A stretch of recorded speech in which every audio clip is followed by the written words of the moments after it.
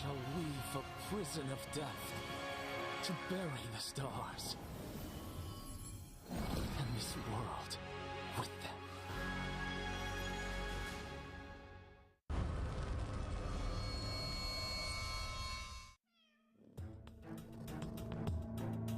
Ghostly signals drift beneath the earth, veiling the only code to the heist. In the hunter's shadowy world, there are no stray bullets, only deliberate accidents. The prey leaves more than just blood behind. Restless frequencies haunt the airwaves.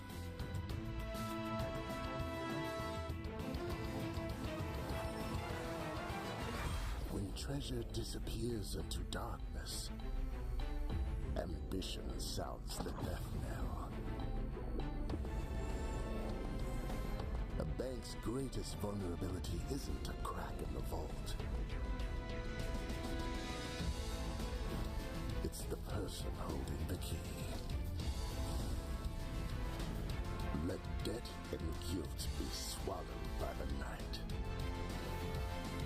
Here, truth is irrelevant. Only silence matters. Every recovered treasure is merely a new stake in the next game.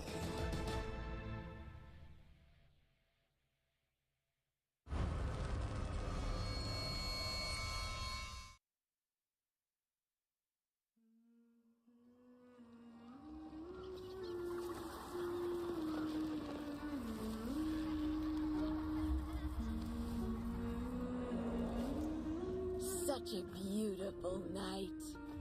Lonely little birds. Would you care for a story?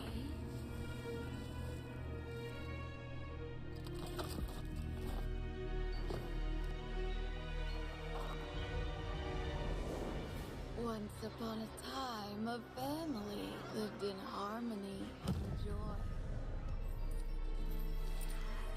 But as desire consumed reason, their world was changed forever.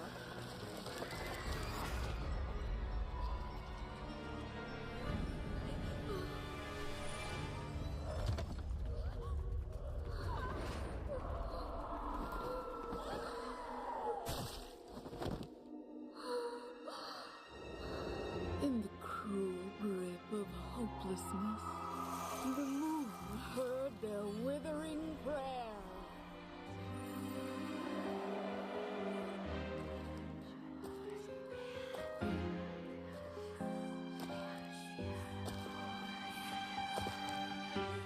And so the moonlight touched their souls, heralding a glorious rebirth.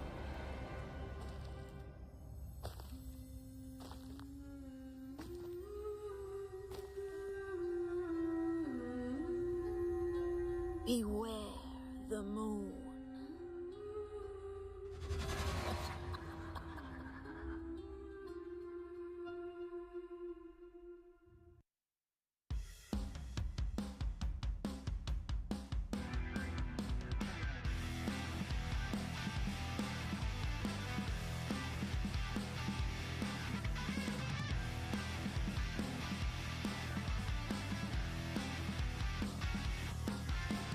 Spotlights on.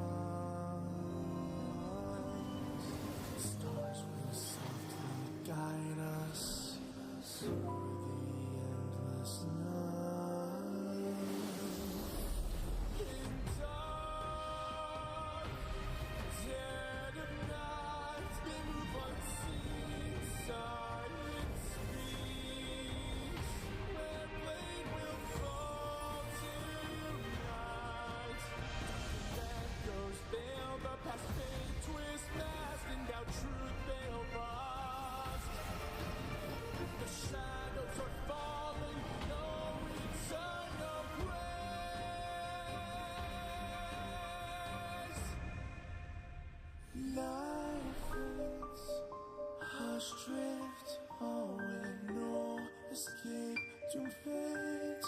One breath lost, shadows fall, the blaze is drawn. Fate twists back.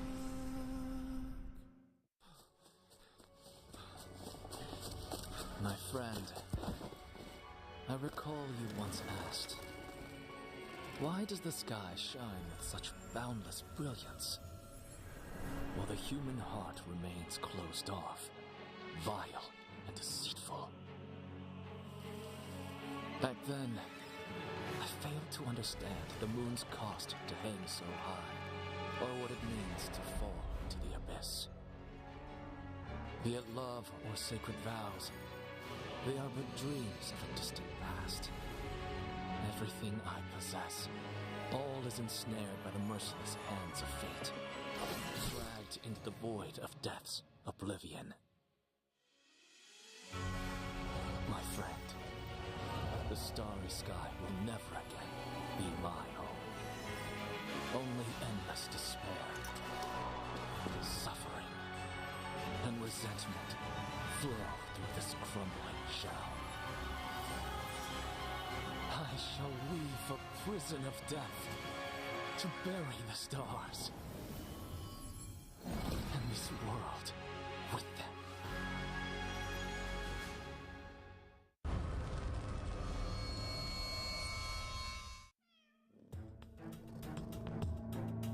Ghostly signals drift beneath the earth, veiling the only code to the heist.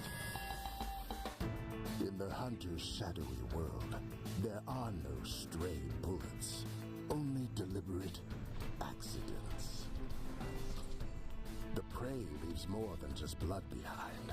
Restless frequencies haunt the airwaves.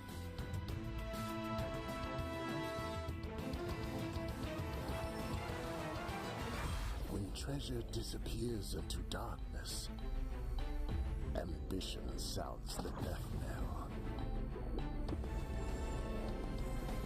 A bank's greatest vulnerability isn't a crack in the vault. It's the person holding the key. Let debt and guilt be swallowed by the night. Here, truth is irrelevant. Only silence matters. Every recovered treasure is merely a new stake in the next game.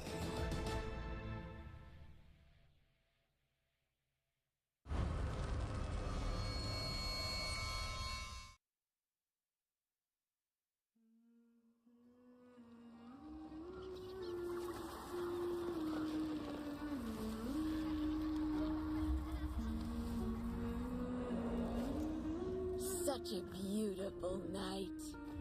Lonely little birds. Would you care for a story?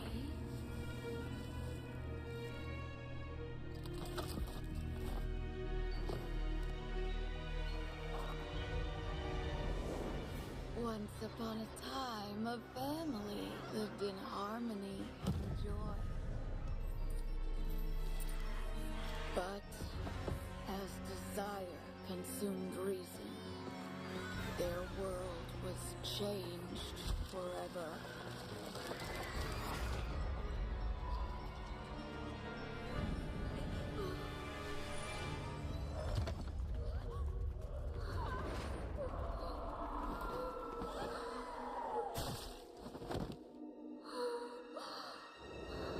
In the cruel grip of hopelessness, the moon heard their withering prayer.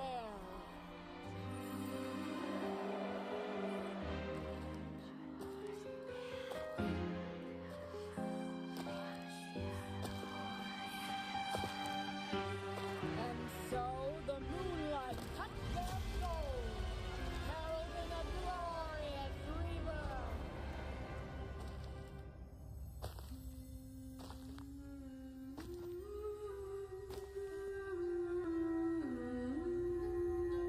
Beware the moon.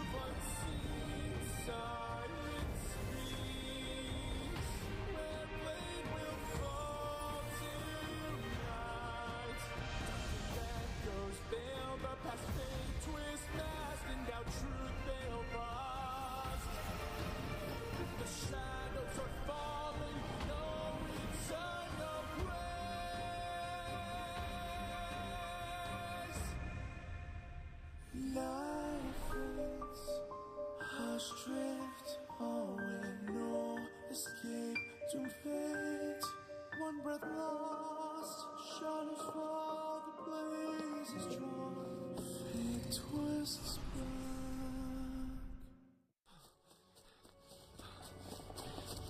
My friend, I recall you once asked, why does the sky shine with such boundless brilliance, while the human heart remains closed off, vile and deceitful? Back then, I failed to understand the moon's cost to hang so high, or what it means to fall into the abyss. Be it love or sacred vows, they are but dreams of a distant past. Everything I possess, all is ensnared by the merciless hands of fate, dragged into the void of death's oblivion. My friend, the starry sky will never again be my home. Only endless despair, suffering, and resentment flow through this crumbling shell. I shall weave a prison of death to bury the stars, and this world with them.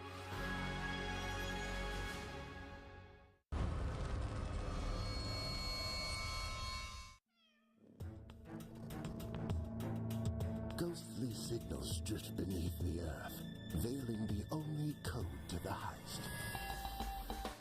In the hunter's shadowy world, there are no stray bullets, only deliberate accidents. The prey leaves more than just blood behind. Restless frequencies haunt the airwaves.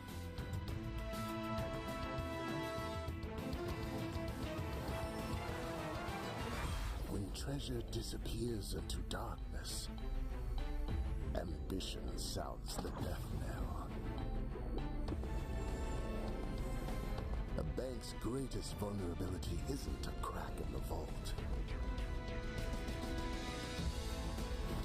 It's the person holding the key. Let debt and guilt be swallowed by the night. Here, truth is irrelevant. Only silence matters. Every recovered treasure is merely a new stake in the next game.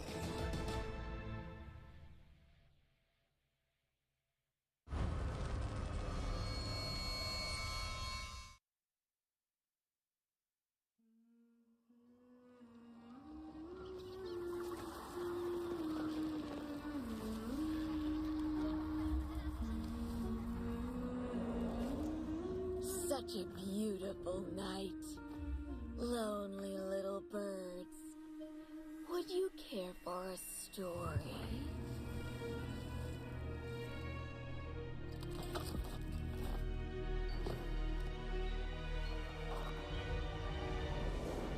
Once upon a time, a family lived in harmony and joy. But as desire consumed reason, their world was changed forever.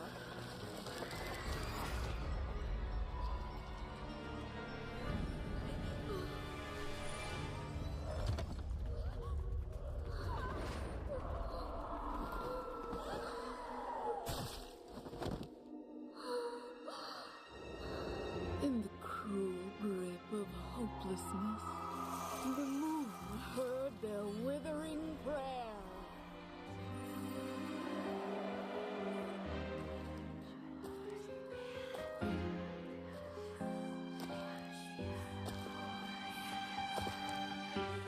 And so the moonlight cut their souls, heralding a glorious rebirth.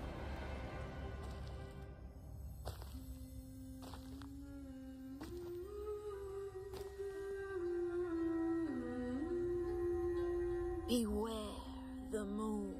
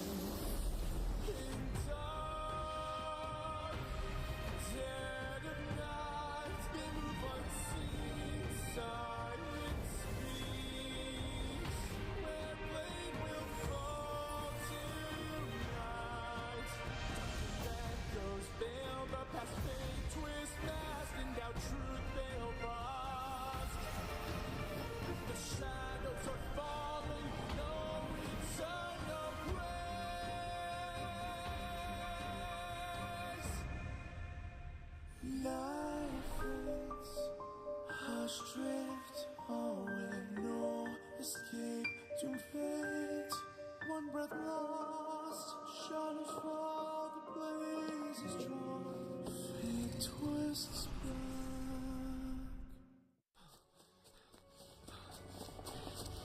My friend, I recall you once asked, why does the sky shine with such boundless brilliance, while the human heart remains closed off, vile and deceitful? Back then, I failed to understand the moon's cost to hang so high, or what it means to fall into the abyss. Welcome back, ladies and gentlemen. This is going to be IVT Day 2. It's going to be our semi-finals and our finals today. I'm your caster, Kurosho, and with me is Gummy. We'll be bringing you the live commentary for today's 3 games, semi-finals and finals. Gummy, how do we feel about today's games? Yeah, I mean, we had a lot of exciting matches yesterday. We saw UPDG performing very well, finishing up the game with just 2 rounds. And then we also saw FT was able to finish up that game in 3 rounds, but first half, so they didn't have to go to the second half. So we have a lot of strong contenders here, but we have a lot of new teams as well, and that's very exciting to see. How well are they going to do against these teams that have been in COA stages? They've been in those high ranking areas. It's good to see. Are we going to see some new teams come up to the top, or are we going to see them defend their title?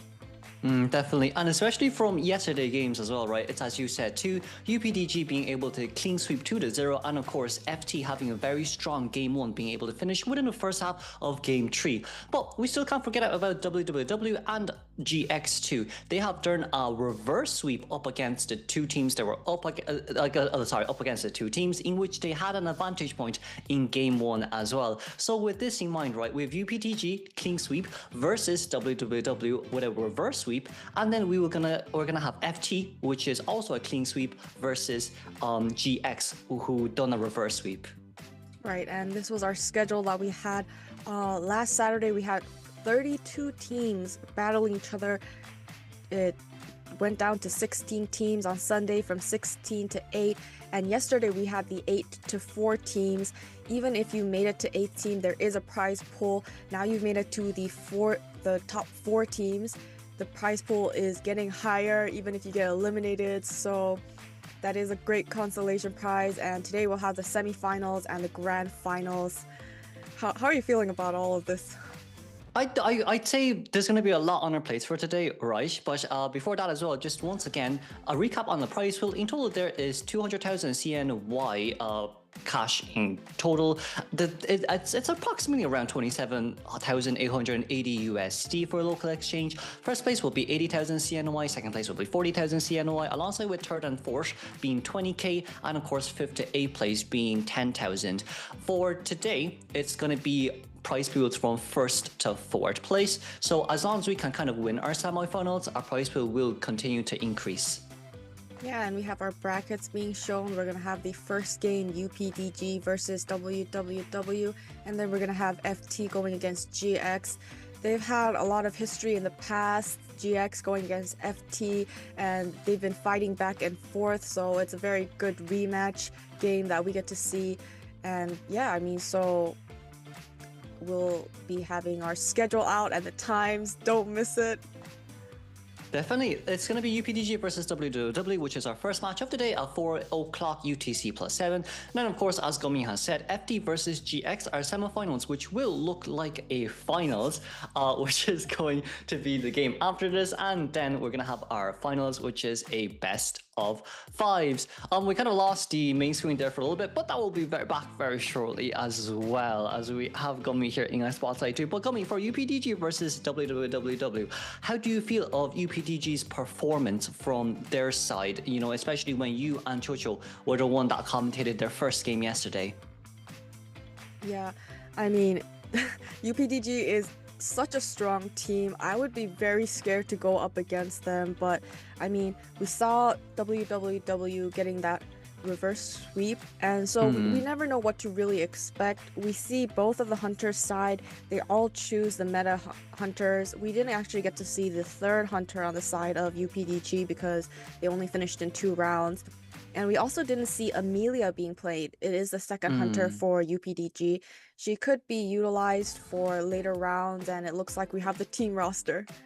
From UPDG, once again, it's going to be Emilia, as Gomi has said, and of course Heshen, who has been playing round 1 and round 2 yesterday for UPDG. Then from a survivor side, you have Yuki, Shadow, Miao, Yoshi, and PP here, and of course their manager is going to be Kui. A lot of these players are quite strong in, we saw PP last year alongside with Yuki and of course Panda being in Sky, but now we're going to be able to see WWW's team roster. Yeah, and for the Hunter, we have Maru. On the side of the Survivors, we have Rei Kawaii, Jen Kawaii, the cute name duo. We have Kai-san, Bull, Alet, and Bellowin. For the side of Maru, we were able to see Hullabaloo, Goatman, Wax Artist gameplay, and it performed very well. Rei Kawaii seems to be the rescuer for the Survivors team. They would go the forward Gravekeeper first officer, the very stable rescuers, so a lot to look forward to in this first matchup. We also had an interview from Alet yesterday as well, as we did talk about before. They are a little bit more focused on team play here from the side of WWW, but of course UPDG does not lack any of those as well. But I do think one of the main issues yesterday, as we've talked about before, is just from the rescuing side, especially from game 2 and game 3, it was kind of that one small mistake of an instant after half rescue or just a Terry Shock against Clerk game 3, which costed them their game. Right, and we have the bans on the UPDG side. They're going to be banning Chinatown and Moon River Park, and WWW has chosen Leo's Memory. And it seems like it'll be the Hunter coming out from WWW side as UPDG decides that their survivor should come out first. Leo's Memory is really rare to see as it's not rare to see as a round 1 pick, but usually teams pick these maps just so survivors has an easier first round. We saw this yesterday as well with FT picking up Leo's Memory in round 2. And of course in game 3 as well with a reverse sweep from WWW, with their team being able to 5-cypher contain that Disciple and for such a long time. Right, and we do see on the WWW side, they do have an Explorer player, and Explorer does much better in areas where he has a lot of hiding spots, so lots of bushes, grass, rubble, and in this case there's a lot of snow, and we did see Bellowin play that Explorer player, so that's definitely one way the WW survivors could possibly cipher rush and try to get the upper hand in this map. But in towards the ban pick we go then, the action will now begin. It's going to be Moto here coming out from WW's side as we get the Seer and Nanny Korean first 2 bans. Yeah, we're going to have those bans. They've always been banned most of the time. The Hunters just don't want to deal with giving survivors extra hits before downing them. Downing survivors as quickly as possible is definitely the priority for Hunters. Yeah, and then you're going to be able to see Puppeteer and Professor there being banned alongside with Meteorologist here. Meteor, after yesterday's games, I do think needs to be permanent banned, especially on this map. Yeah, she can definitely go around that second story area. She can just utilize the cloud to make it up there pretty fast and just loop that area, and with the assistance of her teammates, she was able to get that 3-minute kite, so definitely want to ban this character. But for our 4th pick here, we are still missing a rescuer. However, we're going to go for a Novelist here instead. Novelist, especially round 1 up against Moru, isn't bad when playing Goatman, but with that Gravekeeper band alongside with the first officer pick, I do think, right, it's kind of a trade-off in this case. Gravekeeper, you have less hits compared to first officer, who can contain you in that cage area. So I think for Moru here, if we do decide to go after a first officer, it's more about predicting which direction he will go. Yeah, I mean, I've looked at the stats yesterday, and for their rescuer, the first 2 picks is always going to be either first officer or Gravekeeper. In this instance, Gravekeeper was banned. That does give the UPDG survivors the chance to utilize it in round 2, but it does look like they were able to at least secure that first officer. And since they did choose him as the 4th pick, they didn't prioritize that rescue until the very last pick.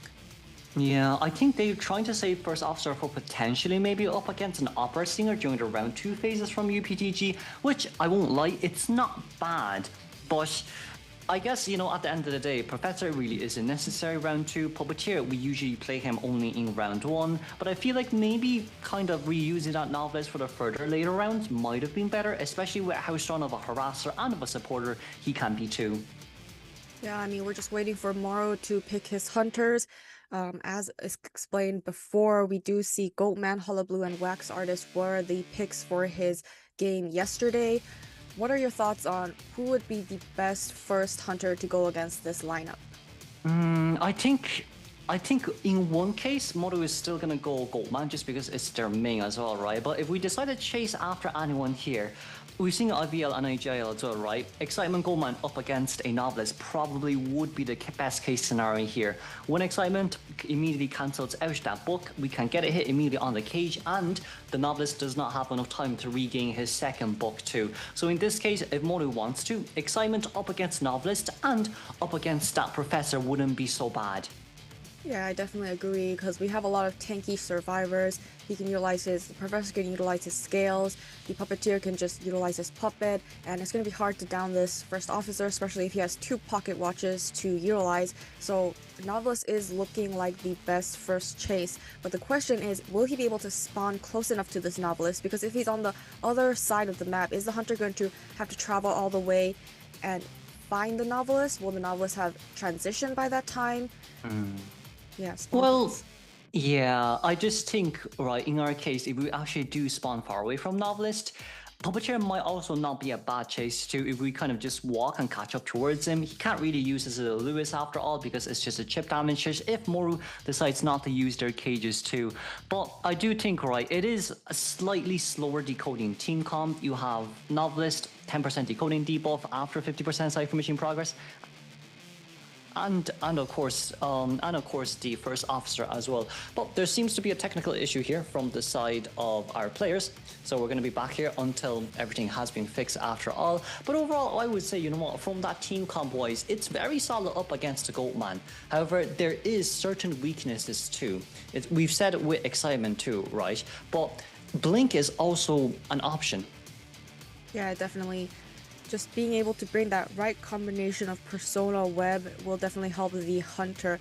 And on the side, if you can mind game the puppeteer well enough, you don't have to really concentrate on getting the first hit on the puppeteer inside of that cage, because it doesn't matter if you're going to get that puppeteer inside of the cage and get the first hit, because it's going to be tanked by his puppet form. So just being able to stack up the damages outside of the cage is also a kind of method or technique that we've been seeing Goatmans play. You don't expect the hunter to hit survivors very early on outside, taking those chip damages, but it's definitely an option for this Goatman, and it's, yeah, very good to mind game survivors. Yeah, definitely. And like, you know, from the side of Professor as well, I do kind of feel a little bit sad after his nerf being, you know, reducing from 3 scales down to 1 scale globally all across the map. Because like, you know, if you see Escapologist, who's just being released too, he doesn't really have any containment item aside from being able to block and a free hit, right, and then blink into a certain distance. But if you think from Professor's side, he definitely would be very meta if he still had his 3 mini shell shocks that he can use, especially up against a Goatman too. I do kind of hope they potentially speaking both Professor to the point where they can scale up his mini scales to maybe 2 in the map instead of just 1. It's especially with, you know, like allowing survivors to counter Opera and just to counter Goatman a little bit easier. Yeah, that does make a lot of sense. Because the mini-scale location spawns are all random, there isn't like a definite chance that a survivor will be able to pick that up mid-kite. And if we calculate, like, if there was more skill, there would be actually a more advantage to actually choosing this Professor and for other survivors to be able to use those scales. So definitely a good point that you pointed out. Yeah, I do think it's like, you know, we've seen so much Professors lately being used in Southeast Asia regions alongside with the pro regions too being IVL and IGL. But we have seen, you know, previous posts with him being able to counter stunners now just a little bit easier, him being able to use his shell shocks to get away from 100 stacks of wax, ants, cats, or even Gravekeeper's traps too.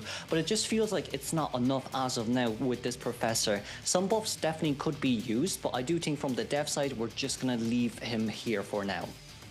Yeah, and on the survivor side, they also did have the option to choose Aeroplanist. We've been seeing Aeroplanist being chosen because they want to counter that Hullabaloo and Goatman. So in this instance, they chose to use him for later rounds, possibly. If we do see the...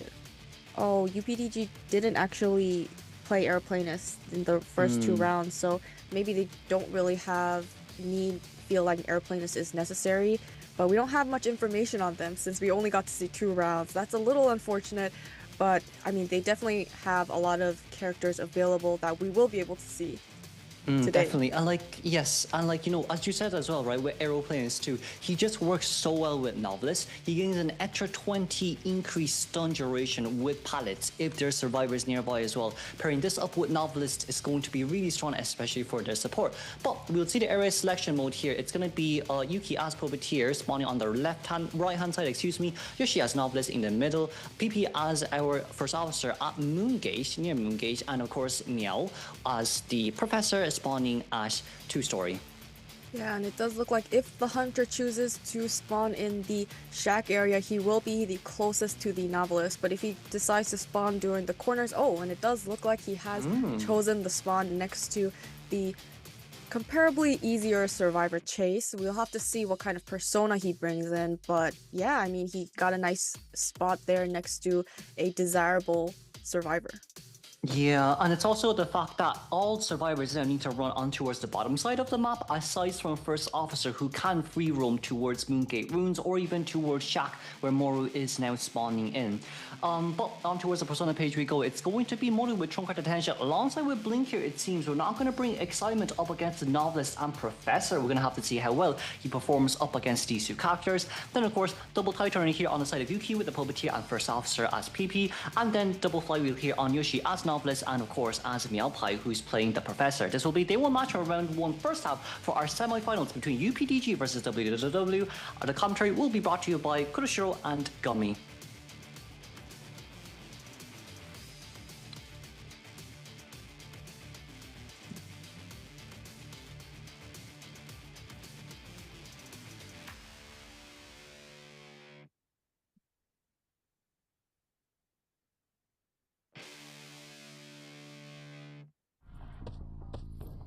And it looks like the hunter will be transitioning to the middle, where he will be running into his first survivor, the novelist. It will be Yush, yes.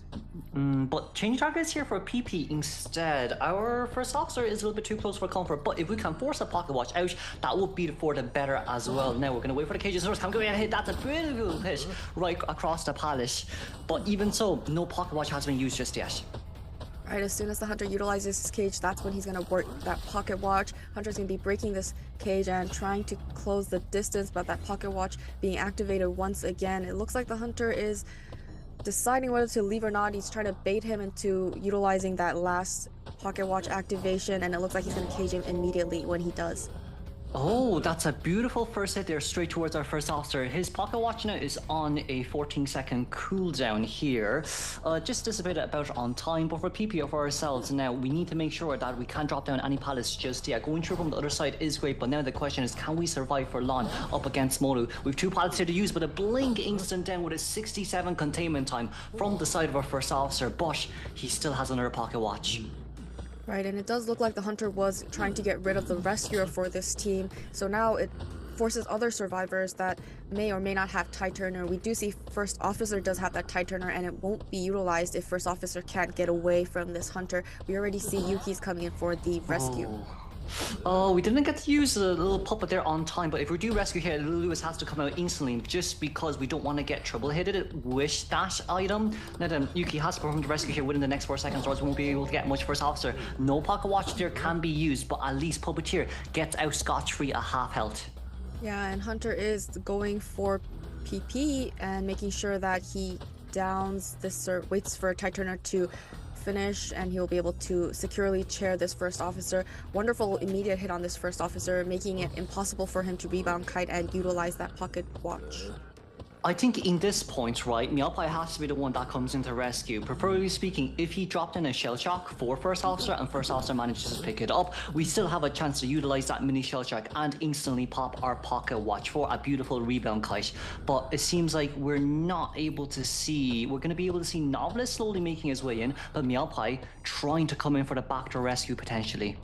Yeah, but Meowpie does have that wanted order, so the hunter's aware of his location. It looks like the survivors are going for that double rescue scenario. Yush is nearby, and the hunter is just waiting for one of the survivors to approach this chair.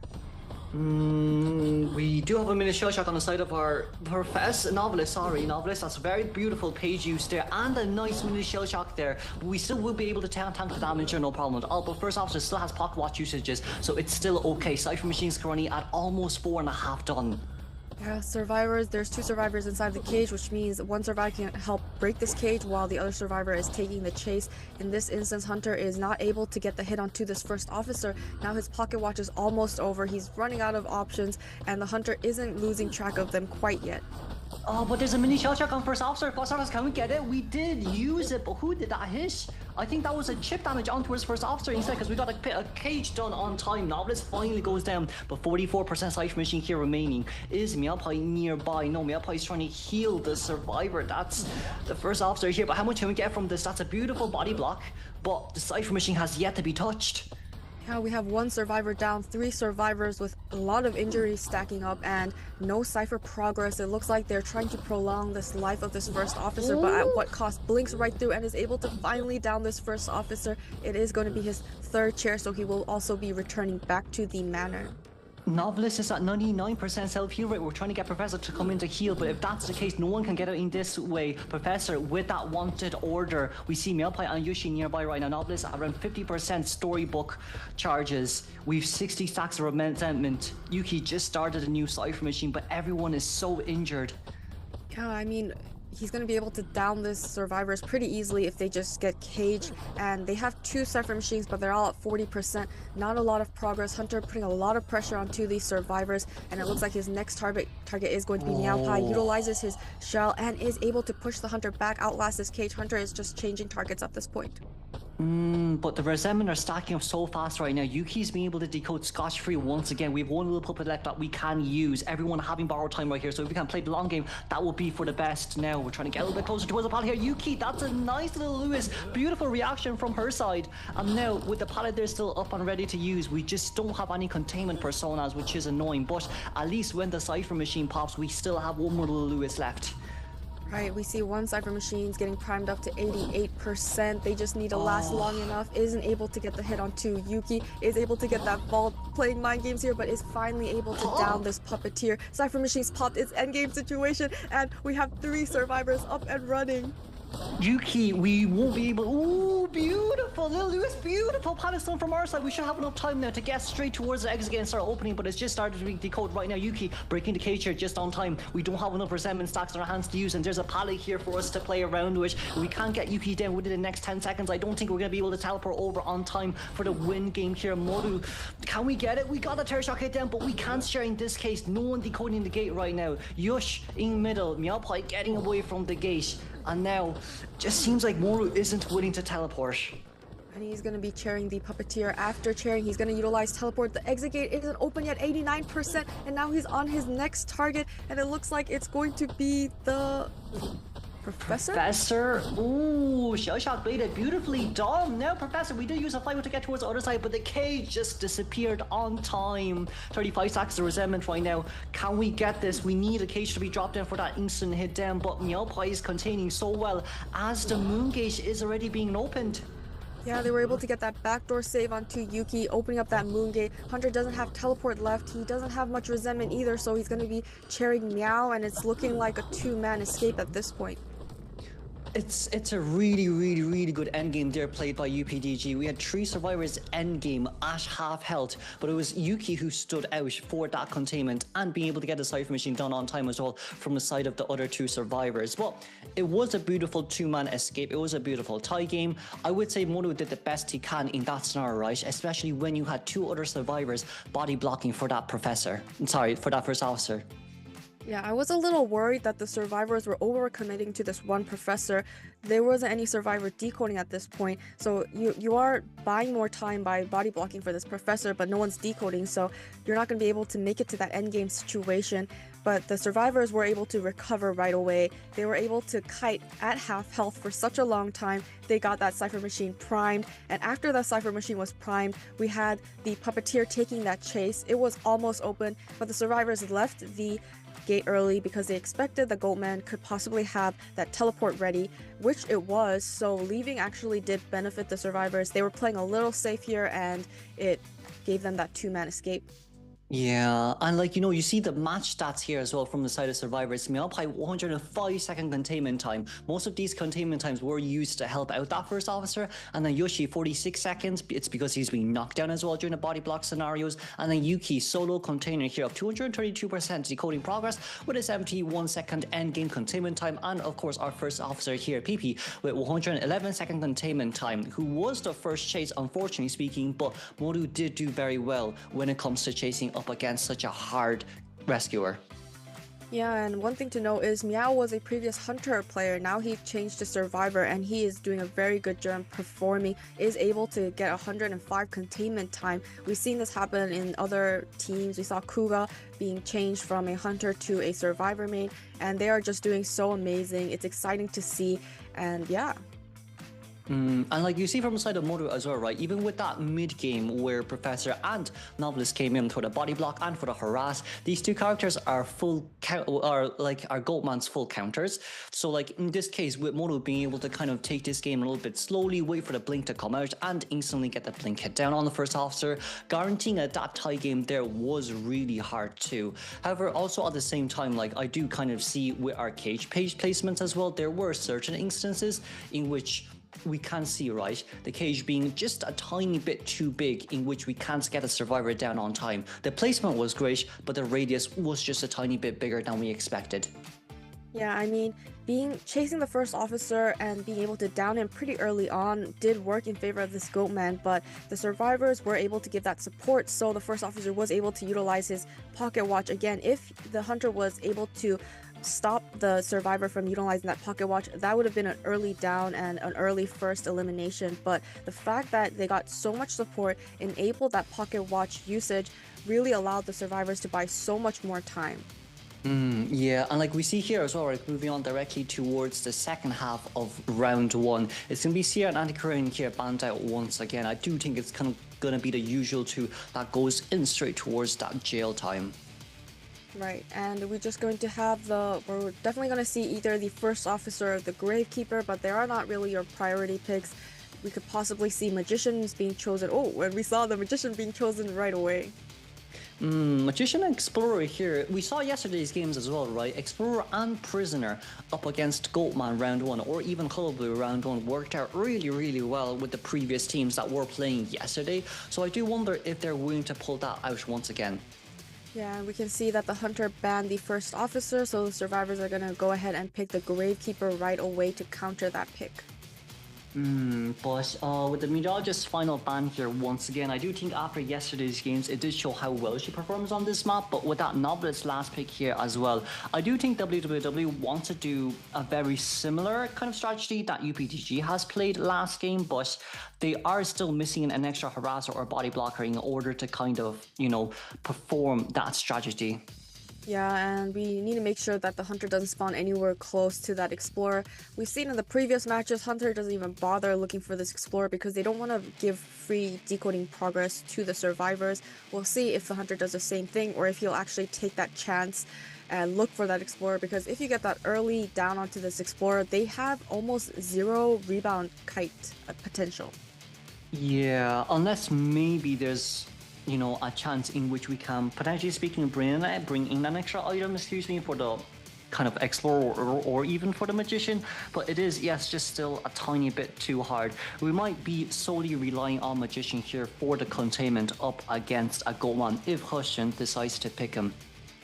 I'm a little worried on the survivor side because they don't have a lot of survivors that can tank a lot of hits, and we've seen Goatman being chosen by Heshin as well, and in order to go after Goatman, but it looks like it's going to be Hullabaloo instead.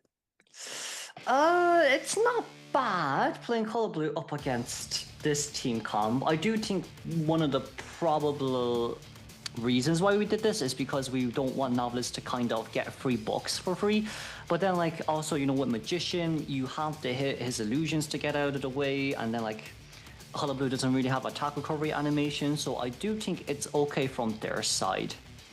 And it looks like the survivors have chosen their spawn points. We're going to have Novelist going in the middle once again, Explorer to the shack, we have the magician in factory, and off to the right we have the gravekeeper. It's going to be spawning right above under the hunter. Hassan playing very kind of riskily here because you don't usually see hunters spawning on that top right area near the main gate. But what I would say is Explorer still has a chance to hide. You can't really use your double surprise to kind of spot out where this Explorer is. So like if we can get away from the area well, and if we can get maybe Novelist to come in to give in to Nidus, it would be kind of a really game-breaking change, and it will make Hollow Blue lose their target. Right, and we will have Peepers, Insolence, and Trump card on this Hunter. Alongside from Survivor side, we're going to be seeing Alet with Flywheel alongside with Tighturner on the line as Explorer, Tighturner on Ray Kawaii, as well as our Gravekeeper 2 and Kaisan playing Flywheel on that Novelist. This will be day one, match one, round one, second half between WWE versus UPDG for our first semi-finals. The commentary will be brought to you by Kuroshiro and Gummy.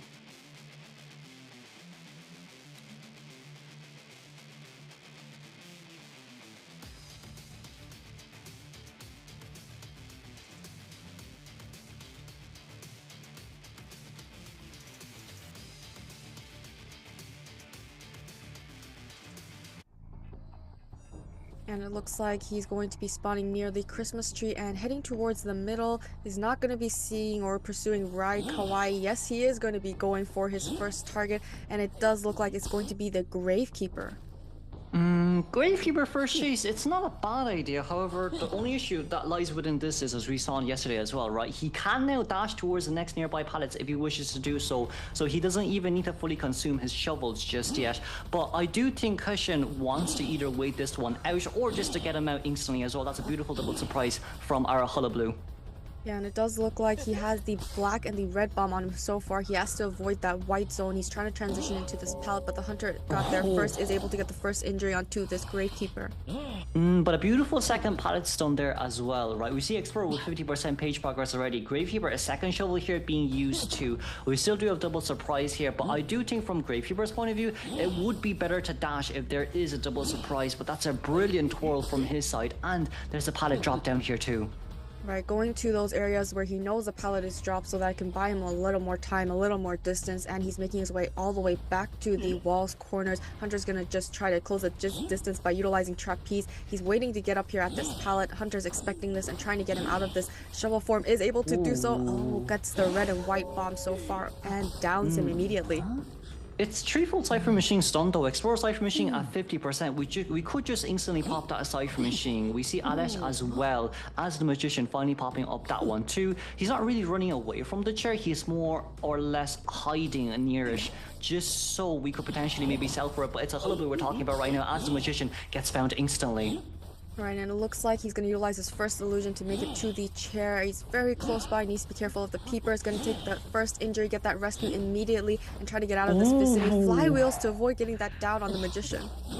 But a bit unfortunate we don't have an extra tie turner here to use for Gravekeeper to get out of the area. However, if we see Explorer here, we did use around 13% of our pages. Not Novelist. Gravekeeper is going to be chased back on towards the chair, and now it'll be Novelist who's going to be nearby to give this to Nidus. Right, but are they going to be risking this rescue is the question. Oh, he's so close to the chair. It does look like the Hunter knows a general idea where the survivor is, but doesn't know exactly where he is. He does have a Peeper nearby. We see 3 Cypher Machines are completed, and it looks like the Novelist is going to go for that rescue. That's a brilliant no damage rescue there. What an angle. Didn't even see that coming from him as well. But now Gravekeeper, we're missing one snowball here as we finally get that instant hit down. Kaisan here on the other side. We could not get that double surprise with the snowball landed on towards Novelist for the half health damage hit. But it's okay. Still have teleport ready on our hands to use. But there is only one Cypher Machine left, and that's Explorer Cypher. Well, and that's Magician Cypher Machine, because Explorer has 87% page progress. And is going to utilize the clone to look for the survivor. There's one right nearby. It's going to be Kaisan. Oh, that's a brilliant flywheel here to get out of that double surprise. But a terror shock hit down on Kaisan. We thought we could vault over that, but Hullabaloo is just too fast on his attack speed. Yeah, and it doesn't look like he's going to utilize that page to finish up that 4th Cypher Machine. Last Cypher Machine at 42%. Hunter's going to be chairing his next survivor, Novelist. It's the first time Alet's already in the vicinity, but Hunter has already spotted him out. Oh no, that's a double ball immediately on towards this Magician. That's not a good plan right now. We're going to be able to get that instant hit down on Magician. Explorer not near any Cypher Machine just yet, because that Cypher was meant to be Magician's. We did get a normal out, but even if you reset that full Cypher Machine with abnormal, no one can come decode it anyways. So from the side of Explorer, this is a really good benefit for him. Yeah, and it does look like he's going to be cheering the Magician. They were able to get that backdoor save on the Novelist with Ty Turner, but the Hunter didn't pay attention to them, so it's not going to be much. They're not going to see the benefits of that Ty Turner. Now the Hunter is looking for this Magician. Will be not Magician. Explorer will be running into him as he's going for that rescue. That's going to be no half-health hit there just yet, but we're finally going to be able to land it there just on time. Can we maybe get an extra hit on towards Magician? Magician, one mud ball left when he goes down, but it seems like Explorer will go down here first. Alet is still nearby, but getting Explorer down is the best option because we can just locate where Magician is with our double surprise. Yeah, and the injuries are stacking up. There's no survivor that can come in for this rescue. They need to prime up that last Cypher Machine. They did start a new Cypher Machine at around 60%, 70%, and Alet is just waiting around for that Cypher Machine to be primed for maybe get a rescue. Flywheel is able to avoid the hit, but it's going to be going down immediately. It's an 84% Cypher Machine. We were so close yet so far away. The abnormal kick was banned from Huston, but it just wasn't enough with the decoding speed here. Kaisan trying to get that Cypher Machine decoded as we do have borrow time after all. But in this case, one last snowball left on our hands to use. We don't have the tension here, thankfully. But even so, Novelist, you can't really survive for long. We're just one more ball away from death, and there we go. That's Novelist down. As we congratulate Huston here for that 4-man elimination. Yeah, I mean, in the beginning, I was felt a little cautious. Why are you going after this Gravekeeper? But if you do go after this Gravekeeper, you're getting rid of a Tide Turner and you're getting rid of a stable rescuer. Gravekeeper could also potentially get that save inside of his shovel, so he can also be at full health, allowing him to get that rescue against. But getting rid of that stable rescuer really helped this Hunter and getting that win for that Hullabaloo. Definitely, yeah. And it's not only that too, we see as well so much target changes from the side of a Hushin as well. It's to a point where it's like we want to get as much double hits as possible, but WW Survivors has done really well in performing either no damage rescues or potentially speaking just getting a save without getting double down. However, I do think it's as you said as well, right? The bigger issue here really is just we're able to kind of locate where the survivors are if they do come in. The only one that can counter this was Explorer, but Explorer was just too far away. Yeah, and it was the little mini details. He changed his trump card to abnormal, so he didn't have teleport. That could have helped the survivors. Explorer had that page, but he had to go for that rescue, and then Hunter found Explorer, chaired him, so now they lost that page progress, and they had to prime up that Cypher Machine, and it just wasn't primed up in time. The survivors were just going down left and right, and yeah, it's those small details really just helped this Hunter, and I think that's why he's just so good at Hullabaloo. Yeah, but also at the same time, it could also potentially be one of the misfortunes from the side of Explorer 2. He was pretty far away from the chair, and like the moment he kind of got away from that double pallet area near that Cypher Machine at Christmas Tree, he was spotted out instantly there too. But you know, the rescue was definitely good. However, it's at that extra 36% page, we probably could have invested into the Cypher Machine where Kaisen was decoding. Yeah, definitely, and you can see that the first kite was the Gravekeeper. He does have the most Hunter containment time at 98 seconds, which is a lot. They had so much Cypher progress, but it was after the Gravekeeper was sent back to the manor, the survivors just couldn't contain this Hunter long enough. Yeah, and like with that abnormal kick there as well, having no kind of map control usages from the side of a Hushin, that could have definitely went really wrong for him. But we see here as well, right, 35 survivor hits, divide that by 3, you do get an approximately of 12 damages on towards the survivors, and like with only 5 pallets destroyed as well, that one terror shock from Kaisan kind of was deadly too, you know, for our second containment. Yeah, and on top of that, the Tide Turner on the Explorer also did not help out because the Hunter was busy chairing the Magician instead next to the last Cypher Machine.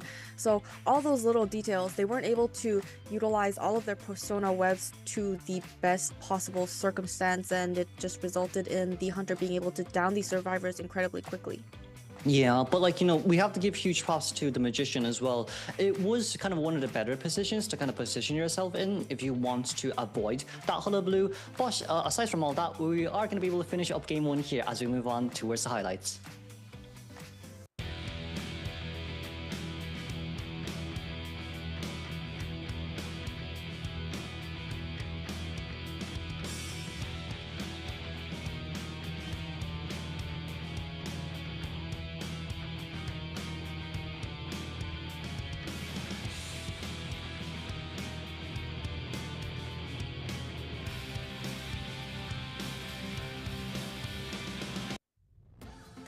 Well then, welcome back, ladies and gentlemen. We're going to move on directly towards round 2 between UPDG and WWW. Currently, after game 1, it is a 7-2, in which the survivors were able to tie from UPDG side, and the hunter from UPDG was able to successfully secure a 4-man elimination. Right, we saw the Goatman played by Moru for WWW, and we saw the Hola for UPDG. I mean, I was personally expecting a Goatman to come out to try and counter this survivors because they didn't have a lot of tanky survivors. We didn't see the same survivors coming out as we did when we saw the WWW players. And so I was thinking it's perfect for Goatman, but no, Hullabaloo was definitely able to get that 5-man elimination. No more doubts. Definitely no more deaths from side of Hullabaloo. This is also our first Hullabaloo here who's able to get that 4-man elimination as well, right? So like huge props to Hessian as well for Dash 2. But now we move on directly towards round 2, and it's of course the first half as well. It's going to be UPDG who gets to choose the map. WWW chose the map last game if I'm not wrong. So like in this case, we can still potentially speaking turn the tides up against UPDG if WW has something that they have left there on their hands. But you know, at the end of the day, I still do think it's near their end game in which WW do have problems with. Yeah, I mean, the survivors were able to choose Leo's memory. They've done this before. They want to utilize that Explorer to benefit from Leo's memory, but in this case, UPDG were able to get that win for round 1. Now they have even more disadvantage because they don't get to choose the maps, and they don't get that. The plan that they had previously worked for didn't really help them in this instance, and now they don't even get to be able to choose the maps. Yeah, and like in this case as well, you need to think about it. Hassan used the Hullabaloo, meanwhile the Goldman was used by Moru. But like if you move on towards round 2, you're kind of like, okay, we can just ban either or from both teams too, right? But in this case, it kind of leaves us with Opera Singer still available from the side of UPDG. So now the question is, do we want to ban Goldman or do we want to get Opera rid of instead? We really haven't seen too much Opera, so maybe they think Opera really isn't kind of within their cards that they want to play as well. Yeah, and we do have the map selections. WWW will be banning off Lakeside Village, while UPDG will be selecting Ever Sleeping Town. UPDG survivors will be going first.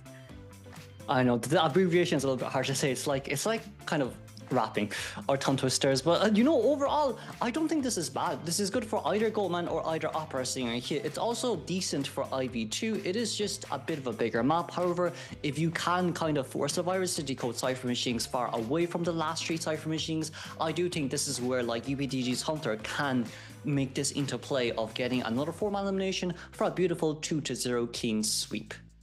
Yeah, and it does look like the WWW Hunter will be starting off. That's allowing the UPDG Hunter to also take a break. It doesn't look like they're gonna try and force... Well, it was UPDG, so they chose. So they're gonna give their Hunter a rest before the round 2. Yeah, and like with this as well, it's kind of now we're at a point where, okay, Novices is out. Well, from the side of UPDG, they still have First Officer because they recycled the First Officer compared to WWW. Our Gravekeeper is already gone, so like Hushin has a really easy time when it comes to banning out rescuers, potentially speaking playing Opera to stuff the rescues. But we'll move on towards the ban pick phases. Here we go. It's going to be Moru coming out first up against the survivors of UPDG. Yeah, Moru still has other hunters that we've seen. He has the Hullabaloo also still available if it doesn't get banned, and he also has a Wax Artist that was able to perform quite well for their team. I'm just going to guess who the hunter is going to ban for the first 2 survivors. I'm thinking possibly a Seer, and oh, it wasn't Antiquarian, it's going to be the Gravekeeper. I think this is a little bit too baity from the side of Moru, right? Because we do know Moru also has a breaking wheel too, but it just seems like UPDG wants to kind of deny that breaking wheel pick. We saw yesterday HLT Sumter picking up breaking wheel for 3-man elimination on this map, and we also saw Moru yesterday at 4-man elimination on Leo's memories as this character too. Yeah, and it looks like the survivors may have to hurry up and choose that First Officer. Seeing that the hunter banned Gravekeeper earlier on, he's forcing the survivors to prioritize getting those rescuers so that they will have a rescuer in the team comp, and it looks like they're going to be choosing the Mercenary. Mercenary first pick isn't bad, but if Opera Singer gets chosen out here by Moto, I don't think Mercy can do much. Fire Investigator is a really overall, a versatile pick as well. It's just so much potential, a lot of support, and just only 5% decoding debuff. Yeah, I mean, we've seen Fire Investigator do a very good job. When he's going up the stairs, he blocks off those staircases, so the hunter is forced to break it, or they'll just change targets.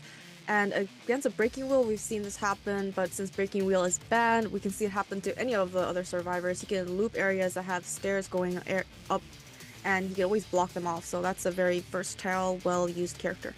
And like with Yuki here picking up a Gardener after Anti-Current has been banned, it does seem like they're kind of prepping for an Opera Singer or maybe for a Hullabaloo. But I would say, right, in this kind of team comp potential, if Moto picks out a Hullabaloo, goes after Yuki, it would be a really nice and easy tie game depending on how he plays mid to end game. Right, and we do see the Antiquarian ban will be the third ban for the Hunter, along with the Meteorologist. Meteorologist can play around this area incredibly well. If she's on the second floor, she can use a mini cloud and just jump over that area and go straight to the graveyard area. She can loop that area, so Meteorologist will be banned. She's been doing pretty good in the tournament scene, and we have our fourth pick for the survivors. Oh, lucky guy here once again. We saw how well Godjay has done yesterday, so we kind of want to replicate that as well. Meteorologist ban once again isn't bad just because of the narrow corridors that is nearby as well, so it's really easy to get those wind pushbacks. But overall, you know what? It's solid enough from the side of UPDG. You have Gardener and Lucky Guy who has veteran speed boost after getting hit if it's not Opera Singer, so they can contain for a really long time.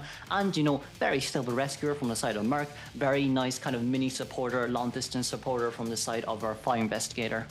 Yeah, I mean, as long as Lucky Guy doesn't get chased first, it shouldn't be too much of an issue. But in the yesterday's game, we actually saw Lucky Guy being chased first, and he was able to contain the hunter for a very long time, utilizing that pocket watch. So being chased first isn't that big of an issue anymore because these survivors can definitely contain the hunter for as long as they want. And now that you remind me as well, yesterday's game with HLT Ganjay playing Lucky Guy, he played it up against the Hullabaloo and is able to 5-cypher Kai. So exactly. I do think from UPTG, they learned this from HLT and they're like, you know what, if it's a Hullabaloo, no problem, we have a Lucky Guy who is very versatile. If it's an Opera Singer, that's also okay. Lucky Guy semi-counters her, but Gardener is the biggest counter of it all. I mean, one thing that I was kind of wondering is they still had the first officer available, but they chose to go this mercenary. What are the instances where you prefer the mercenary as your rescuer instead of the first officer? I think it's because of the Hullabaloo Gummy. Okay. Just came out, so we might be looking for a lot of no-damage rescues here with the elbow pad. Because I do think, right, one of the biggest issues with the Hullabaloo is you still can't get damaged after you rescue, so you don't want to prevent the double down as much as you can. So in this case, it could be a potential elbow pad in, rescue, elbow pad out, no damage. Right, and we're gonna have the spawns for the side of the survivors. Yuki's gonna be nearby that dragon gate, but not next to it. It's gonna be Malpai in the second story middle area. We have the mercenary in middle, and we have Lucky Guy at fake gate. Lucky Guy is very close towards the pallet here though, but I do feel like, right, from the side of Hullabaloo, spawning at bottom left near double 11 at the graveyard gate would be the best case scenario here. But that is if you want to chase after Lucky Guy. But it seems like in our case, we're going to be spawning at tram spawn near the wooden gate. That's called the wooden gate, right? But we usually just call it corner house gate. But Moto here spawning at corner house gate, it's not bad overall. We are able to lock cipher machines either in graveyard or near where Yuki spawns if there's no cipher machine spawning at graveyard. Yeah, and it's very close by to that Lucky Guy. Is he going to take the chance and go after this Lucky Guy? I mean, he does have that 2 pallets on the edge of this map, and he has that 1 pallet in that area. So it looks like we're going to go straight to the personas. It's going to be instant tension here on the side of Moru. We're going to bring Warp with this one as well, especially after Hullabaloo's Trapeze nerf. And of course from the side of Survivors, Tightoner on the side of our Mercenary, Knee-Jerk Reflex on Meowpie, Yuki with Knee-Jerk Reflex on Tightoner, and of course Lucky Guy, full containment build as Flywheel and Knee-Jerk Reflex. This will be Day 1, Match 1, Round 2, first half of our semi-finals between UPDG versus WWW. The professional commentators will be brought to you by Gummy and Kuroshiro.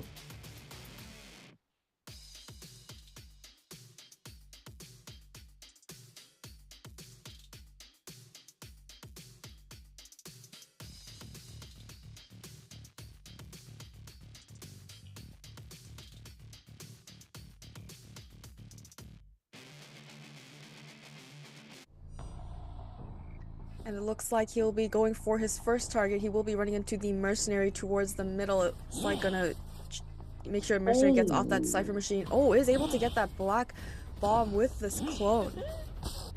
These are very two fast clone hits here from the side of Modu. Mercenary being forced to use an elbow pad here instantly, as we're going to go after the Mercenary, who has strong rescue capabilities, but containing up against a Hullabaloo is just too hard because of how fast this guy can travel.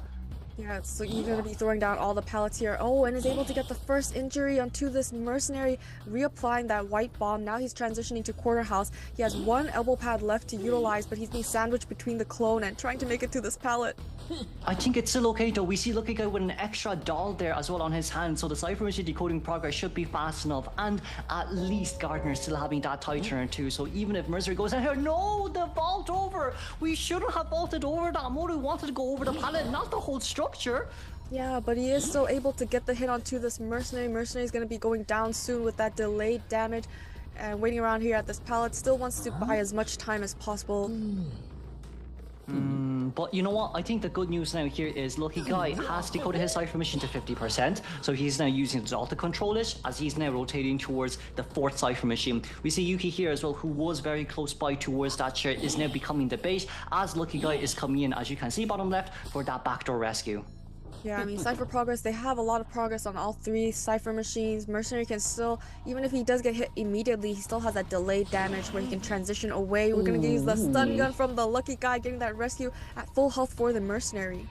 It's a bit unfortunate. Lucky Guy didn't have enough time to get an item for Mercenary here, but at least he's able to pick up his doll here once again, as Meopai is now nearby. Can we maybe drop down? We do have an airbag here to use, but it needs to be go straight towards the graveyard window. That's a very beautiful job there, but we will still go down because of how fast this hunter is. Yeah, Mercenary with that delayed damage, trying to buy a little more time. We'll be getting that vault. Hunter will be vaulting right behind him. He's going to be getting rid of this airbag to make sure the survivors can't utilize it to come closer to the chair when they're going for that rescue. We'll be bringing the Mercenary to the chair for the second time. I'm in this case scenario, right? We've 3.5 Cypher machines done. I don't think anyone should come into rescue, but probably speaking here, it's just because we're too far away, and it is a max present Hullabaloo, and we don't know what trait she has just yet as well, so we can kind of predict that it will be a warp. So from the side of UPDG survivors, leaving this Mercenary would be for the best, as we're only one last Cypher machine down.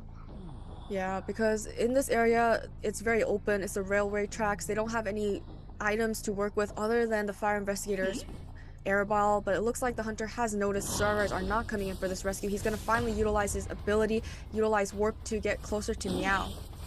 But this is bad though. All the pallets here has been dropped down by Mercenary early on, so Meopai might not have a lot here to work with, excuse me, as we're trying to get that airbag down, but that airbag was misplaced! Oh, and he's able to get the down onto the fire investigator, get rid of his airbags. Now the fire investigator doesn't have any items to work with, and the hunter is going to be carrying him closer to Yusha's Cypher machine. Yeah, Yoshi here, 29% decoding progress on her final Cypher machine. This is really bad because there's no other Cyphers nearby as well. Maybe in Graveyard it wouldn't be such a bad idea, but where is Gardner coming for the rescue here? Lucky Guy is in quite a bit of a pickle. Right, with Gardner has Ty Turner, so if she can just get this backdoor rescue, that will help. Oh, she was able to get that backdoor rescue. Now the two survivors can transition out. We got the pallets done by the Lucky Guy and the use of the perfume. But we still do have one last flywheel on our hands too, so Lucky Guy, beautiful flywheel from our side. That's what we're looking here from the side of Yoshi. Can we decode a Cypher machine? Yes, we are from the other two, but it's Yuki who's the one decoding, and Lucky Guy already at the graveyard Cypher. And it looks like the hunter's coming back towards this fake gate to pressure the Cypher machine. Yuki's going to be taking this next kite, but she is at full health, and the tram is waiting for her. Wasn't able to get onto that tram. It looks like she's just going to go for this double pallet area. But it's okay, Bubble is up here just on time as we're able to get straight towards that two pallets. But see here, right, Lucky Guy with 37% decoding progress, alongside with our fire investigator too, decoding at middle. Yeah, we have two Cypher machines. They're around 50 and 66. They just need to get one Cypher machine primed. Is able to get the injury onto this Gardner. The injuries are stacking up. Yush trying to push that Cypher machine. Hunter's going to be pushing him right off that Cypher. And it looks like he's going to be going after this Lucky Guy next. You know what? I think it's still okay here. As long as Fire Investigator and Gardner heals, that's all what matters here. Lucky Guy still have full health, who can't contain for such a long time. But it's two survivors here without borrowed time here. As Lucky Guy, we've only gotten one snowball on towards him after using all our double surprises. What are these sidesteps? Yeah, I mean, Gardner has finally been healed up. Last Cypher Machine, 96%. This is the end game situation. We have 3 survivors up and running. They're going to pop that Cypher Machine. And Lucky Guy trying to stay alive here at this one pallet.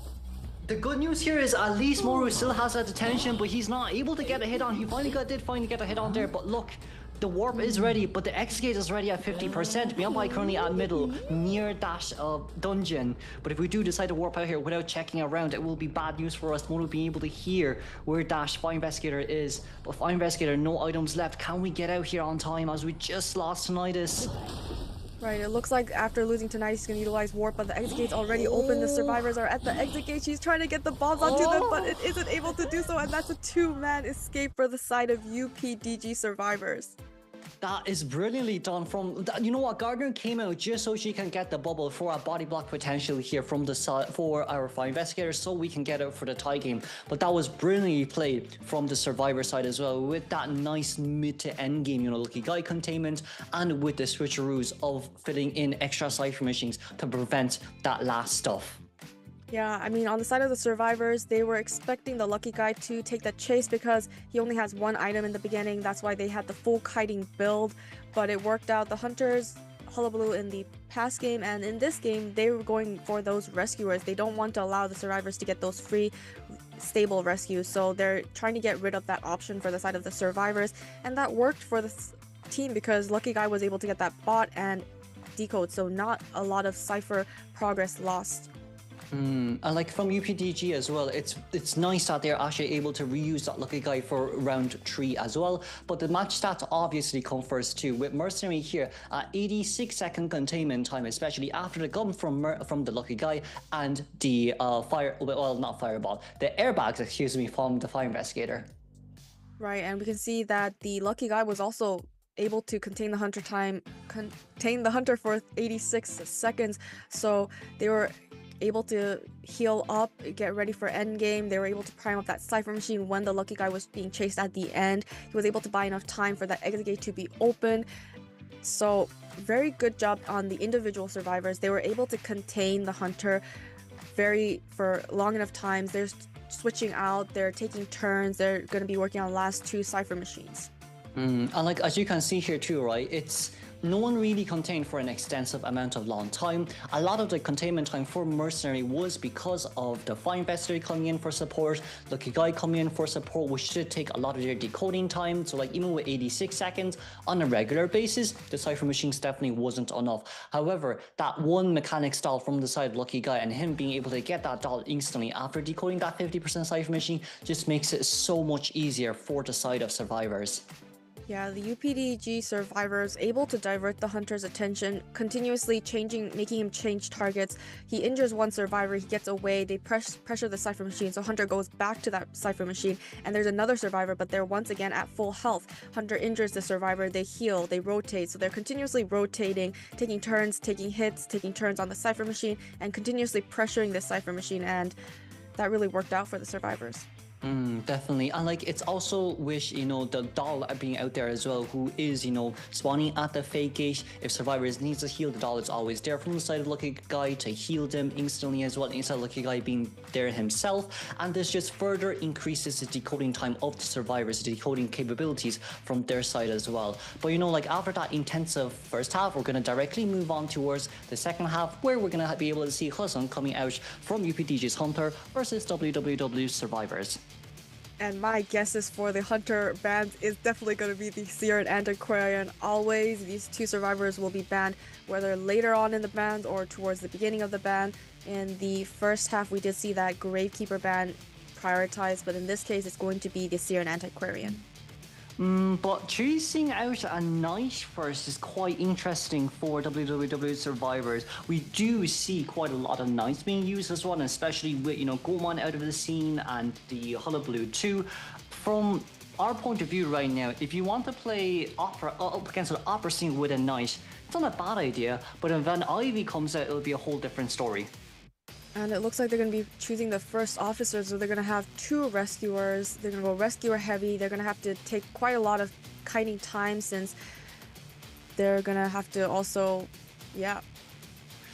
there's one slight issue with this. 20% decoding debuff on the side of first officer, 20% decoding debuff on the side of our knight, 10% decoding debuff with that cheerleader suddenly being chosen out, 5% decoding debuff on the side of our fire investigator. In total, that's 55% decoding debuff overall for this team comp. Yes, we are very tank heavy. Yes, we are very rescue heavy and rescue reliant, but one breaking wheel would be able to fully take this team home in just this 1 second half as well. I do feel like from the side of WWW, we are very focused right now on countering the Ivy and the Opera Singer, but I feel like if we just choose a non-meta hunter like Wax Artist, it's more than enough just to kind of, you know, win this game quite easily as well. Yeah, I mean, prioritizing on that 2 rescuers is going to they have to buy enough times for all the cipher machines to be decoded, so you're going to be able to buy a lot of time with these survivors in case we've seen the hunters going after the rescuers as the first chase. So if a rescuer is chased first, we have another rescuer as a backup to fill in that position. But now we're going to be, who are the survivors going to be able to push those cipher machines? Yeah, and like it's also which no matter what hunter you choose out here, they will always have enough time. It's a 100-second bare minimum containment from every survivor. And Hushan choosing out that breaking wheel, he knows that the breaking point here is a wheel who can instantly change targets, who can force out, you know, tight turns as much as he wants, and who can just go on for map control with peepers as well to slow down their decoding progress even more. So in this case, Hushan not choosing out that Opera nor that Ivy is a brilliant choice.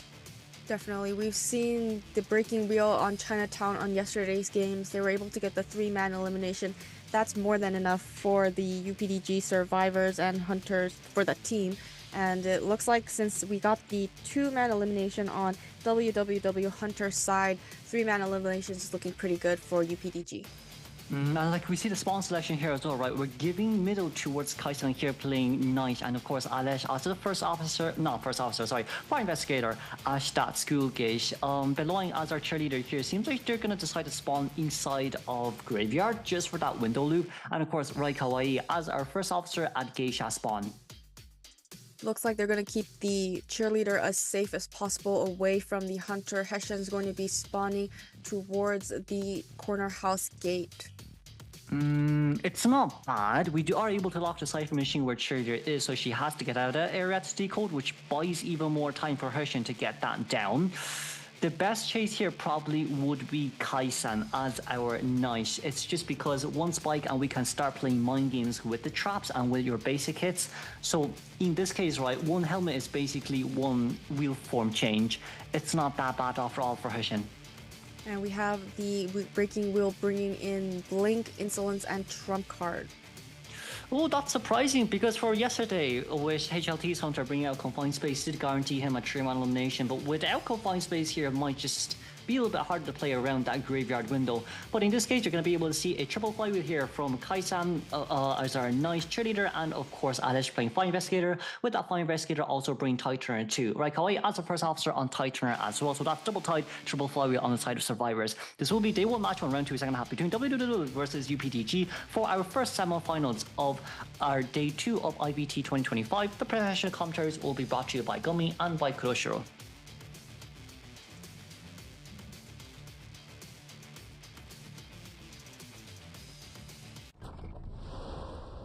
Inside of his wheel form right away, he's going to be heading towards the middle where the knight was. He's already transitioned out, making his way to the second story area. Hunter is going to be changing targets. Now he's going towards the fake gate. No survivor in the vicinity. Looks like Alad's already transitioned out. Hunter is slowly closing in onto the survivor, and it looks like he's going to be going after the first fire investigator as his first chase.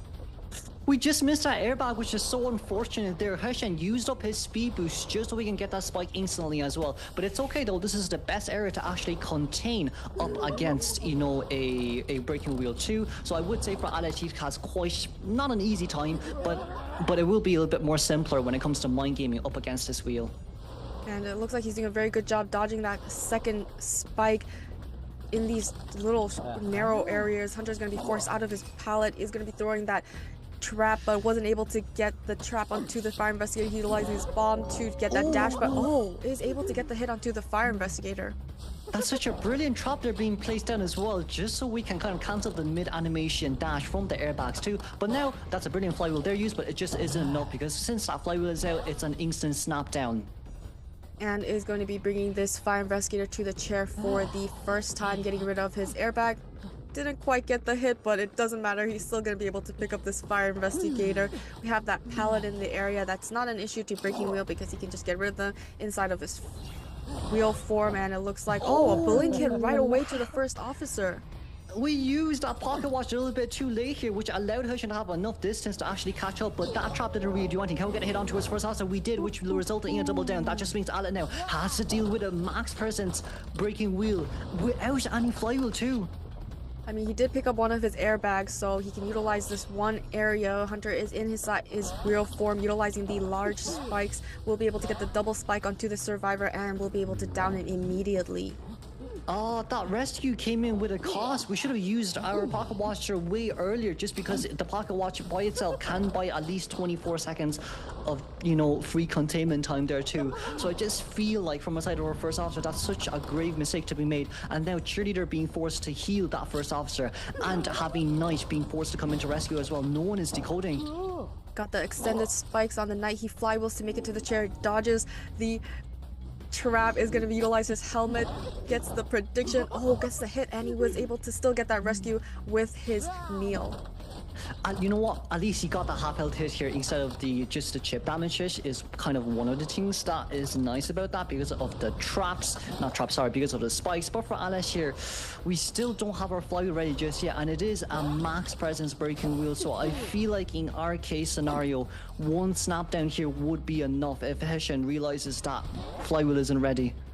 And he will be utilizing that one snap and returning the fire investigator right back to the manor. Survivors have healed up, but first survivor back to the manor. We only have 2 ciphers completed and the third cipher machine at 68%. It's so bad here because, you know, Hushin, what he's done really well is he's gotten rid of the fastest decoder, which is Fire Investigator, who's on this team. Now you're left with a 50% decoding debuff team comp here, and with Peepers as well to furthermore stack that up. Here we can see we're chasing after Kaisam, who now, yes, he did use his not pocket watch, he did use one of his helmets, so at least it's less items for him to kite against a breaking wheel. Yeah, Kaisam trying to kite this Hunter inside of the basement, but it looks like he's able to get that first prediction. Hunter is just going to wait out that second prediction, body blocking to keep him in this basement, is able to get that trap on him, drop down hit. Now right back to wheel form as he's making his way to the second floor. He's going to be transitioning away. I do see that Hessian slightly realizes, you know, that he needs to map control, but they are still missing quite a bit of cipher machine, so I think it's okay. Now what needs to happen is one of them needs to come in to rescue ASAP, because this is a basement after all, which leaves Cheerleader being the only one that's able to decode. At least first officer still has one last pocket watch, but he's just not close enough towards the chariot because one wheel form change is going to be enough to prevent this first officer from rescuing. Hunter is making his way towards that cipher, but Tinnitus stops him in the way. It looks like he's noticed the first officer. He's going to utilize his pocket watch early this time to try and make it to that chair, but he's still quite far away. Hunter's just going to be maneuvering and trying to get that spike. Is able to avoid that spike so close, but will be getting that spike the second time. It's still okay though. It's an after half rescue, so at least from the side of Hushin, it's a bonus. It's just that Cheerleader still having 2 more dashes to use, pom-poms to use from her side. This is brilliant for her because she can catch up towards the chair ASAP, but it seems like first officer's running towards the wrong side of the pallet right now, as we might not. Can we get the rescue? We did get the rescue, but the attack prediction was just too late. And it looks like Hunter is going for more. He wants the double down situation, is able to get that double down situation. Cipher machine's not quite ready. We have 4 cipher machines completed, but the last cipher machine at 71. Now he's going to be able to return this Knight right back to the manor, and he can pick up this first officer or try to go for that slugging and get the 4-man elimination, potential 4-man elimination.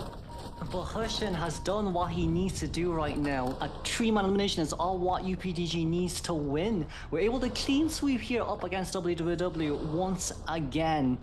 But Beloin here left by herself as a Cheerleader, as we do see here. It is going to be a lot of mind games here to be played, but we still have one flywheel here. Can we flywheel that? We didn't flywheel it on time, but at least the pom-pom is able to get out of the way. But even so, you want to make it towards the window, but one trap here is enough to block your route in, and there we go. Can we get the hit over the window? Yes, we can. And gets it down onto the cheerleader. However, first officer has healed up. Hunter's going to be dropping a peeper. Now he's going to go down this first officer who's utilized self-heal. He's trying to push that Cypher machine at 80, and it looks like the Hunter's already caught up. It seems like Hushan wants that MVP regardless of what happens here. We're currently upstairs, so dropping downstairs can avoid our pessimistic. But one trap. Oh no, never mind, the roof blocked it. That's still okay for now. We just have to break one pallet here before we look for Raikkoe once again. And Hunter's getting ready to set up that trap. He avoids this trap. There's the pallets drop down, so Hunter's going to go in his wheel form and break those pallets, get an additional spike onto this first officer, get out of his form, and he's going to be ready to snap. Nope, not quite yet. He's going to utilize that. Yep, we'll be snapping.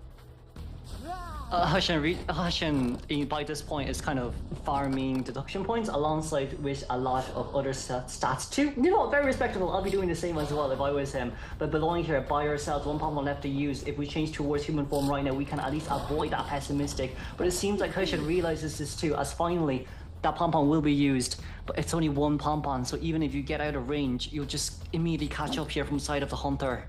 Yeah, he's gonna block off that window with this trap, forcing her to leave, and we'll be downing this cheerleader. None of the survivors have self-heal. That's going to be a win for UPDG once again in round 2, finishing up very quickly. Let's congratulate them, UPDG, for finishing up their semi-finals and winning, and for them moving up towards the finals too. The good thing for them is they will be able to have at least a 2-hour rest break before the finals do begin as well. So in our case, this is good for them compared to the next game, which is FT versus GX, who will have a very tough, semi-finals, which will, be disguised. Well, it's a semi-finals, as we say, but in reality, it is a finals as well, just because of how much these two teams have been going up against each other. But overall, it's a very good fight as well from the side of WWW. Yeah, we've seen UPD doing such an amazing job, finish up their games in 2 rounds. Yesterday and today, they're looking extremely scary, extremely strong. We also do have an interview that will be set up pretty soon. So have your questions in the chat. Who do you want to see? I think it's nice to see Heshen once again, especially with, us. I want to ask him with his breaking wheel pick as well. I mean, we've talked about it too, but, with also maybe not choosing opera singer, going for breaking wheel instead. But, what I probably would say as well, just to back up that point is from the side of WWW2, we saw the Cypher machine decoding progress, right? It was all cheerleader decoding the Cypher, or at least she's the one popping all Cypher machines by herself too. In that team comp, in one sense, it's so much of a stable rescuer. It's so good, but your decoding progress is just way too slow. Yeah, I was a little baffled at the time when the survivors were picking and we saw that knight, and suddenly we saw that first officer, and I was starting to get very worried there. Yeah, and it was like 5-6 minutes in towards the game where we had around 3 Cypher machines left that has not been fully decoded just yet, and by the time you're 3 minutes in towards the game, it should be 4.5 Cypher machine or even 4 Cypher machine in total. But from the side of WWW, because of the team comp they picked up as well with that 50%, well 55% in total decoding debuff, it was just way too hard to rush up against Breaking Wheel, who maneuvers really fast across that map. Fire Investigator did do a very good job with Hunter containment time at 110 seconds. After he was eliminated though, it doesn't look like the rest of the survivors were able to contain the Hunter long enough for the Cypher progress. Since they all have that Cypher debuff, it was just very challenging for the Hunter survivors. Definitely, and even with what we said as well, right, before the ban pick phases, with that match stats as well, the Fire Investigator was able to contain 100 seconds, but what was the issue afterwards? It was, the double down on first officer, cheerleader having to come in to not rescue, but to heal the first officer back to full health, and then Knight having to come in to rescue as well. And then, after Knight rescues, cheerleader had to heal Knight. Up against a breaking wheel, we don't want any survivors at half health, because that just means 2 spikes, 1 snap down, you have 2 rescuers, on the team. You definitely won't have flywheel in that case, right? So it's just way too risky. We've done kind of what we needed on the first half. As we said before with WWW2, they do really, really well early game, but it's the mid to end game that kind of, pushes them a little bit further down. And we finally have a survivor as MVP, the lucky guy. Hunter containment time was very high, 66 seconds. A lot of decoding as well, and it looks like the average deduction points is going to be 9,265. You know what? I never in my life would I think I'd say a lucky guy as our MVP and on the touching side as well. But very nicely done from the side of Yoshi too, and we will be able to see an interview from Yoshi as well later on towards the next few phases. But it's rare, but I would say that mechanic doll play was really good. That gunplay as well for him to prolong the kite for the mercenary as well. It is kind of rare to see though. This might be my first time seeing an MVP given to a lucky guy. It's definitely my first time. I have never thought this day would ever come. Lucky guy first being chosen in tournament setting was an enormous change on the side of IdentityV, but being chosen as the MVP in the survivor, it's very rare, but lucky guy even more rare. He was able to accomplish it as Yush. Congratulations. Definitely. And I do think we'll be able to see a lot more lucky guys coming out as well, especially after his recent buffs too. So I would say he's now slowly climbing up the meta, especially with him being, a character that's being reused quite a lot and being used a lot, in game 2 and in game trees as well. We almost see a lucky guy every game 3 now in professional scene as well. But I would say, this lucky guy MVP was definitely really, really, really well deserved. But we'll be moving on towards the interviews phase here, and it's going to be Yoshi that's going to be joining us, who is the MVP of this matchup. I'm here, Yash. Hello, Yash, how are we? Congratulations Hello. on your win and for taking the MVP. How do we feel after becoming the MVP of today's matchup versus WWW? It is unexpected that we will win WWW because we prepared a lot of map to counter his breaking wheel. So I think it's acceptable for this result. Okay, so on the first day, you were able to get the win within 2 rounds. How confident were you for today? Were you expecting to get the win in the first 2 rounds once again? Yeah, kind of. We are expected to win them in 2 rounds, but something goes wrong when he catch our rescuer. We suddenly panic when our rescuer die too fast. Yeah. Yeah, but you've done a really good job as well with that lucky guy, supporting your mercenary, being able to also team up with Miapai as well to prolong that kite for mercenary and transitioning him towards graveyard to, not get interrupted with your Cypher machine decoding progress. But I do wonder as well, during your ban pick phases for the second game of the first half, you had Gardner as your third pick. What made you, drift to choosing lucky guy as your final pick? And of course, you were the one that played lucky guy as well. I chose Lucky Guy because Lucky Guy is a good trump card to recovering our health at the end game. When one of the survivor is already died, Lucky Guy can hide and go to get some item that can recover his health, so that everyone got some time to recover and time to decode. So I think Lucky Guy is a good character. Yeah, especially after his recent buffs as well, and you've utilized him to his full extent here, especially up against that Hullabaloo too. I do think as well, just for maybe one last final closing before you go take your rest and going towards the finals, who do you want to see? Who do you want to go up against? Because our next game is between FT versus GX. Yeah, my previous teammate. I hope they can win. I cheer for them and I pray for them. They are my beloved teammates as well. That's nice. Well then, we hope to see them go up against you. But of course, for the next matchup, it'll be FT versus GX. And of course, once again, thank you, Yosh, for joining our interview stages. Do take a good rest, and we'll see you in finals.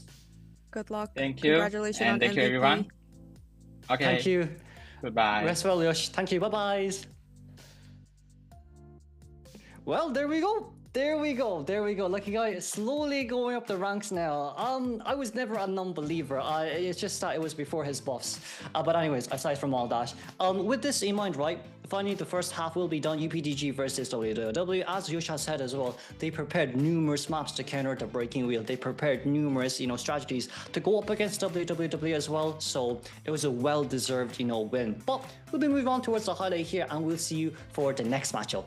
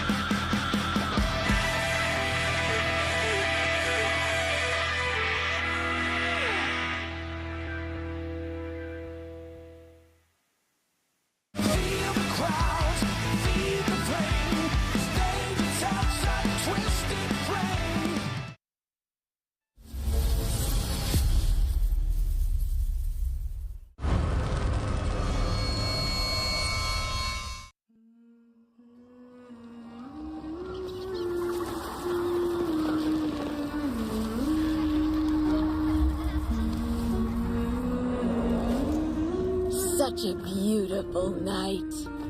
Lonely little birds. Would you care for a story?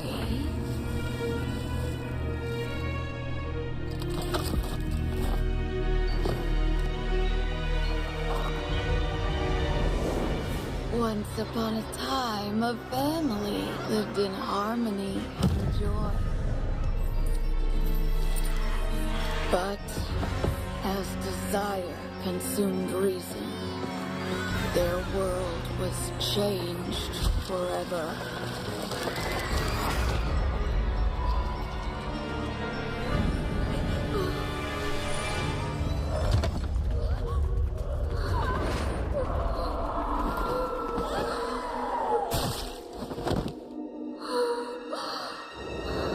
In the cruel grip of hopelessness, the moon heard their withering prayer.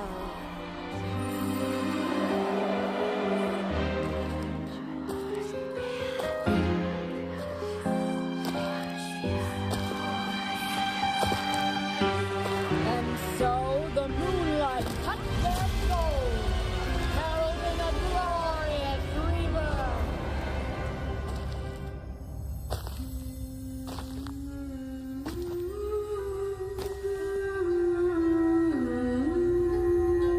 Beware the moon.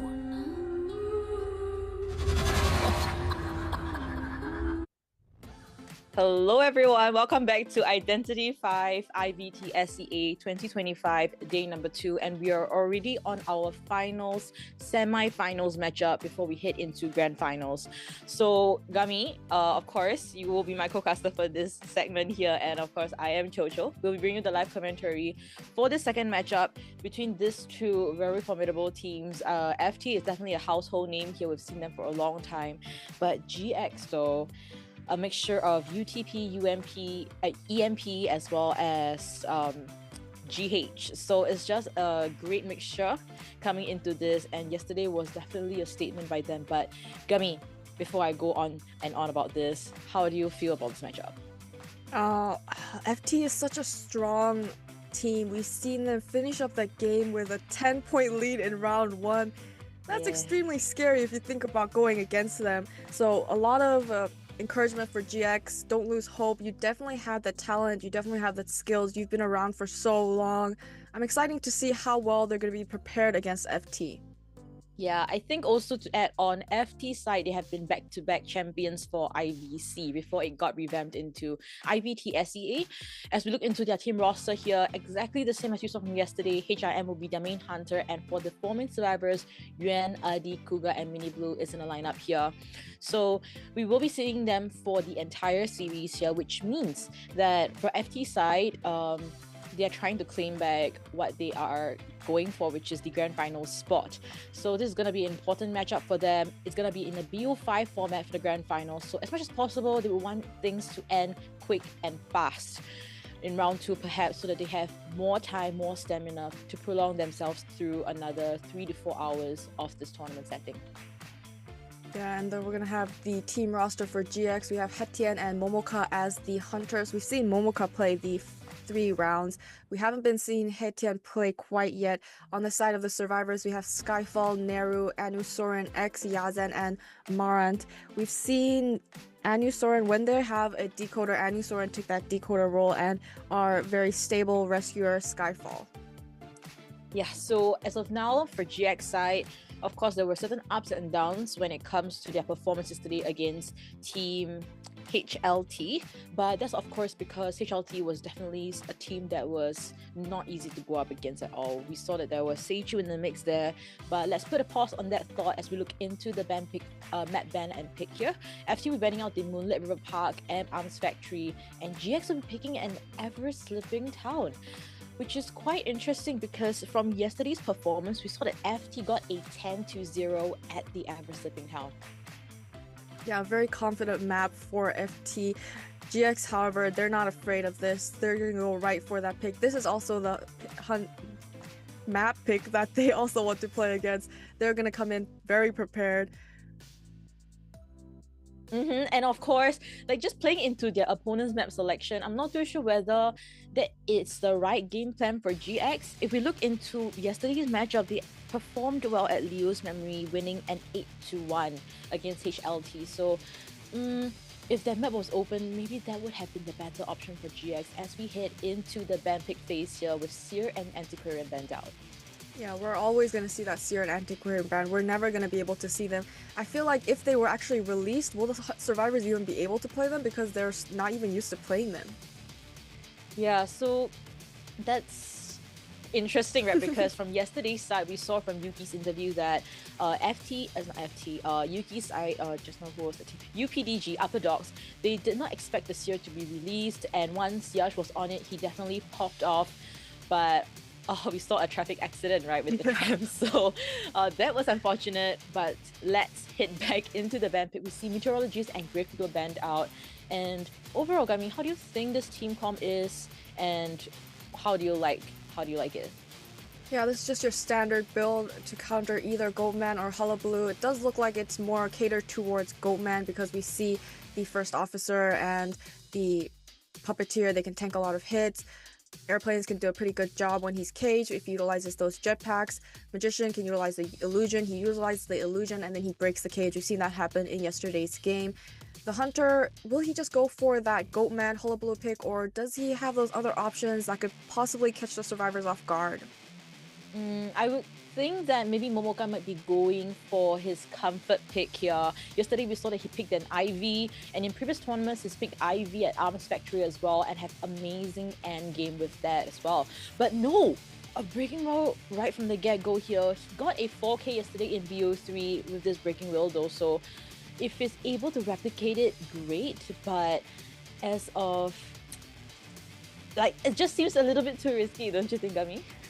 We've been seeing Breaking Wheel coming out on Ever Sleeping Town over and over. We saw one in our previous matches. We saw 2 Breaking Wheels on Ever Sleeping Town. Yesterday's matches, they're pretty confident with this character.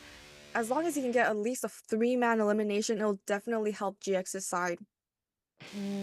This is going to be interesting as we look into the spawn locations first. Without surprise here, we are seeing the FO at the center, Aeroplanius at the fake gate. Hunter will be spawning inside the graveyard area. Perhaps his game plan here is to force him out of graveyard so that the survivors will be in a weaker kiting spot. So possible plays coming to this, but Gami, potential first chase here. I mean, the Magician is the closest, but if he utilizes his illusions, he can do a very good job avoiding those spikes. Puppeteer, I mean, if he gets out of his wheel form, Puppeteer can tank those spike hits in his form. It's looking like it has to be either the Airplanist or the First Officer. Airplanist looking like the better pick. So with all this in mind, right, as we look into their personas as well, seems to be that Yuan and Kuga is prepared because of the flywheel, and for the Puppeteer and the First Officer, they are on a 3-6 build, a Rescuer build. Momoka is on Insolence Detention, so no trump card, as well as a Blink. So this is going to be an aggressive play potentially coming in from Momoka for BO1. First half between FT Survivors versus GX Hunter, and this professional commentary will be brought to you by Chocho and Gami.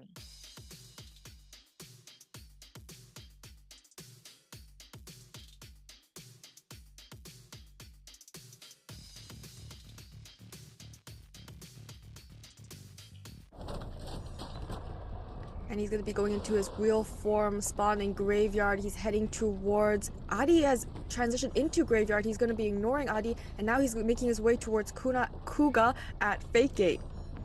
Kuga is on this Aeroplanist here. We do know that his performance in COA with this Aeroplanist actually at this very map has been exceptional. So chasing him first might not be the best option as he enters into this 11-11 area with 1 spike on him. Unable to use his jetpack here, unfortunately, and unable to levitate as well due to the terrains that he's on. Hunter's going to set up a trap there so that he's forcing him to go all the way around. He's out in the open, trying to maneuver his way around, trying to get that one more spike, but he's doing a very good job dodging it so far. This is taking a lot of time for FT survivors to decode freely. As we see a tram coming in, Kuga is able to negate that as we see Momoka getting stuck a little bit. Now the second spike is on Kuga already. He's able to use his levitation to get into safety, out of sight, out of mind from Momoka, and forced to go into wolf form again. Yeah, as soon as he gets out in his wheel form, he's going to utilize his jetpack, transition away, not allowing the Hunter to get this hit, is able to get that window vault as well, forcing the Hunter to blink right through. So that negates the drop down hit with that blink, so able to potentially predict that from Kuga is amazing gameplay. He does have a flywheel, so this is going to be crucial as we see him utilize another trap. Placement really forces Kuga into this position where the hit registers, unfortunately. So with time bought, now we're seeing 3 full ciphers decoded Gummy already, so what should be the focus point here for Momoka? He needs to start pressuring these cipher machines, but this is only the first chair on this airplane. She still has a jetpack left to utilize. They're coming in for that save already, so Hunter doesn't even have any time to pressure these cipher machines. Yeah, this is a very difficult one. As we look into this, RD, the MVP player from yesterday with that mechanic, is now on the puppeteer, able to get a safe rescue and will not body and will get this hit, unfortunately. So it will be a double down situation here. But Kuga still has another jetpack to work with, so this is gonna be crucial. Let's see. Mini Blue is also opening up the chest, potentially wanting to give that item to Kuga. Airplanist is doing a very good job dodging and is going to utilize his jetpack to avoid getting the down immediately. He snaps, but he's just not close enough, and it does look like he's able to transition outside of this area. He doesn't have a lot to work with. We got a body block from the side of this first officer going to be taking that hit, and will be able to throw down this pallet, prolonging his kite. Exactly. As we look into this, great information relate to Mini Blue so that he's here to come for that body block. Now we do see that Kuga has the Magician Wand picked up from the chest already, so that gives him some time to work with. Now 5 seconds left till the Sneak Snap is available. Momoka, he really needs to get this right here. But looking at our ciphers, almost 4 and a 1/3. So right now it's looking super. There's a high probability there's going to be a 4-man detention period, a second chair to Kuga. So tell us a little bit about this, Gummy. If Momoka is trying to potentially get that tie game at the end, what should be the game plan? He needs to pressure these cipher machines. He needs to pressure these exit games. He was prepared for that late game because he did bring detention, but the survivors are just doing such a good time containing Airplanist. Gets the support. He downed the puppeteer, but the Airplanist got all the way to the graveyard area. Wonderful strong area to work with, and it looks like Mini Blue's already here for the rescue. He's not able to pressure the cipher machines at all. Yeah, and we're seeing the ciphers getting pushed, and now if the Titanic effect is on Mini Blue, he's still able to get that rescue. So great stuff coming from Mini Blue. Nothing too surprising as we see the Titanic in effect on Kuga. Cypher is prime now, and he has a flywheel and a magic wand. They're just gonna go for the pop because he doesn't have 3. Right, so it looks like they're just going for the endgame situation. He has 3 spikes on. The Hunter's too close. He's going to be able to down this airplane and send him back to the manor. But Hunter has Blink, so he's going to go straight back into his wheel form and stop these exit gates from being opened. It's at 37%. We have Yuan on the graveyard exit gate and 2 survivors nearby corner house. Yuan needs to try and stay alive. He has a lot of magician sticks to utilize. Hunter's closing in. He's getting very close. He's transitioning to the middle double pallet area. A blink? Is a blink needed here? As we see the blink registered, it connects onto Yuan. Now, let's see, Momoka is gonna be heading back to Kuga. Kuga expanded his self-heal. The other side of the gate, both gates are being pushed right now. So if Kuga is able to last a little bit longer, it could give them that 3 escape that they need here, as Yuan is still trying to use up his self-heal. It looks like the airplanist has actually gone down on the dungeon. So if Yuan can just get back up and go to that exit gate, both exit gates are open. He just needs to go to one of them. He's able to self-heal, was able to avoid that hit. Now he's making his way to the second. Zori utilizes the illusion, and now he's still up and running. Crazy gameplay coming from Yuan there. Such a timely magician wand being used there. Adi is here for the rescue, potentially trying to heal Kuga, but honestly, he has put himself in a dangerous position where he could be instantaneously downed here. As you see the first puppet being used here. Mini Blue is at the gate. He's half health, his 3/4 health actually, so he's just unable to do anything right now. Adi will receive that hit, and Yuan is healing up Kuga. Is there sufficient time? The survivors are trying to get that 4-man escape. It looks like the Hunters noticed. He was able to heal him up. They're all up. They're all injured. They're trying to run. It looks like Hunter's going to be able to down this magician right away. We have 2 survivors healing each other up once again near that exit gate. And Kuga trying to make it to one of the exit gates. I can't watch this as we see 3 survivors already expended the self-heal, so somebody needs to go to Yuan. If not, he's just gonna be confirmed eliminated. Kuga able to fly able to snipe successfully for the second time. The trap is coming through and it hits Momoka. Unfortunately, Kuga survives for another day. Kuga down twice without self-heal, gets healed 2 more times. Hunter's now going back to this magician, making sure this magician can't get back up. He's crawling towards the open exit gate, but it doesn't look like he's able to crawl there. I think they're going to be taking this 3-man escape. They aren't healing each other up anymore. We do see wanted order on the puppeteer. What a great start coming from FT Survivors, able to get that 3 escape in their starting match out of VO1. So I know that was really intense, especially towards the end game, but Gummy, break it down for us. What were the highlights of that match? I mean, that first kite was so long. 3 Cypher machines were, 2 were completed. The 3rd one was gonna pop very soon. That kite was way too long. Wonderful utilization of this jetpacks. The survivors completely countered this wheel. And yeah, I guess that's just the power of FT. Every time the wheel was back in his human form, the airplanes would utilize his hover and jetpack, go to a new area. Now he's going to be transitioning back up. So he's just continuously rotating. And then we got the support from the puppeteer when he was first rescued. The hunter had to take time to down this puppeteer. He went all the way to graveyard, and then he had another support from the first officer. Yeah, and honestly, this end result, right, of getting that 1k was something that we kind of foresee when the Cypher all popped, right? But it just became a very long, prolonged game, and FT, in fact, played this prolonged game very well.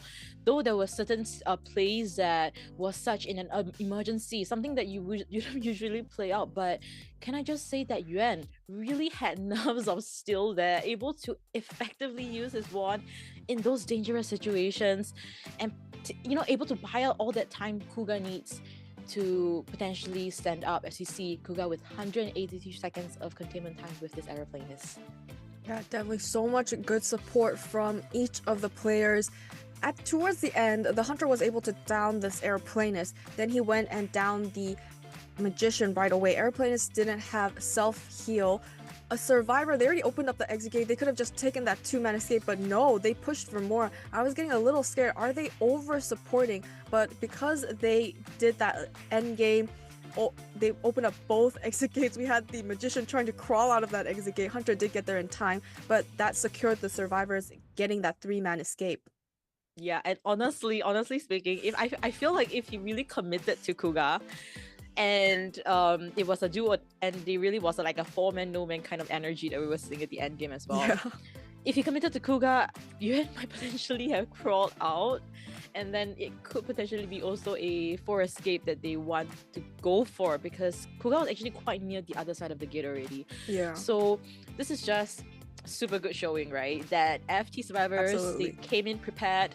They are 100% geared up for this, and I'm excited to see how they're going to be performing later on. But before that, let's look into BO1 the second half, where we see FT's Hunter versus GX survivors. Yeah, we have only one hunter for the side of FT. We saw him play Ivy, Wax Artist, and Hullabaloo. Hopefully the hunter in this second half does not get run over by the tram.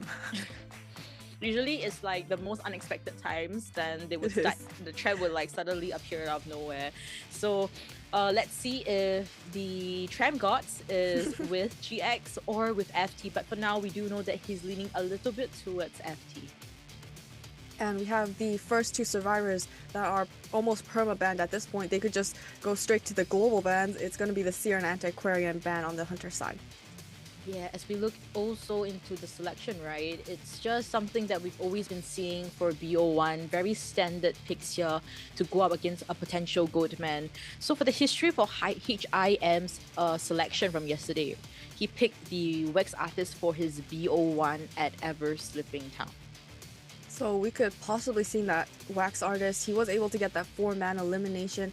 The survivor lineup is looking very similar to the first half FT survivors. We have the Magician, Puppeteer, and Airplanist. If they're going to match perfectly, we'll also be expecting that first officer.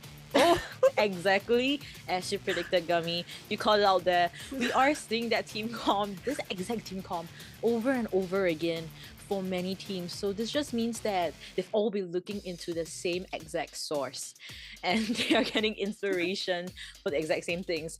And as of now, we are seeing sometimes success and unsuccessful plays with this team comps, especially when hunters decide to go for unexpected picks. We saw the breaking wheel just now. Coming to this, is HIM going to show us a Goatman, or if not, a wax artist as we've seen from yesterday. I feel like the survivors are going to expect that wax artist. I mean, this lineup is pretty good. It counters a lot of hunters, so they're prepared for whichever one. But wax artist on first half, unconventional pick, could actually catch these survivors off guard. They're most likely preparing for Goatman, Hullabaloo, Ivy, or Opera. We'll just have to see how much pressure the FT Hunter is going to apply with which character. Yeah, and this just opened up so much room for HIM. We saw his Hullabaloo yesterday, we saw his Ivy, we saw the Agrex artist, but yet on the Goatman. And the thing is that if you don't pick Goatman in BO1, it's going to be banned in BO2 by the survivors. So this is probably not the only chance, but HIM, I would love to see him. Maybe he can give us a sneak preview of how his Goatman is, and maybe teams that potentially they're going to be facing in grand finals could have a, be better prepared mentally, physically for this, as we see HIM still a little bit indecisive here. Right, I mean, he could be saving his Goatman for the later rounds and maybe possibly the grand finals. The Goatman we haven't seen HIM's Goatman, so actually bringing out the Goatman here might surprise the survivors, and that's exactly what he's gonna be choosing. Oh, alright, so he decides to show his cards here. So this is gonna be really exciting. HIM on this Goatman. Wax Artist has been pretty brilliant. We also know that he has this Feaster in his arsenal, which was banned out yesterday as well. So GX, do they know of that Feaster? We will have to wait and see for BO2. But for now, Goatman counter team comp versus a Goatman. Seems to be that GX survivors might have a better footing here. Right, I mean, this is your normal Goatman counter comp, so he must have thought, is it just better to go wax artist, surprise these survivors, and try to outwit these survivors? But it looks like he's gonna go for that steady, our all-time favorite Goatman. He gives you the results that you need, and he only needs to get a 2-man elimination just to get the win in round 1. So with this Goatman, if he can just get the results, definitely choose this character. Yeah, and also just to remind you guys, this Ever Slipping Town map was GX map selection, which means that if they are unable to get the advantage, they should at least try to tie things out. So GX survivors, the goal for them should at least be a 3 escape. But coming into this BO1 Goatman, we are asking quite a little bit here. Right, I mean, getting a 3 escape requires you to have an extremely good first kite. We saw that happening on the side of the survivors in the first round, but will the GX survivors be able to replicate these same results? How long will you be able to take that first kite? If you want to have a long kite, you need a lot of support midway. We saw that survivors supporting the airplane is quite a lot, and that's the only way to be able to give that rebound a chance ability for that first shared survivor. We're gonna have to see a lot of synergy here, a lot of teamwork on the side of GX. Yeah, I think that is a very good point that you mentioned, Gummy, because I mean, all of that, but also the spawn locations, that is going to be a determining factor. Who's going to be the first chase here? If it's the first chase is going to be the aeroplanist, is it that same location that Kuga was in? Because Kuga was able to make use of his terrains very well, but that was against a breaking will. So Goatman now, he needs to build up his resentment. And the thing is that even if you unable to find the first survivor that you want to choose to start, there is that resentment that he can continue building over and over again, and this resentment being built up there could be that instant down situation that the hunter could go for. So give and takes. Yeah, if you get early chase, maybe there's not a lot of resentment to work with. But let's see how GX Service is going to be playing around this. And also, since they are going up the Goatman here, we should be seeing a persona that is prepared for that. Yeah, we need that aggressive persona build. In previous games from yesterday, we saw Hunt survivors all bringing borrowed time, but they never even made it to the end game situation. So you really have to be able to calculate, maybe not go all in on one persona trait. In this instance, we saw that there was only 3 borrowed time, and they expected at least one survivor not to make it, and that was the airplanist, I believe. So in that instance, you just have to spread out your persona points, bring different traits. We need some knee-jerk reflex, we need some flywheels. And also being able to time those flywheels. Even if you bring flywheel, but you can't really utilize it, that also doesn't help. So a lot of pressure on the side of the survivors trying to replicate a 3-man escape against a goat man. Yeah, and I think also this really challenges GX survivors to think ahead, right? Because why would you want to, of course, for the person that potentially is going to be the most dangerous spawn location, you want that person to have a full kiting build, unless you're planning to just let him basically sell him. Then yeah, I think all the more you want him on a full kiting build to have the maximum potential that he has there. So this is something that I feel like a lot of teams, they still have yet to internalize that, because we see that the persona is being picked first, followed by the spawn locations. So if they decide to go for the borrowed time, as you've mentioned, then when it comes to the spawn locations, they put them in a very safe spot, a very dangerous spot, then they are unable to kite. They've got no potential. You bring Exactly. a 9, but they need that flywheel for the additional speed, additional time bought out there. So every second counts in this game. We saw it yesterday. We will probably see that once again today. And this is just gonna be a huge matchup between these two teams here. It almost is like a revenge matchup, because back in IVC 2023, we're seeing FT versus GH at Grand Finals, right? But looking into GX now, it's a compilation of EMP, GH, and UTP members from last time. So it's just something that they want to have their revenge on. So let's see if they're able to do so, and hopefully prolong this into a BO3 to bounce back from, as we look into the small locations, Gummy. Right, we're gonna have the first officer in the middle as just your rescuer. You're gonna have them in the worst part of the map that the hunter will keep running into. We have Marat right outside of the graveyard, him still trying to decide where he wants to spawn. We have the second story middle area for the magician, and we have corner house gate for the puppeteer. Yeah, I'm not too sure whether this is a great spawn for Goatman. We saw this spawn from the breaking rule just now. This kind of create a situation once again to force survivors out of the graveyard and make them kite in open areas where it's a lot easier for Goatman. So this is potentially gonna be the first chase, either Marant or Onusorn. From what we saw from the previous round, the person that was spawned at that area is probably going to get chased first. So let's look into the persona, Gummy. Yeah, we have 3 borrowed time, 3 tide turners, so they really need to prolong that kite, and if they can't kite, they're going to make it up with the tide turners. And on the hunter side, we have Blink, Detention, and Trump card. Yeah, so they did not go all in with the borrowed time, except for one person, which is Onusorn, but it's not a full kiting build on him, right? So this is going to be interesting. Let's see how this matchup is going to go for FT Hunters versus GX Survivors. This is going to be BO1 second half, and professional commentary will be brought to you by Chocho and Gummy.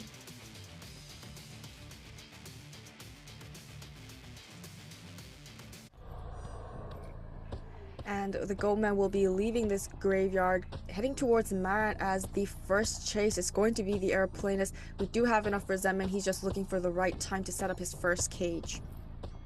Yeah, so timing is important here. We do know that, Gummy. As we see this, able to prevent him from going into the double story area. Great placement coming from HIM.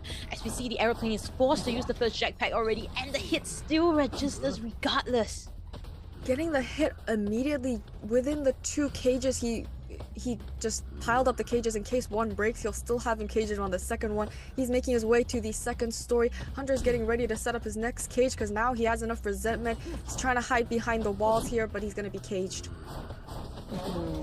This is such a tough watch as we see the hit onto Maran here. And mind you, there is that basement here to work with. Blink is only still on cooldown, by the way, 3 more seconds. So this is a very quick down in the first minute into this matchup here. Only 1.5 ciphers completed.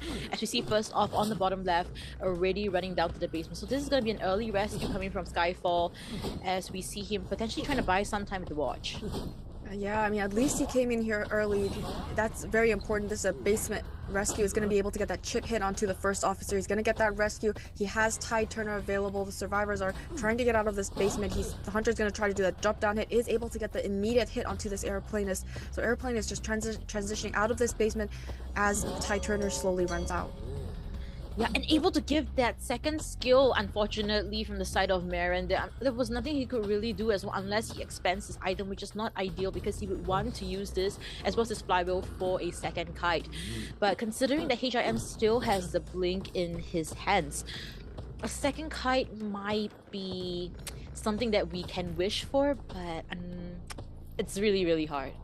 Yeah, it's looking very hard. He does still have one jetpack, so if they could just body block, it looks like Hunter's gonna be getting the hit onto the first officer, getting the rescue once again. Mara trying to hide behind these two pallets. Hunter's gonna be able to cage him right away back into... Oh, he's gonna get the hit onto the first officer.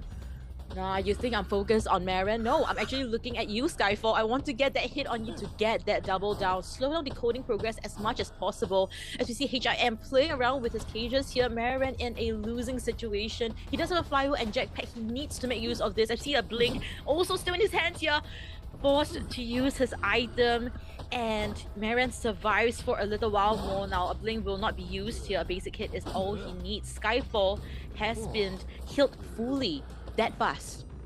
Right, 3 Cypher machines have been completed, but the first survivor has already returned to the manor. How are you going to get all 3 survivors out? Very tough situation for the side of the survivors, but they have healed up the first officer. Hunter's now looking for that new chase. They just need to finish up these last 2 Cypher machines. Yeah, as we see this, HIM already finished up his bare minimum, right? At least he got that 1k, but of course he doesn't want to settle for that. 2 ciphers remaining. In fact, the 5th one has yet been touched. And think is that all of them are healthy. Hunter still has a blink, and now that we are seeing the waiting game, right, the resentment is also being built up. So an instant down could be possible here for HIM. He's just having his stroll in the park at this point. Yeah, survivors being very careful. They don't want to allow the hunter to pressure the Cypher machines they're working on. So they were barely touching those Cypher machines, but it looks like the hunter will be running into Anusoran X, the magician, inside of Graveyard. Yeah, so this is gonna be hard first chase, right? 3 magicians, 1 plus a flywheel. How are you even gonna down this magician?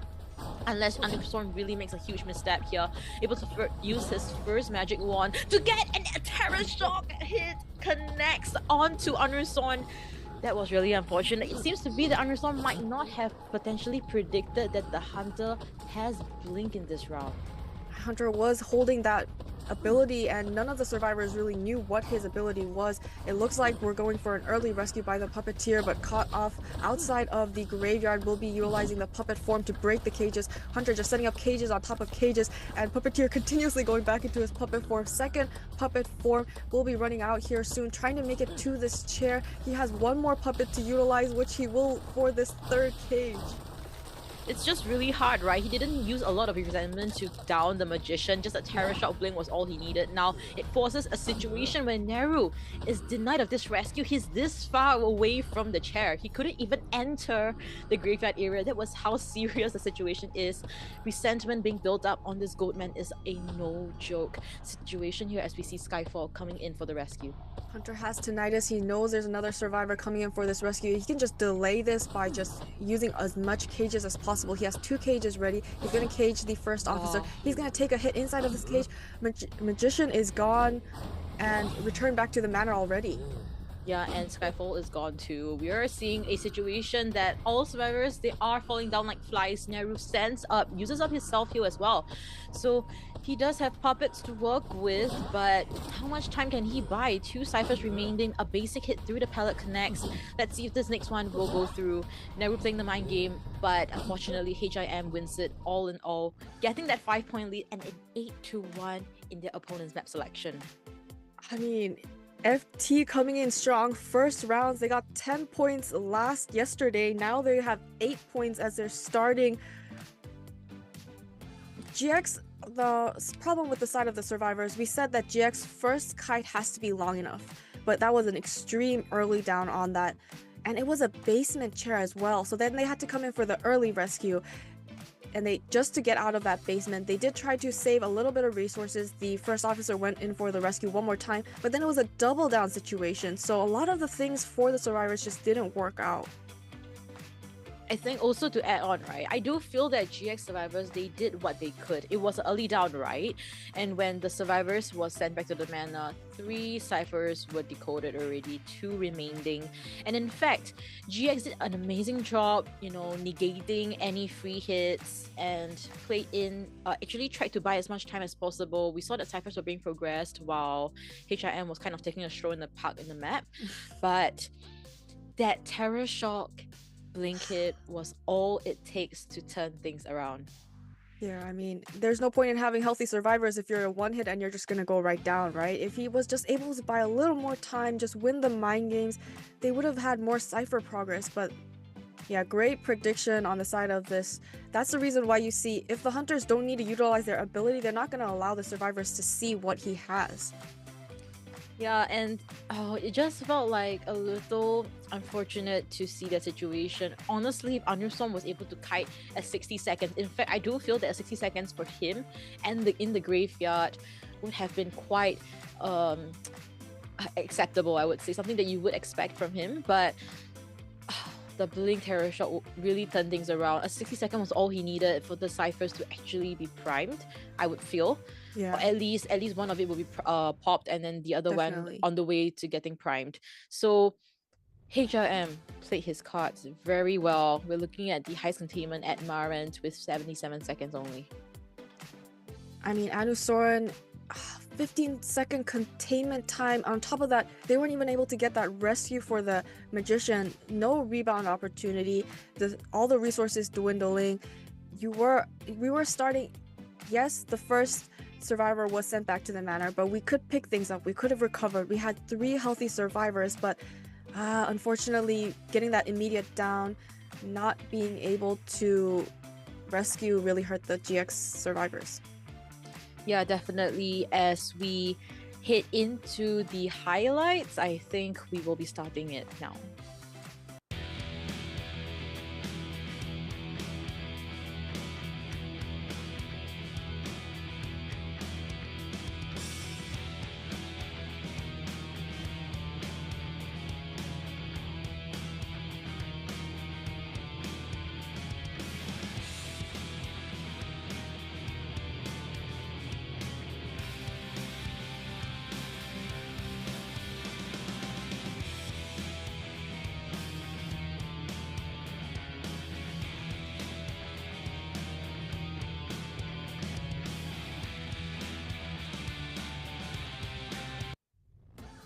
With FT leading an 8-1 right from the get-go here, it seems to be that the end of GX might be nearing as we look into BO2 with FT now having the map advantage.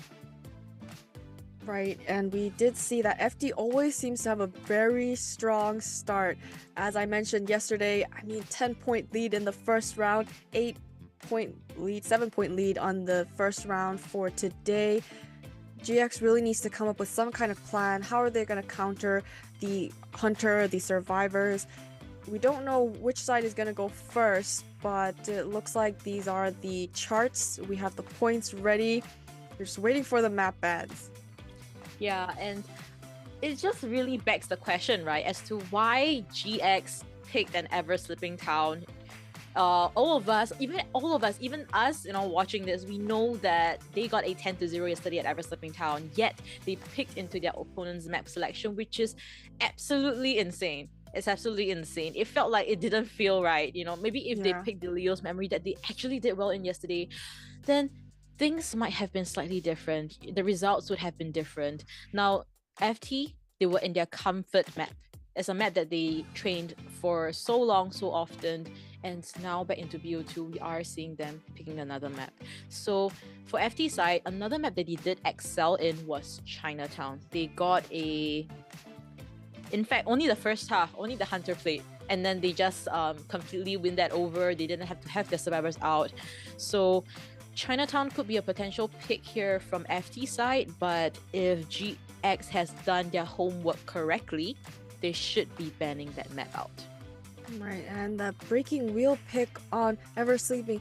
in yesterday's matches, Breaking Wheel was able to get that 3-man elimination, but in this instance, FT survivors were able to counter him so well, so that Breaking Wheel didn't work out. We can see Momoka still does have a lot of other hunter characters that they could choose. We have the Ivy, the Hullabaloo still left. It just depends on what kind of map, and it looks like GX is going to be banning the Red Church, and FT is going to choose Lakeside Village.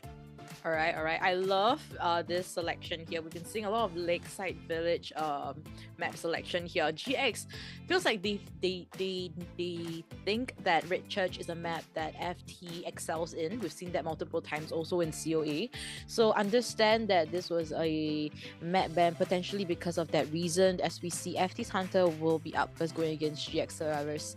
So this is going to be a back-to-back matchup for GX Survivors. I'm not too sure whether they have picked themselves up from the loss that they just had. Right, and the survivors will be going first. So that means possibly they can tire out the FT Hunter by making him play back to back. That could be a strategy, but I mean, I feel like the FT Hunter is comfortable, and they were the team that chose the map, so I don't think they're very concerned about whoever goes first. They get the map advantage. Yeah, I think regardless of the results, in fact, if FT's Hunter HIM is able to get a 4K here, then easy peasy for the FT survivors. They can just aim for just a 1 escape. That's the bare minimum that they need.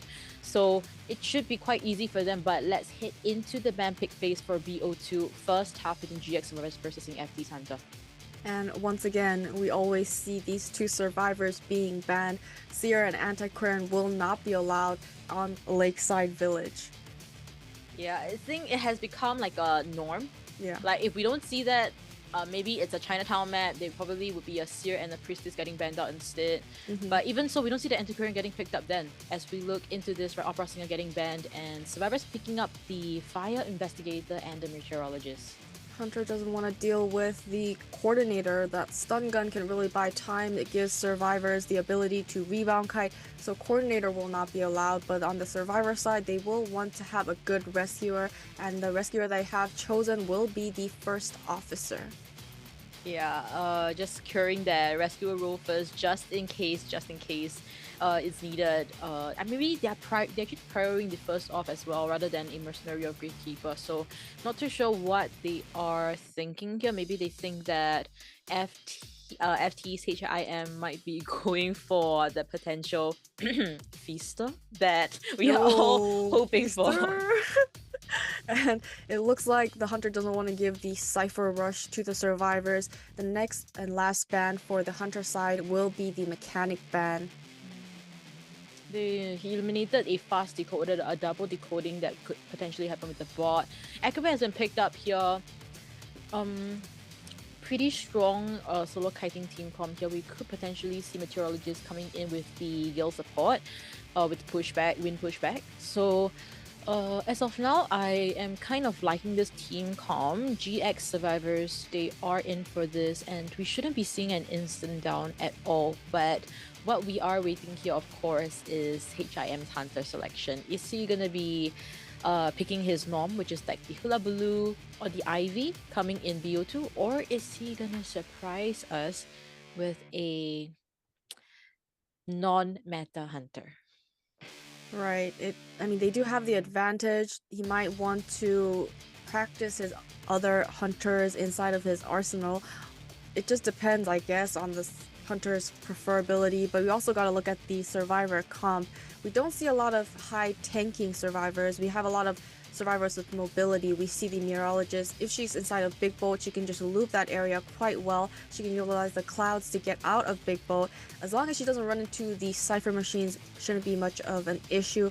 We see Acrobats spawning nearby the shack area or the mini boat where he can utilize his bombs to transition back and forth. We have the Fire Investigator. He's going to utilize his airbags to help survivors transition, and when he's too far out, he's going to utilize the airbag to get closer to the chair. So a lot of mobility. Because this is a big map, they need to get to certain areas much faster. Yeah, and also now we're seeing the Hula Blue getting picked here, right? Just for us to kind of jog our memory. In yesterday's matchup, we saw the Hula Blue by HIM, and he was able to tie things out in Leo's memory. So I hope this is an opening for GX survivors to bounce back from, as we see the Wall of China potentially being created here. Right, we're gonna see the meteorologist and Big Boat, we're gonna see the acrobat and Little Boat, and we have the rescuer and fire investor will be taking the middle, creating a wonderful buffer zone. Hunter will have to choose either side, but he can't swivel his way into the middle. Yeah, as we see him unfortunately spawning right in front of the first off. Acrobat is in a very strong kiting area where the small boat is, right? He's able to utilize his bombs to play around his terrains. Fire Investigator can potentially also kite into the big boat, but that would interrupt Neru's Meteorologist Cypher. So a kiting route that Undersorn could go for would be the toilet area, or if not, kite towards Shack.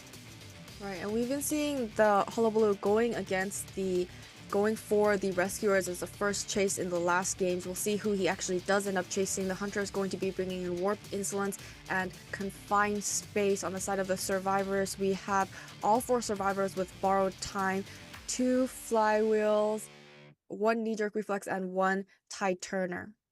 Yeah, so only one Titan into this matchup here. I'm hoping that this would definitely pay off because they need to kite very well at the get-go. Skyfall will be also a sole rescuer here. Let's see what's it going to be for GX survivors versus FT's Hunter HIM. And this professional commentary will be brought to you by Chocho and Gami.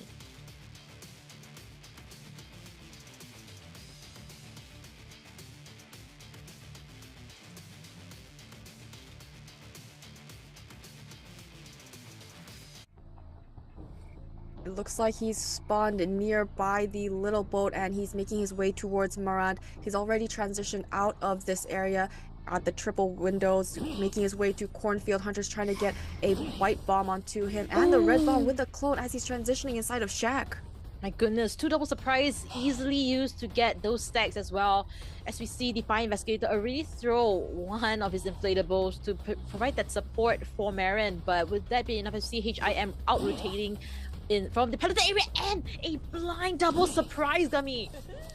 How was he able to predict that? Was able to get the first damage onto this acrobat. He threw down this pallet so that he can transition back to a different area. He's going to the triple window. Hunter is catching up. His clone will be ready real soon. My goodness, Marin, he needs to play his cards right as we see a double surprise coming through again, a black bomb. As we see the white zone is in on Marin. Can he get it on him? As we see a flywheel unable to negate that, unfortunately.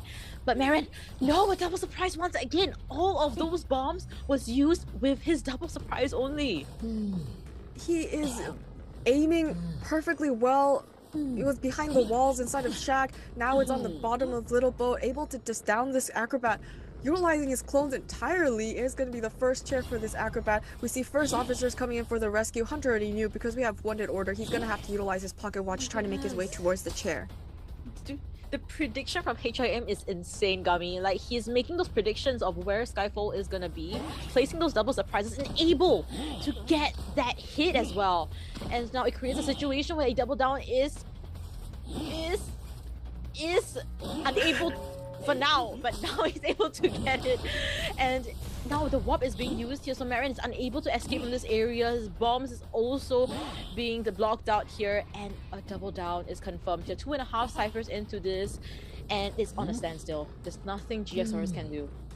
And that was their one and only Tide Turner. So Tide Turner now off the table, second chair for the acrobat. Skyfall is getting healed up by the meteorologist's rain cloud. Hunter is looking for the next survivor. It looks like he's trying to get the extra down onto the first officer. He was healed to 100%, so now Hunter's trying to get the damage onto this meteorologist. Yeah, Neru. Alright, he's able to fly Will, so that's still alright. Able to get a free rescue as well. Skyfall did a great job doing this rescue. Marin, I'm not too sure whether he can survive, so the swirl will be up in about 2 seconds. So this is going to be important. Let's see if Marin can survive for another day. A red bomb being used there. Double surprise missing for the first time. HIM, can he make it? I mean, Marin doing will be going down here. Will be going down here. Third chair, he's going to be going back to the manor. We can see 3 cipher machines have been completed. 4th cipher machine at 62. They still don't have a last cipher machine, but this is the first survivor back. It must be because the meteorologist had to go and heal up this first officer. However, 3 survivors left, all at full health. They just need to buy enough time to prime up that last cipher. Wow. For now, things are still looking potentially tieable as we see Naru able to use the Gale pushback, forcing HIM to change targets here. Skyfall is in the double story area, Unsorn in the corner shore area, potentially kiting into the double story. So this creates a problem, right? That they might potentially be kiting on top of each other. Ciphers will be on a standstill.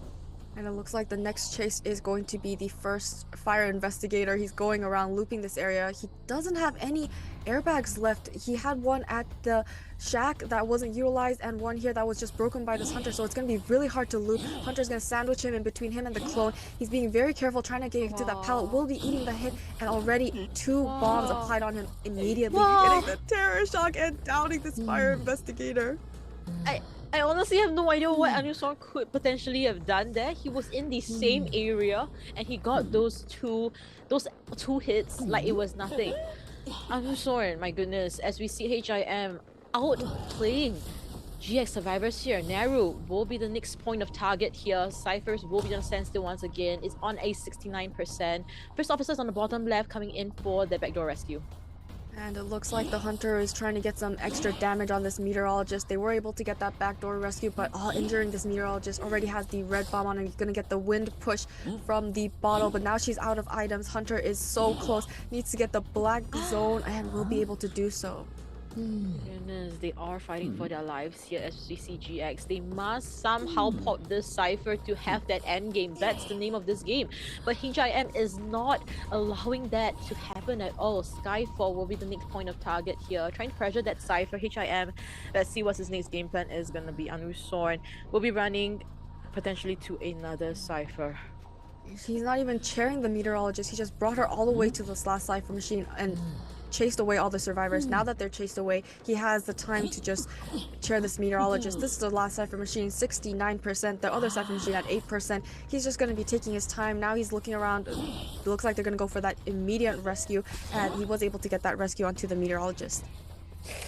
Skyfall, let's see what's it gonna be here. Another red one, and he will be down as we see that happening. Nothing Skyfall can do. We're seeing Naru, Skyfall, itemless. Anusorn is the only one with 1 inflatable to work with and a basement. My goodness, you think things were bad, now it's even worse. 2 half-health members here and a basement chair. I'm not too sure what the game plan could be here, Gummy. I mean, the cipher machine with the most progress is also here. They're feeding Tinnitus, trying to prime up that last cipher machine. If it's primed up in time, they can go for this rescue because all 3 survivors have borrowed time. But Hunter already spotted out this meteorologist, and now he's going to try to down her before she makes this rescue. They're running out of options here. He has double bomb and is able to down this meteorologist. The basement is here. Is he going to go for that slugging method, looking for more? Is he going to be happy with this 3-man elimination? Yeah, it seems to be that he wants to be safe rather than sorry, because it is that last cipher. He's unsure how much the 11th cipher's progress is. Now he is aware, so HIM, he will be tunneling down onto Anusorn, able to get the red one on the double surprise, another black one, and the white one. The white zone, and Anusorn will be down. 2 of them are already on the chest here as we see the last fly popped on the floor.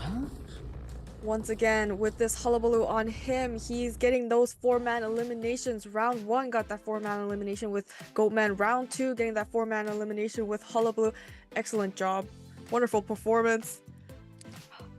My goodness. I mean, for me personally, that might potentially be the best hullabaloo that we've seen for the past 2 days. The blind double surprise for, I think, 4 times right from the start. It was a statement from HIM already that hullabaloo, yeah, I'm gonna 4K. There's nothing less I'm gonna be getting off this, because the standard of his hullabaloo compared to the others that I've been seeing for the past 2 days is like, the rest are here, he's here. Yeah, he's way higher. Yeah. So this is something that whoever that's gonna be facing FT in the grand finals need to fear. This is they definitely need to be prepared. But as of now, things are just not looking very good for GX at all. Maybe if a tie game, that could have been a good step in the right direction, but the moment we saw Fire Investigator getting down that fast, the big boat, that was game over. Yeah, and just great utilization of warp. As soon as he gets someone down, he's gonna warp right to that cipher machine. And if we look at the kiting containment time, Acrobat did have the most containment time at 94 seconds. The rest of the three survivors, it's around 50 to 40, 60. So even out between the survivors, but that also means the hunter was going after each survivor, changing targets. So a lot of changing targets and downing survivors quickly, changing targets, allowing those backdoor rescues for the side of this hullabaloo. Yeah, and the fact that it seems to be that he was playing very loosely, but this loosely method really worked out for him. Literally, HIM. Yeah. So I really like this gameplay that FT's HIM has brought out here. It's just a huge statement that they want to end things fast so that they have enough stamina to pull through for the BO5 later on. As for GX side, the only thing that they can go for now for BO2 second half is for their hunter to get a 4K and nothing less. Yeah, that's a lot of pressure for the side of Momoka. We've been seeing Momoka playing for GX the entire time. We haven't quite seen Hetien play. So much pressure on this hunter. Can he replicate that same result? Is he going to have to bring that hullabaloo? On the side of the survivors on GX, we said that if you want to get that first long kite, you need to have the support, you need to synergize and harass if possible, but this is a big map. So if you're going to go harass to support, you have to travel a long distance. You're going to lose so much cipher progress. So that's actually very hard on Lakeside. So you're going to have to take that first kite alone. But, I mean, such a fast down on that Acrobat. Yeah, I think if we're looking at this on the bright side, in BO1, Momoka picked up a breaking role, which means that there is still that metaphor that is still available. If they decide to ban out his IV, there is that Goatman, Hula Blue, as well as the opera singer here.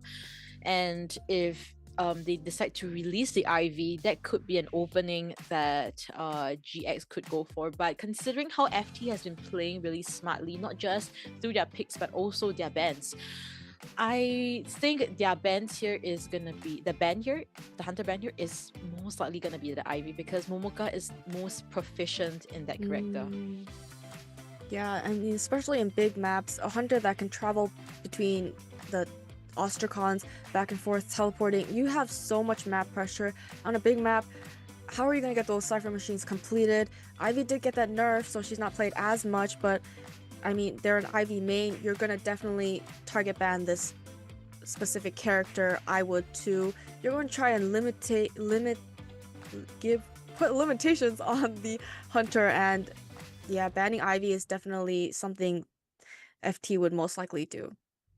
Yeah, so as we head into slowly, right, I mean, getting the players to be ready, we're heading into the ban pick phase as we're mentioning it. FT servers versus GX Hunter Momoka. Without surprise, Hetien is still benched out here as we see a standard first two bans. Yeah, we're gonna see the Seer ban, we're gonna see the Antiquarian ban, and it looks like they're gonna be banning the Goldman, so Ivy is available. Very scary hunter. Yeah, it's a very scary hunter, and it seems like they are releasing the IV, right? So this creates an opening. Also, guys, I don't appreciate the Chocho slander in the chat. Okay, what do you mean?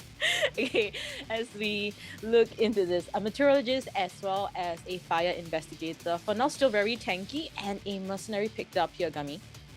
Right, so since the first officer was banned, they will be getting that mercenary for that stable rescue. With that delayed damage, they can work very well. He can transition out even if he's hit and not saved with Tide Turner, and even if he gets that terror shock, he's still able to get that rescue. So always a very good stable survivor to choose. On the side of the hunter, the fourth banned survivor will be the Acrobat. As we see the psychologist being picked here, actually, right, the thing is that FT is the only team that is picking up a lot of the psychologists. We don't see this psychologist getting picked up by any other teams except for FT. So FT side, they appreciate the psychologists. They feel that the Wi-Fi healing is important for them to potentially have an instant down situation, especially if the survivor is near the hunter. potentially decoding. So let's see how effective the psychologists will be used here as we see Adi will be on this. Adi has been known to be a very great kiter for a long time already, but yesterday was definitely a statement. If we recall, his coordinator was 143 seconds containment solo kiting, and Mechanic had the MVP with 4 stuns on the Hunter. So I think in any spawn location, I feel like Adi shouldn't be the first chase. Opening could be Yuan. We haven't seen Yuan kite. Kuga has made his statement in B1 already. Yeah, I mean, usually the first target is, oh, we got the Nightmare. We've never seen Momoka on this Nightmare. But during IJL, we saw Aka playing Nightmare, and he's been getting 4-man eliminations. This is just what GX needs. Will the Hunter be able to get that 4-man elimination with this Nightmare? We know it's definitely possible. We've seen it in the highest gameplays. But will SEA be able to get that same results as IJL? It's gonna be a huge question mark into this, right? We have no idea. So as we look into the spawn locations here, Hunter will be spawning right at the center in between the Meteorologist as well as the Mercenary. He does have an option to go for the Fire Investigator at the shack. So Mercenary will have full view of Momoka. He will be able to tell his teammates where the Hunter is heading towards. So this is going to be great information communicated from Team FT as we see this. This is Gummy, who do you think would be the best first chase here based on the spawn locations? Based on spawn locations, most likely Meteorologist, but he can just travel between the map. He wants to go after the Psychologist because she doesn't really have a kiting ability, but it's on Adi, that's the Psychologist. We're going to go straight to the Persona webs. We have Warp, Detention, and Trump card on this Nightmare. We have 4 borrow time, so we'll have that trait ready for endgame, and we have 2 tight turners and 2 knee-jerk reflexes for the survivors. Yeah, we'll see if they are prepared for this.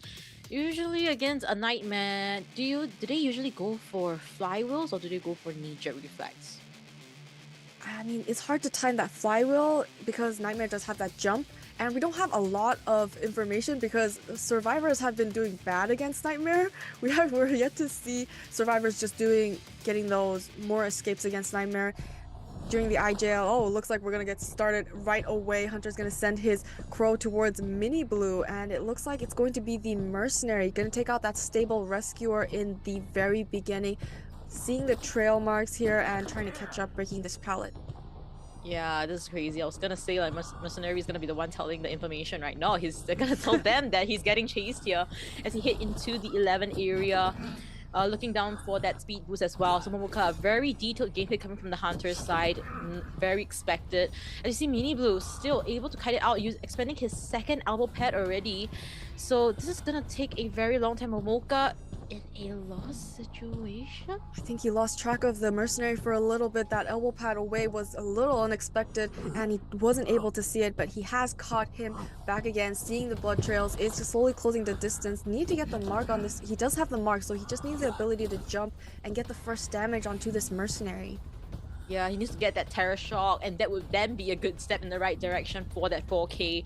Because 4K or nothing for Momoka here, as we see him still looking down on the ground for that speed boost here. It is working out as of now. We're seeing that on the top left-hand corner. Mercenary still able to kite it out, right? Expended all his items already, no kiting bullet and all, but it's just FT. That's all I can say. Unable to get the first hit. He's out in the open. He doesn't have the mark quite yet. He's dodging. He finally has the mark and will be able to land the first hit onto the Mercenary. But 2 Cypher Machines have already been completed. He's going to have to utilize this warp. He gets the pallet. Vault Hunter's breaking every single pallet, but he's not able to down this Mercenary. And finally able to land it right for the second time. So first kill has been popped off. They do know that Hunter did not bring insolence this round, and a 3 full Cypher kite from Mini Blue the Mercenary. In fact, all the other 3 are going so fast, nothing is stopping them, and he's down at an area where the Cypher will not be decoded. Yeah, all the survivors are very far away. We see Yuan on the deck. She's trying to make her way on the ramp, and she doesn't have that cloud, so she can just ride the cloud, make it to the chair, and it looks like, oh, she's hit out of this cloud. A mistake on the side of this Meteorologist. This could possibly give the lead that GX needs. doesn't look like she's able to approach this chair. Hunter is on this meteorologist. He's looking back at the chair. The rest of the two survivors are too far away.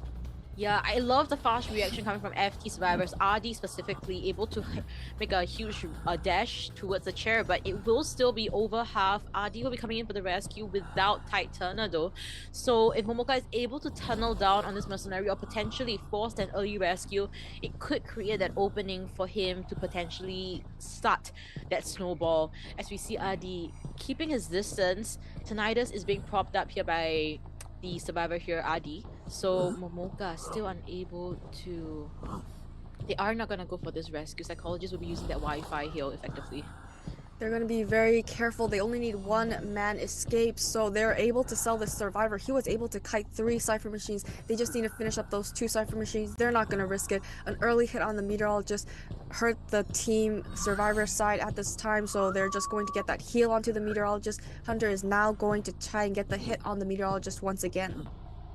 Yeah, but he's looking down again, but the speed boost is not coming through as we see the meteorologist. We'll be seeing the next chase here. The first hit registers quickly this time round. It seems to be that maybe chasing the mercenary might have been the worst option that he could have gone for. Momoka out of options here. As we see him teleporting to Adi right in front of the Cypher, and a hit connects through the pellet.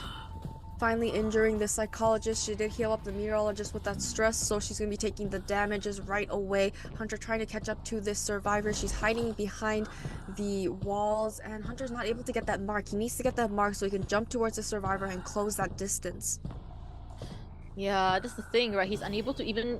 Like, Adi is just breaking a line of sight, so there was really nothing that Momoka can do there, as Yuan will see the hunter's attention once again. Without any pellets to work with, he will see this down in a quick moment's time. But the gale pushed through, so Yuan expended his last portion of that item. And when it comes to endgame, he will have nothing to work with. And we have 2 last Cypher machines. 40 finally able to down this meteorologist with that jump because that pallet was destroyed. She was forced to just wait around here at this window that helped the hunter predict where she was going to be. Will be able to chair for the first time on this corner. We have psychologists at half health. They're trying to push that Cypher machine at 70%, and the fire investigator still at full health. He's feeding tinnitus and potentially gonna go for this rescue. Alright, the teleport happening from Momoka's side. Let's see if Adi will be instantaneously down here as we see him able to get that pellet vault through. So the speed boost did come through Adi, pushing down that pellet, trying to buy as much time as possible for his teammates to push one of the last few ciphers. So potentially that 40% cipher, but honestly, in such a tight kiting area, Adi will down here inevitably. They were able to get that backdoor rescue onto the meteorologist, but now the psychologist is being chaired here at the shore Cypher machine that has 84%. It looks like they are going to be pushing that new Cypher machine. It's building up to 63%. We still have Kuga at full health, and he's trying to come in for this rescue once again.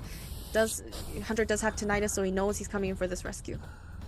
Yeah, Kuga is also able to get that boost as well. So he is buying a lot of time for Yuan to decode that last cipher. It is at 90%, but Momoka teleporting over once again. Yuan, I think he still has a second chair, so things are still looking quite optimistic for FT to potentially prime that cipher and go for that pop, because one escape is all FT needs, whereas for Momoka, 4K or nothing. They're starting on that shore Cypher machines at 90. She just needs to buy a little more seconds, and she is doing that. She's staying out of the line of sight. Can't get the mark on this survivor, and it looks like he's able to get that vault. And now the Cypher machine's prime. She's gonna take the hit. Cypher machines pop 3-man endgame. They only need to get one survivor escape. Hunter's gonna be sending the crow towards the cornfield exit gate. Yeah, so this is the game plan that FT is going for, right? They're gonna split the last 2 survivors, one of the 2 of the 3 survivors into 2 separate gates, because he can only teleport to one side at first to down the survivor, and if it's an instantaneous down, then maybe a teleport could come through. But because there is a 3rd survivor, that's the troublesome part. That person, he teleported to the wrong... What? He just teleported to the middle of the map. He's gonna have to utilize his ability to teleport and get the immediate down onto this fire investigator, but that is a one waste of a crow teleport, so he had to utilize his ability. Now his ability teleport is on cooldown. He's going to be able to chair this fire investigator. He still has crows, but that exit gate's opening up real fast. It's at 90%. It's looking like a two-man escape for the ST survivors. Yeah, so with that, let's congratulate FT for advancing further into the grand finals matchup with tight game here coming into BO2 second half here. Congratulations to FT's Yuan, Adi, Kuga, Mini Blue, as well as HIM. What a performance brought up by them. I mean, wonderful teamwork, especially him. He was able to get that 4-man elimination. Survivors we're just going to get that 2-man escape. We're just going to get that 3-man escape. Definitely very hard for survivors to get 4-man escape. We did see that in day 1. 3-man escape is still good enough. 2-man escape, definitely good enough. They're just, yeah, I mean, wonderful job on the side of both the Hunter and survivors, finishing up with 2 consecutive wins, and now they just go to grand finals. Yeah, so they will have a minimal time to rest and then get back up for their BO1 to BO5 matchup right after this. So for FT side, not too sure. We're still probably going to have the interview. So do give us your questions, guys. But as of now, Gami, I do have a question for you. Yes. Who do you think the MVP is going to be? I mean, it has to be him because of the 4-man eliminations, but if he was able to just down those survivors quickly, that means he won't have as much deduction points. And survivors, we had that airplanist kite was that 3-cipher kite. We got the mercenary 3-cipher kite. All these survivors are 3-cipher kiting, so anyone could be up for the MVP. We have the stats here. Yep, the stats here, 102 seconds of containment time here from Mercenary. As for Yuan, 116 seconds of containment time. So for now, this is our first time seeing Yuan kite, and of course on top of that, we have him on the Meteorologist. So definitely an asset to Team FT from what we're seeing here. So this is going to be interesting going into our Grand Finals matchup because FT survivors have been performing extremely well. Minimal mistakes coming from them, and all of them can kite super well, right? We saw the Mercenary, we saw the Meteorologist in BO2. Now BO1 we saw Kuga on the Aeroplanist, and yesterday was just a full performance from RD with the Mechanic and Coordinator. So FT survivors, they are so prepared for this. Their condition is 10 out of 10 right now, and I can't wait to see them go up against UPDG right after this. Yeah, UPDG FT, I did expect them to see in grand finals. They're getting those wins back to back. On the side of FT survivors, one thing that I would like to point out is the Meteorologist got hit when she was on Big Boat, and they were deciding, do we have to go for this rescue, or do we have enough cipher machines? We had 3 cipher machines completed, and we see a lot of other teams, they get kind of ruffled up and they start to make mistakes, and then it starts just continuous mistake, and then the Hunter does get that advantage. But in this situation, they stayed calm, cool-headed. They're like, we can give this one survivor elimination, so they allowed the Mercenary to go, and then they picked up the pieces from there. Yes, the Meteorologist got the hit in the beginning. That was a little early and wasn't able to get that rescue, but she made up that kite, and she was able to kite over 100 seconds. And that's the thing about FT. They've always been very consistent, and in fact from yesterday's interview with RD, he did mention that they are training in the Chinese server. So China server, so it could have been one of the plus points for them to perform this well, this consistent. And in fact, when it comes to very interesting situations at the end, he did surprise us, FCC, our MVP player here, not on the Hunter, but once again on FT survivors, on Kuga, Hunter transition into survivor with this Aeroplanist. 183 seconds of containment time in BO1.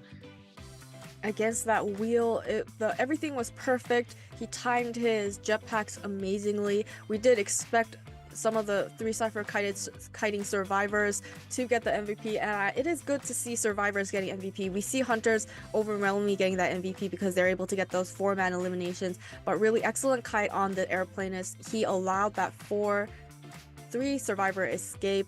It looked like a 2-survivor escape, but great communication, great support. They're just very synchronized. They work together incredibly well. They support each other incredibly well, and they were able to get the incredibly good results as well. Yeah, I think, yeah, of course, this is definitely a showing from FT side, but at the same time, we are gonna be seeing UPDG where it's gonna be very exciting as we head into the interview phase with Adi. Hello guys. Hello. Okay, we are seeing Adi once again, guys, from FT. So congratulations to FT for winning once again and proceeding further into the grand finals. We'll keep it short because I know you guys want to, head into the grand finals matchup with UPDG. But how do you feel about winning this matchup? Very excited because we got chance to get the champion now. Yeah. Yeah, of course, we also know that you have been back-to-back champions for IVC. Now it's called IVT SEA. So how confident are you, from a scale of 1 to 10, how confident are you to go up against UPDG right after this? Oh, only one. Only one, yeah. We should Is do there better. any reason? Oh, because okay. I feel like my kiting is not very stable. Oh, no. I beg to differ. Really? Yesterday, your kite with the coordinator and mechanic, my goodness, such a humble guy. But Gami, do you have any questions for Adi here? I mean, how are you going to be preparing for UPDG? Because both these teams, both your team and UPDG, has been getting the round wins consecutively. They're obviously a very strong survivor and hunter. They have some of your ex-teammates. How are you preparing for this matchup? So because they are my ex-teammates, so we both know each other. So the only things we can do is do our best and show our 100% skill in the competition. Yeah. And all right, so this is gonna be our final question here. There's a lot of fans that's supporting FT in the live chat now, but of course, do you have any words for those people supporting you guys? Yeah, so thank you very much for everyone who's supporting us, and we will try to get champion. So thank you for support. All right, so that will be it with our interview. So, and thank you, Adi, and also that Noah. shirt. Yes, Noah. I should have been wearing a matching one as well. But thank you so much, and all the best for your matchup with UPDG. Bye. Good Thank you luck. guys. Bye.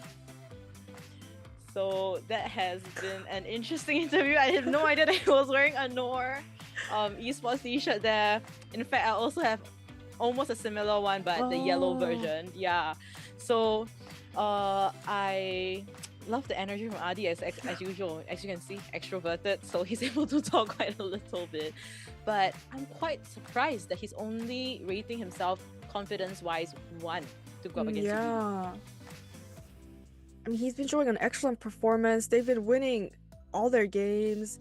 He definitely should have more confidence going in. I'm so excited to see these two teams because they definitely are the strongest teams. They've just been getting the 4-man eliminations left and right, especially on the hunter side. But these are the survivors that were able to get a lot of survivors out. So I want to see how well the survivors do against these 4 elimination hunters, and we'll be seeing the highlights right now.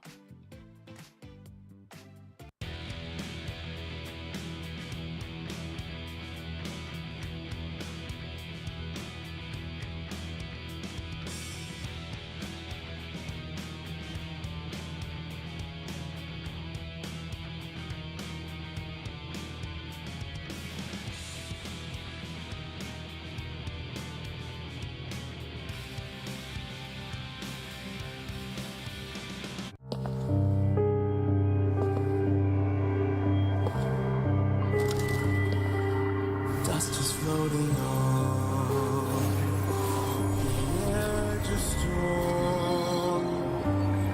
Whisper linger low in the hollow night. Stars will softly guide us through the endless night.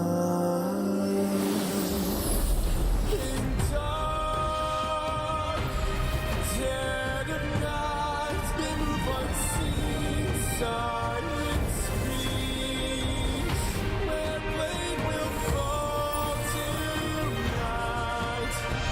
That goes veil, the past fade, twist fast, and doubt truth they'll bust. The shadows are falling, no eternal grace.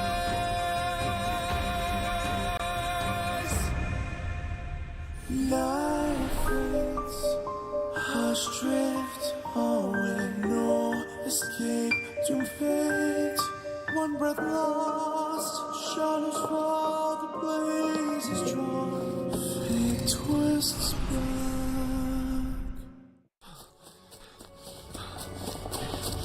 My friend, I recall you once asked, why does the sky shine with such boundless brilliance, while the human heart remains closed off, vile and deceitful?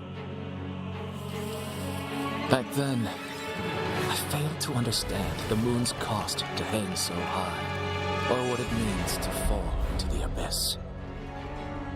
Be it love or sacred vows, they are but dreams of a distant past. Everything I possess, all is ensnared by the merciless hands of fate, dragged into the void of death's oblivion. My friend, the starry sky will never again be my home.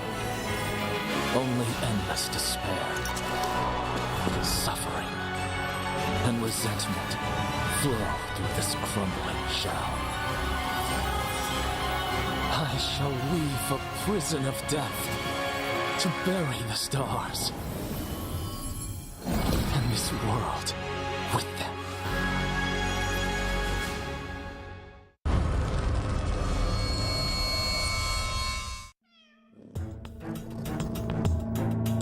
Ghostly signals drift beneath the earth, veiling the only code to the heist. In the hunter's shadowy world, there are no stray bullets, only deliberate accidents.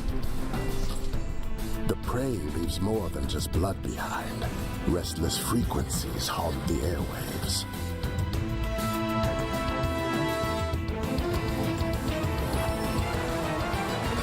When treasure disappears into darkness, ambition sounds the death knell. A bank's greatest vulnerability isn't a crack in the vault. It's the person holding the key. Let debt and guilt be swallowed by the night. Here, truth is irrelevant. Only silence matters. Every recovered treasure is merely a new stake in the next game.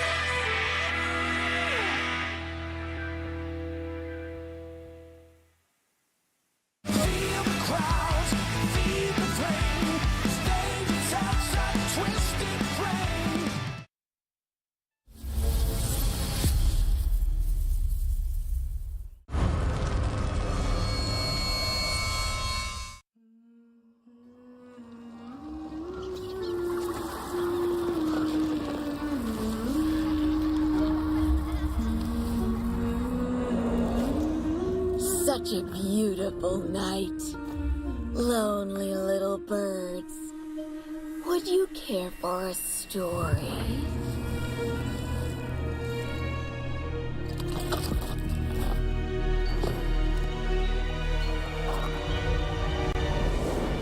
Once upon a time, a family lived in harmony and joy.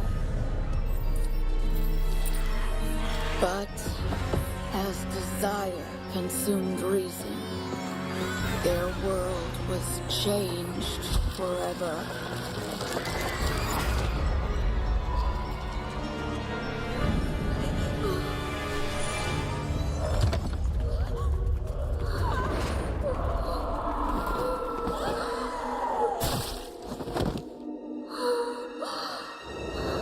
In the cruel grip of hopelessness, the moon heard their withering prayer.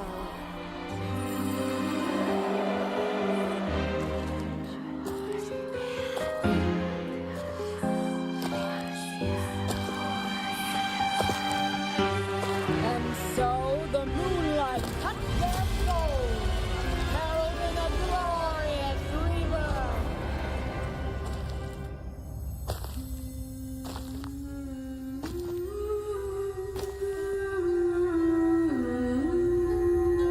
Beware the moon.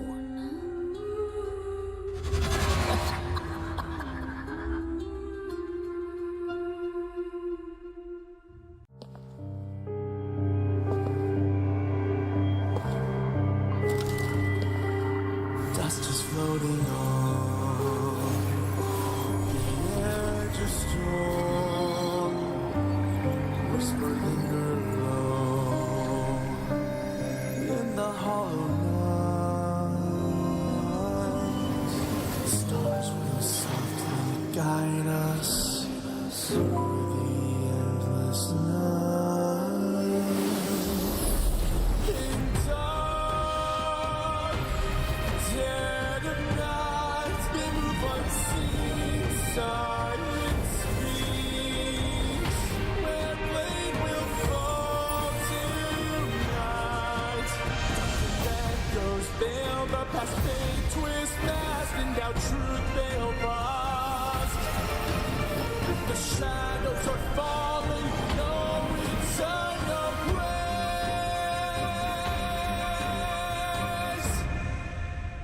Night fades, hush drift away, no escape to fate. One breath lost, shadows fall, the blaze is drawn, fate twists back.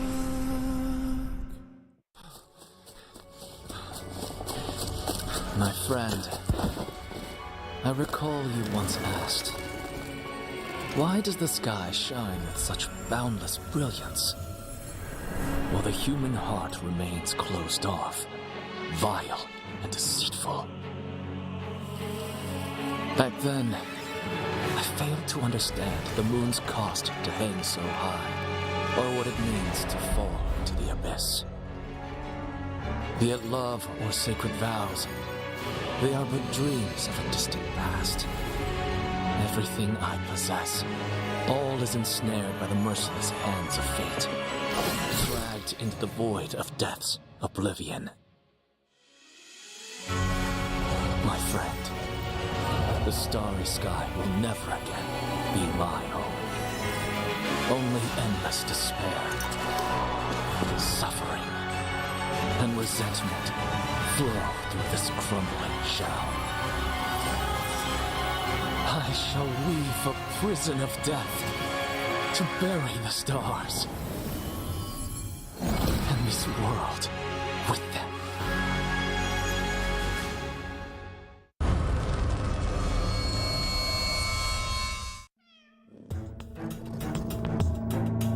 Ghostly signals drift beneath the earth, veiling the only code to the heist.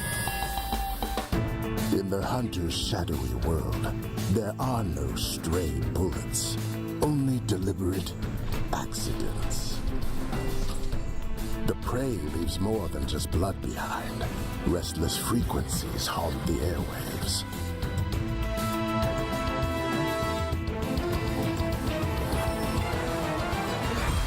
treasure disappears into darkness, ambition sounds the death knell.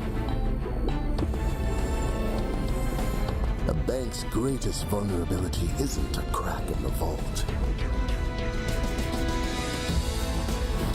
It's the person holding the key. Let debt and guilt be swallowed by the night. Here, truth is irrelevant. Only silence matters. Every recovered treasure is merely a new stake in the next game.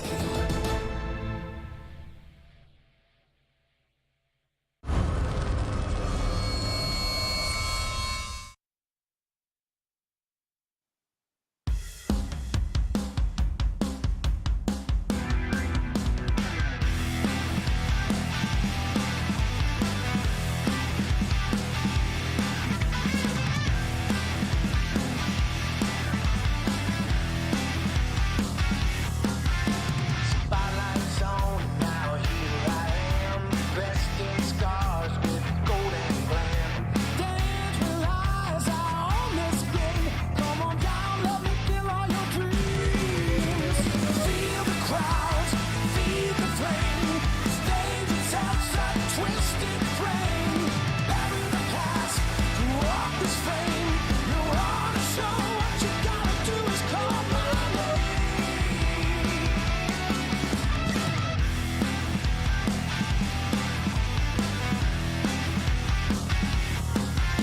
I kick off gold, it's cold beneath. My mask still fits, I barely breathe. They beg for truth, I sell what they need. Take a bow, going out with a bang. Pull the gun, I call the rain. Spin the tale, I played it plain. Call my shot, I ran the rules. Kill the truth, just gave them what they all been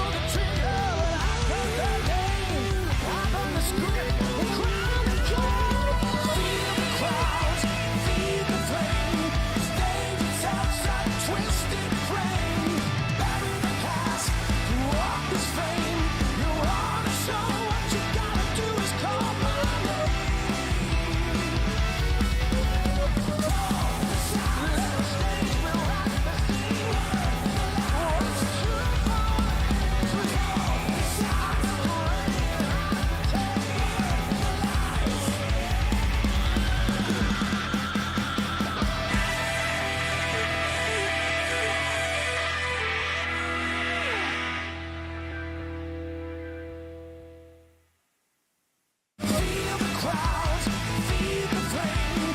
Stage itself's a twisted frame.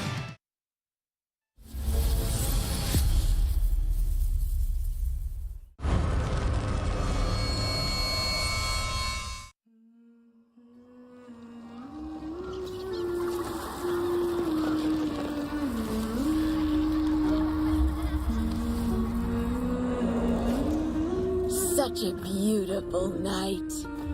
Lonely little birds. Would you care for a story?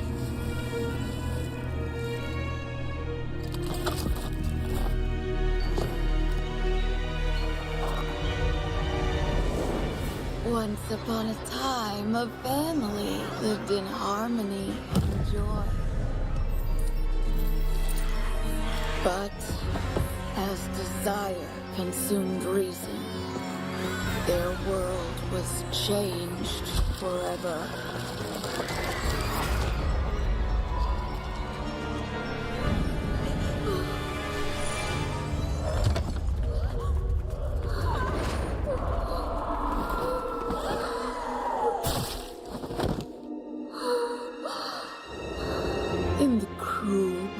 of hopelessness, the moon heard their withering prayer.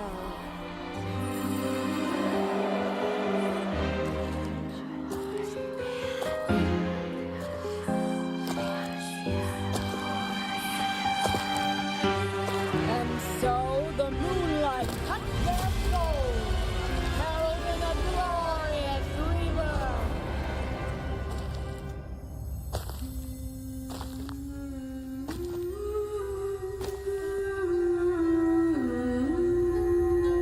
Beware the moon.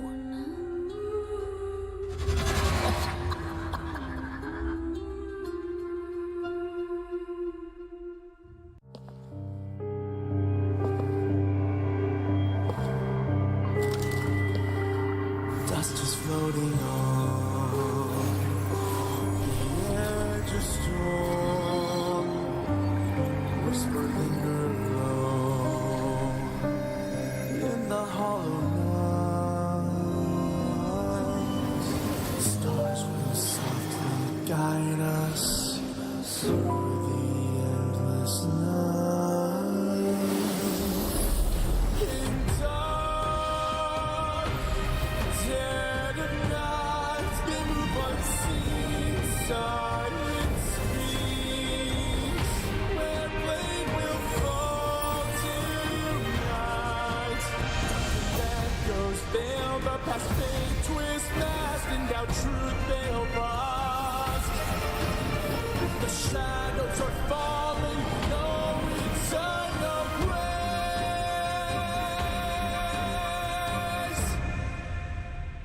Light fades, hush drift away, no escape to fate. One breath lost, shadows fall, the blaze is drawn. Ladies and gentlemen, we are back for our grand finals matchup for IVT SEA 2025, and only one team will be crowned the champions here. We have our defending champions here, FT, versus UPDG, the Upper Dogs. So my name is Chocho, and joining me is Kuro Gaming, and we'll be bringing the live commentary of our grand finals matchup of today. Kuro, how are you feeling? Well, it's quite interesting, but it seems like we have to go through the team roster here first. Once again, it's going to be UPDG's team roster here with Amelia, Ansel, Hunter, and of course Hessian. Haven't seen Amelia just yet, but hopefully we'll be able to see them in the best of fives for today. And of course, from Survivor side, it's going to be Yuki, Shadow, Yoshi, Meow, and PP. And of course, they have their manager Kui here along with us as well.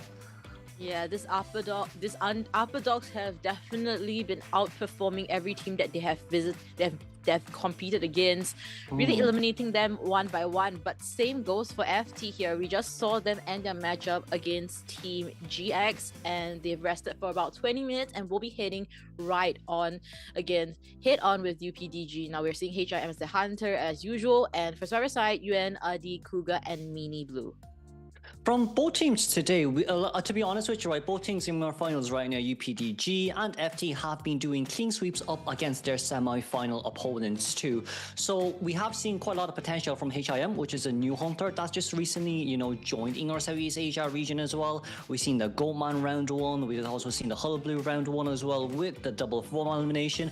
And of course, Hessian isn't lacking behind too. It's kind of the same from his side as well. Oh, there was the Goldman in there was a Hullabaloo in round one in Leo's, and then his breaking wheel securing that 4-man elimination back to back. Yeah, so there is so many things that is going through with not just UPDG but also FT side. They have been showing spectacular performances both from Hunter and Survivor. As we put that thought at a pause, first let's look into our map ban and pick here. FT will be banning out the Ounce Fact and Moonlit River Park. UPDG is selecting the Leo's Memory. It seems like the Hunter's going to come out from UPDG. Hunters will come out first, as FT decided that their Survivor factions will be playing during the first half. I do think it's a very nice kind of decision made by FT as well, just because HIM still relatively new in towards the professional scene as of now within the Southeast Asia region, and we have seen how well FT performs when they are the first kind of, factions that comes out as well, right? With a 3-man escape round one just there earlier on, and being able to, dominantly secure a tie game up against a Nightmare during the second rounds too.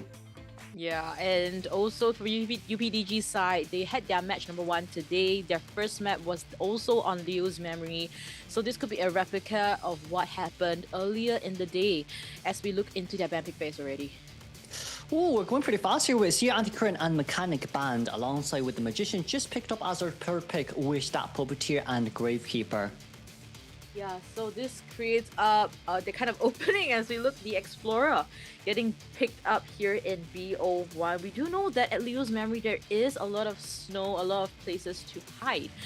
But Hershen, we do know that he has many hunters up his arsenal as well. Yesterday he picked up the Goat Man and he also has an MVP yesterday with that specific character.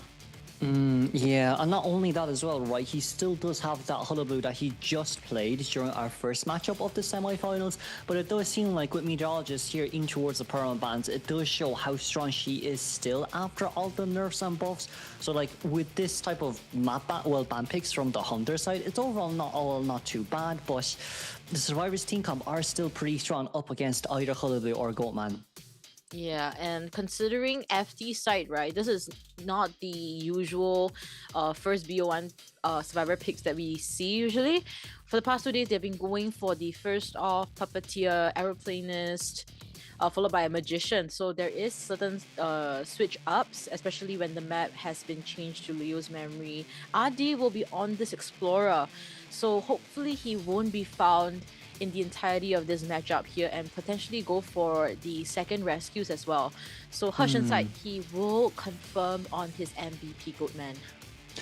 It seems like isn't really willing to play Hullabaloo here, even though he did get a 4-man elimination up against WWW. But I would say it is understandable as well, right? It's just because of how versatile a Goatman is, and you know his endgame potential too. With this fact that if he can get a tie or even just a 1-man elimination, he can still kind of garner that 3-man elimination near close towards the endgame.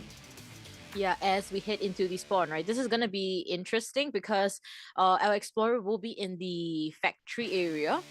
And for Hershen, he will be spawning at the front gate furthest away from Explorer. So it opens up opportunity for him to go for their first chases among the 3 survivors. But Kuro, any first chase guesses? I would say it's first and foremost really smart from the side of FT by putting Explorer in Factory instead of putting him in Shack. But I would say in this case, probably Puppeteer would be our guarantee first chase just because, you know, the double pallet near where Gravekeeper spawns nearby is just way too strong for Goatman to drop those cages down immediately to get that first hit. Oh, as we look into the personas, we have triple tide turners here. RD has a full kiting build, and only 2 of them have borrowed time. Now, Hershen, Trump cut detention as well as the blink.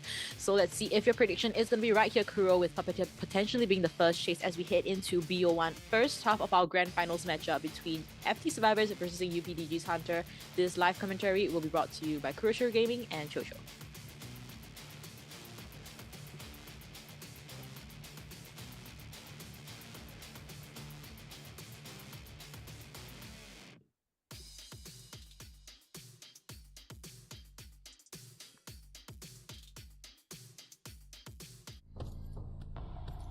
Hershen is going to go straight towards middle there, but Gravekeeper is also going towards the Cypher Machine. However, we are going to avoid him here as our persona points is Trump Card Attention, Wish Exhibitionist, Berserker, Nostalgic it seems, and Wanted Order. Yeah, as we look into this, right, he's just heading straight for the center area, but he's gonna make a slight U-turn into the factory. Yuan, Magician is right there. Is he able to spot it out? But it seems to be he's gonna make another U-turn at the center. He's just making kind of like having a stroll at the center part of the map, but this actually buys out some time for the resentment to be built up. Kuga on the Puppeteer. First chase Puppeteer, it's not too bad, but it's 40 seconds until we start this chase, so Kuga will have quite an easier time here containing up against our Goatman. The only issue with kind of such a slow early game like this is Explorer already has a 50% page. That's going to be a free vault over. However, the terror shot came true, but it didn't deal any additional damage. That was a little bit scary coming from Kuga there as he survives for another, able to use his puppet for the second time successfully. Blink is up now. Hershen has a lot of resentment to work with, and once again, this puppet getting used here. Not a lot of time being bought out here as we see the ciphers also on a slower end.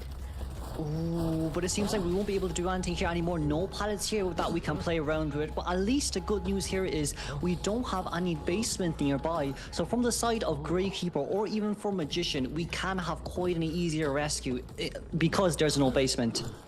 Okay, alright. So we do see Mini Blue is also getting ready for that rescue. We see him on the bottom left at the shack pelleted area. So this should at least be a very safe rescue coming in from Mini Blue. Second rescue is probably going to be from Yuan's Magician's Tide Turner. So things are shaping up to be towards FT side for now. Cypher progress very fast and Mini Blue is ready. But we don't have any resentment here remaining, so Puppeteer will have an easier time with the containment. We're not going straight towards Shack here just yet. There's no one near closer towards middle here, but we can at least get behind the pallet. But the charge hit will be able to land that chip damage, so now Puppeteer will be rendered useless without any items remaining on his hands. Yeah, so Kuga is also running towards an area where the Cypher has already been popped. So raw kiting coming from Kuga, great stuff as we see the Puppeteer. Doesn't mind being down here with this blink hit here. Will be Chad at this corner area. RD is in the vicinity. I believe he is gonna come for this rescue as even the bottom left. Oh, you know what? With Magician having wanted order there, at least it's nice that Explorer is nearby. However, our Cypher Mission decoding progress might just be a tiny bit slower compared to the usual. But if we can body block for this Puppeteer, that's what we need in this scenario. But can we get found here? It doesn't seem like we're able to get found. Oh no, but he's able to break that cage, so a safe rescue does happen here. He's gonna go for that body block situation here as we see RD trying his little best here, but Kuga also on the puppet. Explorer expanded his flywheel already, and Kuga seems like this will be the last we might potentially see. Oh, but he survives that hit. Yeah, we didn't have any resentment there for another cage down, so even if that was a terror shock, it wouldn't really matter much. Adi here still trying to body block Cypher Machines here, 92 and 76% right now. That's going to be Kuga going down here instantly. Adi deciding not to actually force heal, so we're going to maybe see an endgame scenario with 3 survivors left on the field. Alright, so this is a pretty good start for FT as of now. If they're able to get a tie game, great. If they're able to get a 3 escape, the best. But Explorer being Explorer, no flywheels to work with, we might potentially be seeing tie game here. Artie kiting for his life with this Explorer and making God's play. Oh, that teleportation over with the cage was brilliant. Artie hiding behind the cage, well, not cage, the pallet right now, trying to get something from the cage, and we did do so too. That's brilliant done by Hushin, but for FT, a tie game is really all what they need for round 1 first half. Yeah, what a great start against Hershen at the same time. So FT survivors, they should be contented with this result.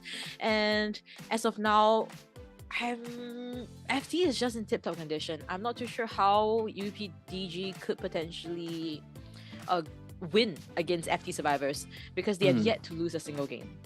That is true as well. And like, not only that too, if UPDG wants to, they can kind of replicate the same ban picks that FT has done as well to kind of guarantee this tie scenario as we move on towards the second half too.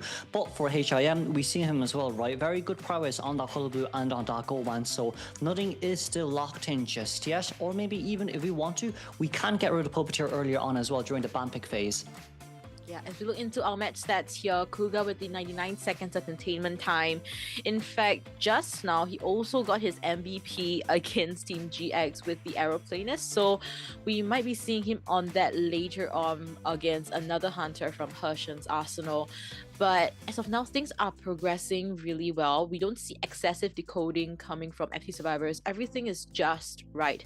So great communication, great gameplay coming from FT, and also really lucky because Magician was the one on the wanted order when it came to the second rescue. If it's on Explorer at that point in time, not too sure whether things might have turned out differently for FT.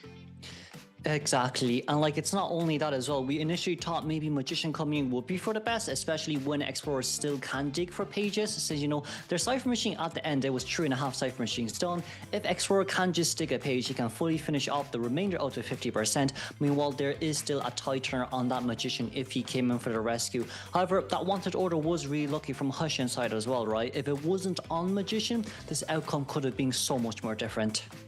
Yeah, so a lot of things played to FT's favor. It's just the game that really favors FT at the same time. We saw the tramp hit today earlier against Team GX.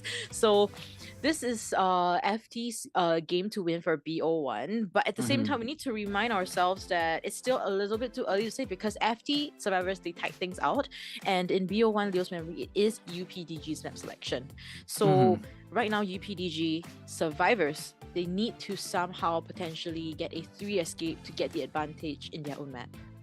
That is true, yeah. But like if you think about it on a map like this, Leo's is more well catered towards survivors. However, with Goatman and Hullabaloo being a part of the mix now in our current day meta, and especially in round 1-2, it might just be a tad bit more difficult. Because we have seen quite a lot of differences here, right? You know, when other teams playing Explorer, it's always Titan Explorer. Does not seem like any of the hunters are willing to you know, try to chase after that Explorer first, even with Hunter's instincts. But this time, for FT, we brought knee-jerk reflex and flywheel, not Tie Turner. Maybe if you brought Tie Turner this time, could have maybe had enough time, you know, to get the last Cypher machine primed and popped. But, you know, in our case right now, the game is over. It's a decision that they can't think about, but this might impact the remainder of their games.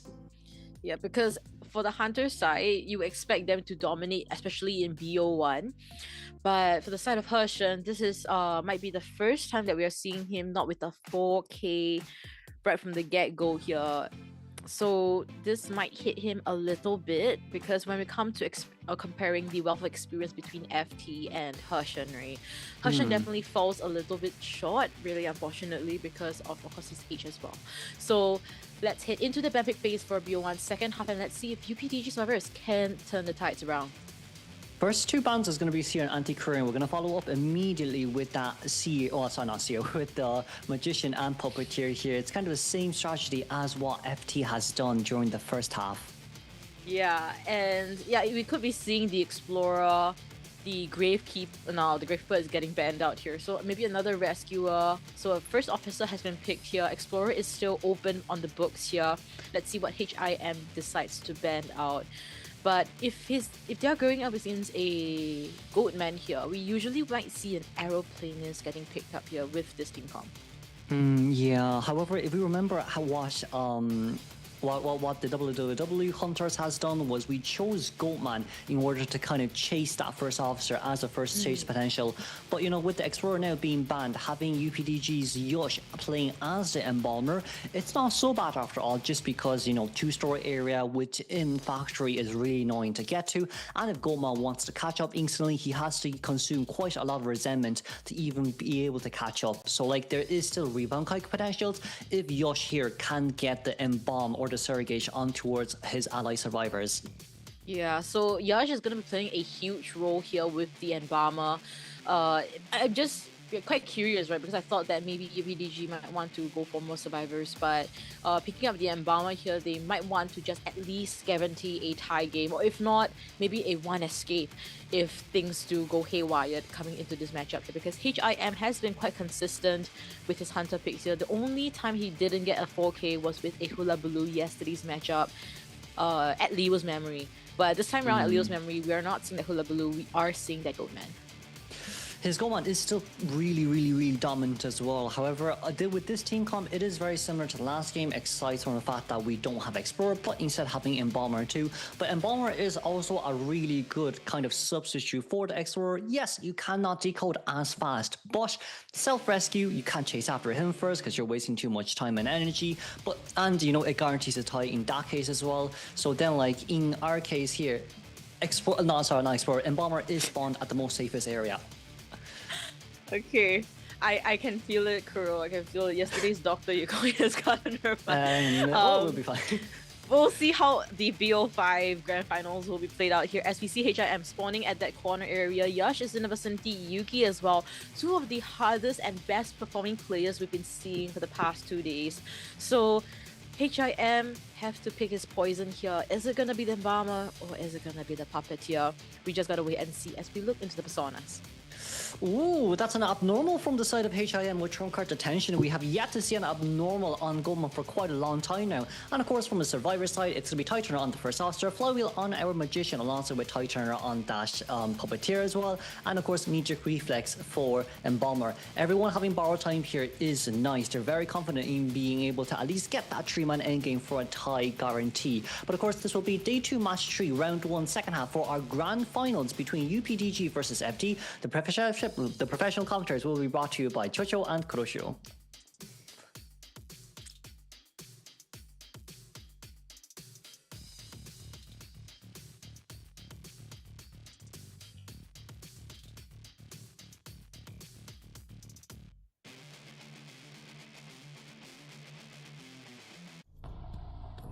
Right, UPDG, it seems to be that they are confident to reach to that end game with that 4 borrowed time, as we see. Embalmer will be the first chase here in the factory area, already placed down his coffin, and Yash able to slow walk out.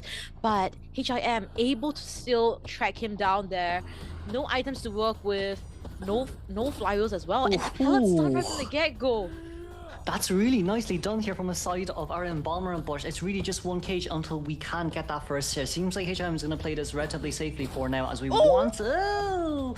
Second palace! Oh my goodness, Yash, and the yummy pellets that he's been giving here, but the hit connects through that pellet, unfortunately, getting that first hit, and he's still very near his coffin. So Yash somehow needs to make a way from here, but the resentment on this cages is unlimited, as we see the hit might potentially register onto him at this point. We try to play around there to bait out Flywheel, but little did he know Embalmer does not have Flywheel as of now. There is still an abnormal potential towards the middle of forming up High Cypher Machine, who is currently playing the Magician, but with Embalmer, as we do know as well, self-rescue still is available for us to use. Let's see if he's going to be expanding that so that Cypher progress will continue. It seems to be he will. So now with another 5 more seconds, HIM will be able to see the reborn Embalmer here. Cyphers are being pushed here. Almost a 3 full Cypher Kai. By the time Yash is down here, could be a 3.5 one, as we see that normal still untouched. That's gonna be our immunity bubble there bursted instantly as well. However, right now our abnormal is going to be pretty useless here in this case then. We did bring the abnormal to slow down the Cypher Machine, but because of this It's okay, you can slowly make your way there again. You can always try again. True. We still have abnormal. It's okay, they're still abnormal. It's still doable, it's no problem at all.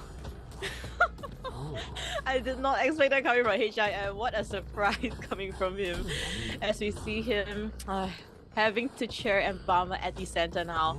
And looking at our Cypher progress for the last 2, it's only at around average 40 each. So things are looking not too great for HIM, but a lot of resentment is being built here, so he could double cage over there, do it. No, he's just gonna single cage at this point and do the normal, so it will be still a 3.5 Cypher.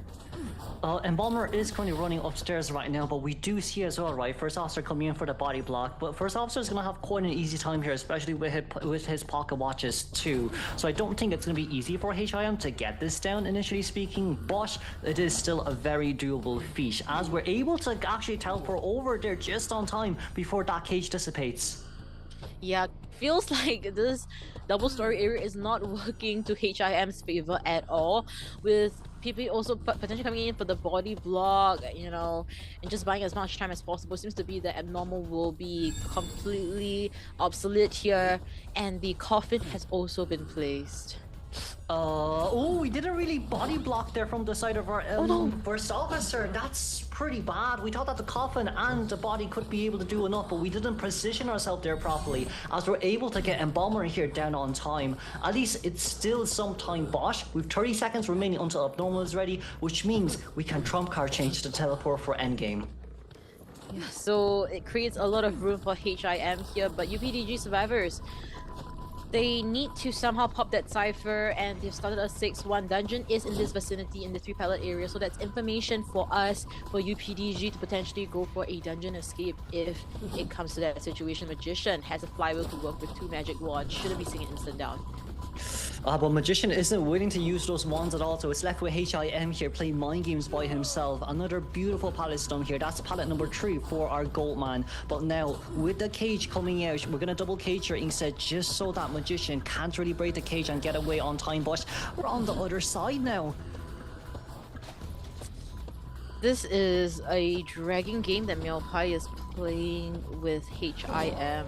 He's left with the last item, no flower to work with. Cypher will be primed in about 10 seconds. They are getting ready for that end game. So, very optimistic end game for Team UPDG. As for HIM, he is trying to gain those stacks on that resentment.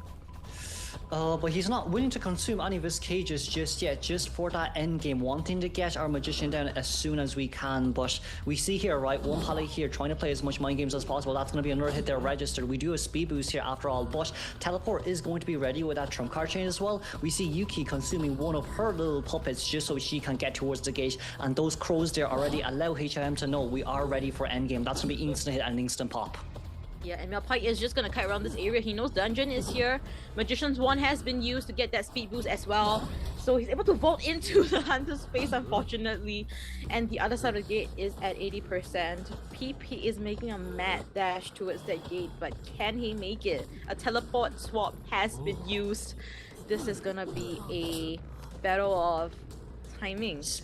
Oh, we're able to get there on time, but that's 2 pocket watches there that we can use. That's number 1 there used. We can still go for our number 2 right now. That's going to be first officer coming back, but we still have so much more cages left that we can play around with. We need to break so much more. As first officer, that's going to be our second pocket watch there used, but there's still one more within the next 7 seconds. We've got a normal hit there, but we're still out at the end of the day. A beautiful tie game from our UPDG survivors, and we'll move on towards round 2.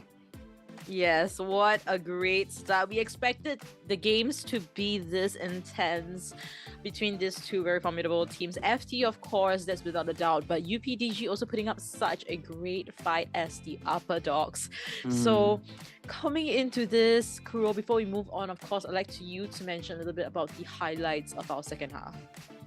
I think I would say this Embalmer came in so well. We haven't seen Embalmer at all for the past few, well, for day 1, right? And him coming in day 2, showing us, you know, with that abnormal on the goal man, because of his self-resurrection, we just couldn't go out, you know, and get rid of the Cypher Machine middling, which Meowpai was decoding, and just to reduce it for a better mid to end game.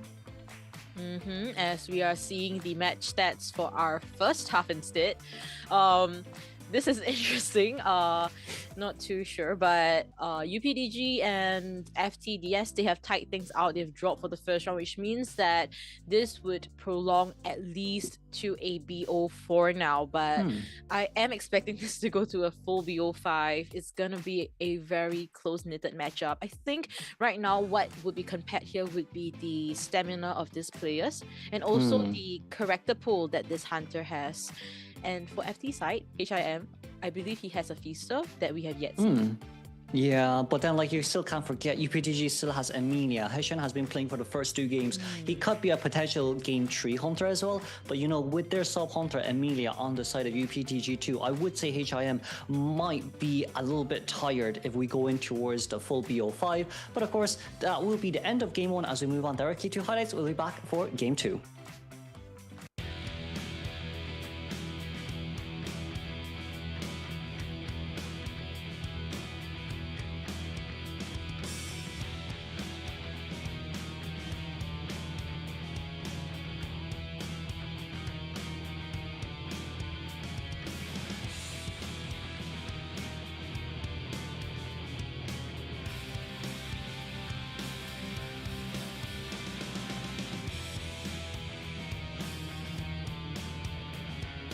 And we are back, ladies and gentlemen, with our BO2 Grand Finals match up between FT versus UPDG, the upper dogs here.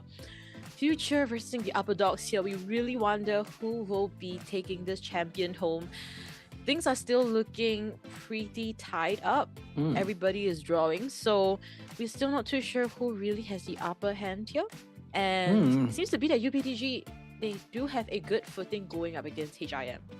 Definitely, and like we see as well here, right, with our point systems on the bottom, it was a tie game during the first half and a tie game during the second half. Both hunters has chosen out the Goatman as their first hunter that has been played, but like if we just think about the characters that has been chosen during the ban pick phases, you know, from FT and UPDG side, permabans on FT side, they still do have that puppeteer that can be reused, but then for UPDG, it is the embalmer that can be reused instead. So like if you think about it, right, that just means FT doesn't have that Explorer anymore, but UPDG still has that Explorer as an asset here that we can use up against either Opera or even Hullabaloo.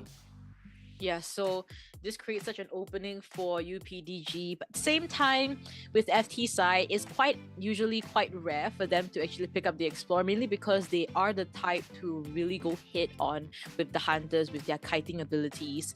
So now that Explorer is gone, I feel like maybe it kind of opens up for Adi to pick up kite heavy potential characters. Yesterday we saw the mechanic, not really kite heavy, but he managed to do so, the coordinator as well.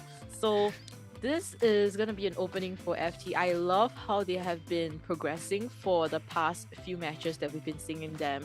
So FT, we can do this. So let's see if they're able to get that championship role, because they are the defending champions of IVC. Definitely, but like we still can't forget, right? UPDG still has, you know, it's still a little bit favored as well, just because they have extra members. They can definitely come up with more strategies. They have more hunters as well. Meanwhile, you know, for our FT side, it's just a member of 5. But of course, we see here as well, right? It's gonna be the round 2 first half. It's gonna be UPDG banning out that Chinatown with FT. Finally, we're able to see our first Moonlit River Park, if I'm not wrong. It is. FT has been banning out the Moonlit River Park consistently for whenever they have to ban stuff. They always ban the Moonlit River Park somehow. But coming to View 2, they want to show this now. Maybe this has been the card that they have been hiding. Finally, they're going to be showing it. But also, I wanted to bring up a point that you mentioned about UPDG. They are not to be belittled, because they have ex-members of FT within the team. We have Shadow, Yash, Yuki, Meow. These are players that have already gone through with FT. In fact, if FT is able to know them inside out, so does UPDG. Definitely. But it's all not only that as well, right? We see as well with Hessian, he did play the Hermish on this map up against a CN team. I think it was last year during COAS 7, with being able to guarantee a tie game, you know, up against a professional IVL team too. So like with him now coming out in round 2 as well, like there's this Hermit that you have to worry about, but still also the Opera, IV, and Hullabaloo. Yeah, a lot of things that they have to be wary of, but let's hit into the ban pick phase and see what exactly will be banned out here from UPDG side. It seems to be it's gonna be the opera singer at the Moonlit River Park. So yeah, and then Curran here is still back in towards jail here with us. Right? The permabans, once again, it's going to be the first officer, puppeteer, and magician from the survivor side. And for the hunter, it will be that Goldman that was just used in our round 1 first half. Second half, sorry. Yeah. It's alright. Right, Mercenary and Fire Investigator getting picked up here. Fire Investigator, we've seen quite successful plays in the Moonlit River Park, I believe in IVT SEA. So let's see if UPDG is able to do so. Mercenary getting picked here because it's such a big map. You do want someone that could rotate around, come for the rescues at very early on. Aeroplane is getting picked here. Could potentially be spawned at the 4th stop to play around with the Hunter. But it seems like for HIM, he realizes that the moment that UPDG locks in that mercenary, meteorologist and coordinator needs to get out of the area. However, we are once again trying to reuse that embalmer as much as we can, as UPDG does know, right? Round 1s and round 2s are mainly hunter-sided, therefore that embalmer is always a very nice safety net to always guarantee a tie. Yeah, I really like the safety insurance that they've gotten here, right? They've always been picking the embalmer at the very end, so it's able to be reused over and over again, working out perfectly for UPDG. Let's see if they're able to replicate the same success they did previously. But what's important here is also what the hunter is going to pick here. So any potential guesses, Yakuro? We still do have Hullabaloo and Ivy available to use, right? But I don't think Ivy is doable on such a big map like this, especially when you have the Fire Investigator that full counters the Ivy, alongside with Embalmer who can self-rescue, and then you have also, you know, the Aeroplanist just with his jetpacks as well.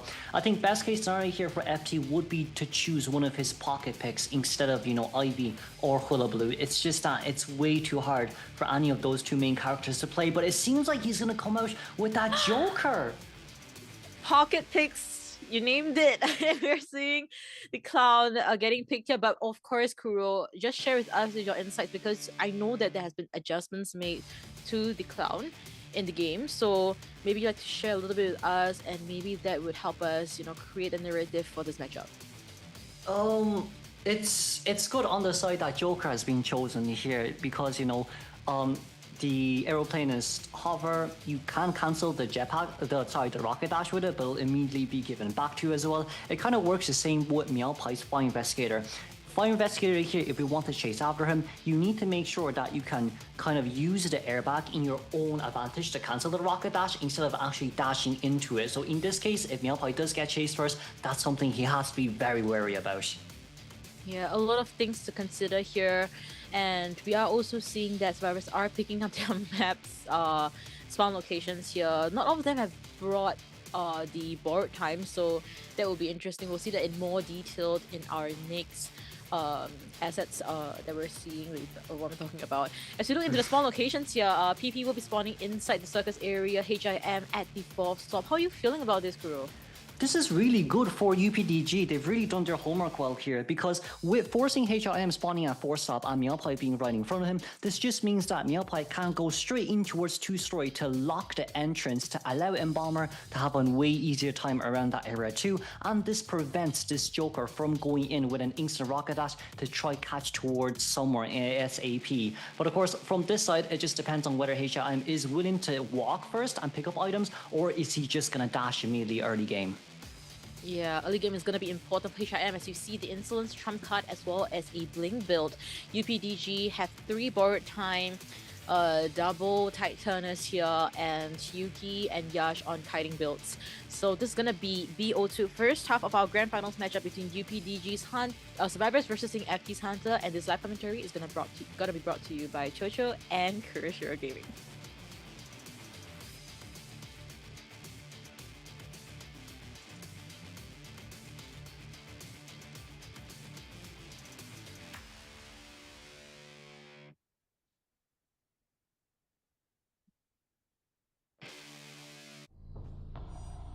Okay, this is a skin I've never seen before, but trump card Insolence here alongside with Max Power Breaking here, it seems, and Berserker. This will be our second matchup first half between FT versus UPDG for our grand finals. Wow, HIM just hitting straight to try and collect as many things as possible, also hitting towards the Mercenary side. So Mercenary is decoding inside the circus area, so this is gonna be taking quite some time for him to get the first hit. It should be as PP already placing out that pallet, forcing him to return to a standstill mode. This is really bad for HIM though. That's 1 rocket dash used immediately and consumed as well because of the pallet, and now 2 more pallets nearby with the Mercenary. If we do decide to pull a rocket dash right here, it might just not be for the best. It's too long of a rocket dash to play, as Yosh is already locating himself towards the longest L pallet that we can see on this map. Yuki in a bit of a difficult position here, but it's still not too bad. Can we get it? We just got a pallet dropped in on time, and that's beautiful for the Embalmer. As now, can we maybe avoid this normal hit, as this Embalmer does not have flywheel? Yep, as we see Yuki taking the opportunity to create that distance by placing that pellet down, but the hit will be inevitable here. No flywheels from Yuki's side. A blink is already in action here. Yuki, can she survive coming into this pellet area? Is she able to predict? No, we've no flywheel, unfortunately, and we didn't want to double back to the palace and to play it too riskily, but it's still okay though. 90 seconds in towards the game, and that's Embalmer first down. Still, being someone who can self-rescue overall isn't too bad from the side of UPDG. This still does seem like a tie game for now, unless HIM can perform a miracle run here. Yeah, and I realized how unfortunate Yuki is because there's no Cypher inside the double story area. That Cypher was outside, and it kind of forced Yuki into a situation where she only had 2 pallets to play with. She's in an open air area, as Yuki Let's see, she will still get that hit regardless, and she just want to buy as much time as possible towards that chair. But Cypher progress-wise, a 2.5, still not quite there just yet. Yeah, we see Meowpai as well already on his way over for that first rescue too, but going down straight in towards basement. I would say we will be able to actually get ourselves charging there, but the only annoying part right now is in basement, yes, Meowpai can come into rescue as the fire investigator, but if you do get hit with the rescue edge, one airbag could potentially end your career here as the Joker, so we have to be very careful on how we play this. Yeah, very careful play from Meowpai, but let's see if he's gonna commit. On the bottom left, we're seeing that he's just at the entrance. He doesn't want to commit for this rescue. Felt like it's a little bit of a safe play coming from Meowpai as well. So last two ciphers are being pushed right now. HIM is trying to collect all the items on the floor for him to have a better game, a better mid game actually. So Meowpai, he has some information now. Let's see if he's gonna be committed here. Oh, I don't think we can chase after Meowpai anymore. Can that airbag come out on time? It just did. But the only unfortunate part was that we could not force Smiley Face to consume his rocket dash, but it's still okay. We were able to at least avoid the worst case scenario here in which we miss that airbag and get a normal hit. But you see as well, right? All survivors are decoding an Cypher machine each. So this just means that there's no way that HIM can perform a last Cypher machine camp. Oh, great maneuvers coming from HIM as well.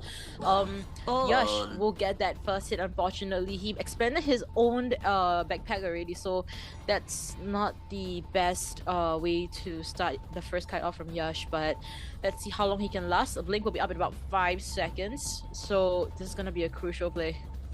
I think from Yosh's side, he jetpacked down towards the other side, but he wanted to use hover on his last hop and pull, but that flywheel was baited from HIM. As we finally see the aeroplanes now going down, we know where the last two Cypher machine here is shaking. We can immediately rocket dash, pull out and look for the survivor, but it seems like Meowpai is going to be on his way over first. 2 tie turners is definitely enough for the last Cypher machine to be primed. But if HIM realizes we can just chase after Meowpai, who does not have BT.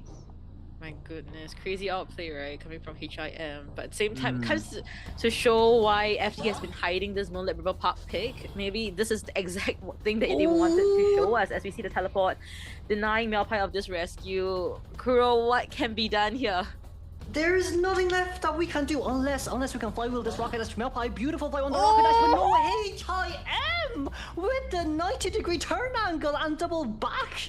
That was a 720-degree turn there from his side as PB here coming in for the rescue. Meowpai did have a shower head on him.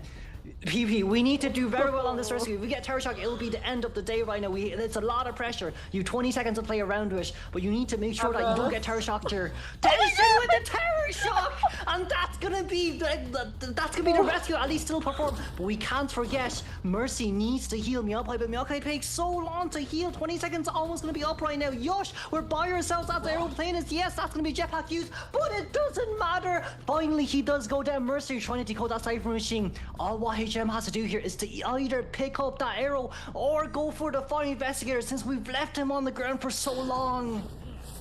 Oh my goodness, completely outplayed there. Everybody, really, this is falling down like flies. They have to surrender. There is no comeback from this as we see a secured 4K game coming from the clown at Moonlit River Park. That was not something what we've expected, right? It's also, which I would say, right, well played from the side of HIM with that teleportation after the rocket dashes.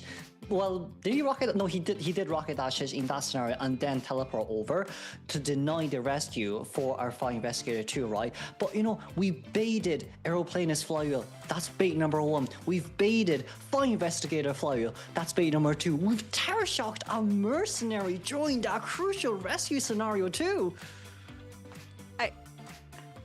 I don't know, like I was thinking like if he manages to get that terror shot on the chat, that would be a perfect gameplay coming in from the cloud, and he did exactly that.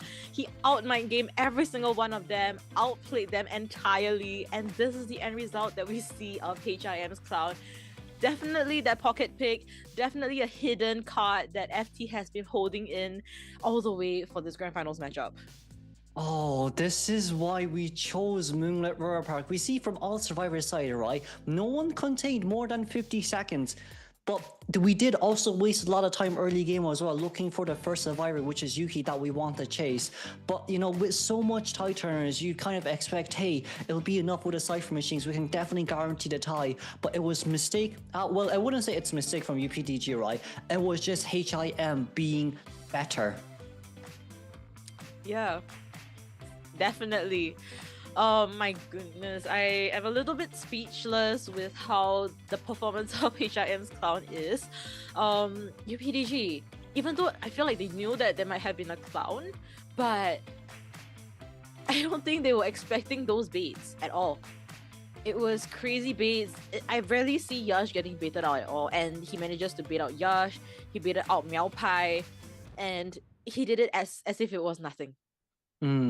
Exactly. And like the thing is, the fire investigator flywheel straight towards the clown rocket dash. We saw HIM immediate 90-degree turn and then 360 after the flywheel has ended on Meowpie, which was a beautiful 450-degree turn on the clown. Is not something we'd expect him to see, because usually in that case, when you flywheel directly to a clown, it immediately registers as, you know, oh, the rocket has been consumed. But in our case here, that reaction time from the Joker was insane. Insane, definitely. It was as if he was reacting in real time, right? Like he sees that happening, he's doing that exact same reaction back. It's just him. I am absolutely astonished by it, and we have still yet to see that feaster. I can't imagine the clown is already that insane. We think that, okay, yeah, it's a clown, you know, probably nothing much gonna happen here, but no, he surprised every one of us.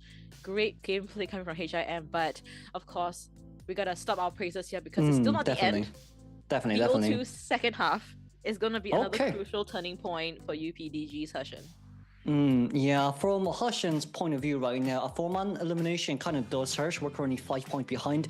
Preferably speaking, you know, as us commentators always say, tie game bare minimum, please. If you get a 3-man escape, that's kind of bad, especially for UPDG. That's something that's really, really hard to come back. But I would say, right, okay, you still have your top meta hunters on the table. I would say from Hushin's point of view as well, he still does have, he has a clown as well. I wouldn't be surprised if there was a breaking wheel up and available to go. But like, now what we can say is, why not allow FT to kind of maybe first pick that Wendy, first pick that Aeroplanist, just to guarantee, you know, easy first and fourth stop. You don't even need those two characters. Get Patient, get Acrobat. That'll be more than enough for, you know, a guaranteed 3 Cypher Kaish. That could be the gameplay. Just a 1 escape, right, is all they need. All they need at all. Of course, they want to, you know, get more points, so it really secures their sitting if it comes to UPDG trying to bounce back. But for now, pressure is all the way up to UPDG's side. Now, Hushin needs to tank this.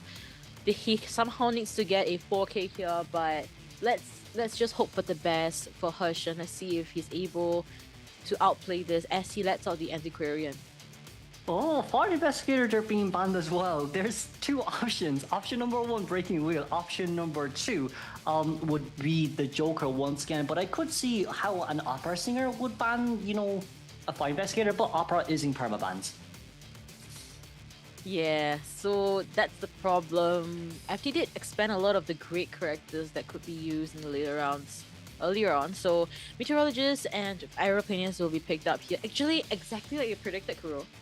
Yeah, it seems like they want to play this as safe as possible, because like if you don't have these 2 characters, you're gonna have to go for the next 2. I'm just more surprised that we decided not to maybe pick Acrobat or something just because we want to save Wendy. Yeah, as we see the forward as well, I know there's this combo with this forward and Meteorologist, the double support coming through. Hopefully we won't see the over support. Usually from FT side, they are able to control themselves to prevent that over support, so that Cyphers are still pushing, because that is the name of this game. And Brahma is getting banned out here from Hushin. Oh, that's gonna be Adi with the mechanic again. Most likely, and especially with the mechanic getting picked here, right? We'll most likely be seeing them potentially gearing up for that tie game, letting out the bot. If mechanic's getting chased here, maybe the bot can do the decoding, but as of now, Adi hasn't been doing that kind of play. He's using the bot to kite hunters. So Hershen, is he gonna be hot-headed here, keep chasing the board, or is he just gonna chase someone that will bring in more value to him? The thing is, right, with the forward, I was thinking about the forward and the mechanic. The issue with mech and forward together is if the bot gets kind of gotten rid of, there's kind of no point for the forward to harass. But like, I do believe that FT has chosen out forward to counter a geisha play. Because you see with this team comp, right, everyone is fast moving. They're all distance creating. But one geisha is the counterpoint to this team. But because of this one forward, it fully denies a geisha play. It fully denies any fast movement type hunter plays. So from the side of FT, this forward was a brilliant third pick.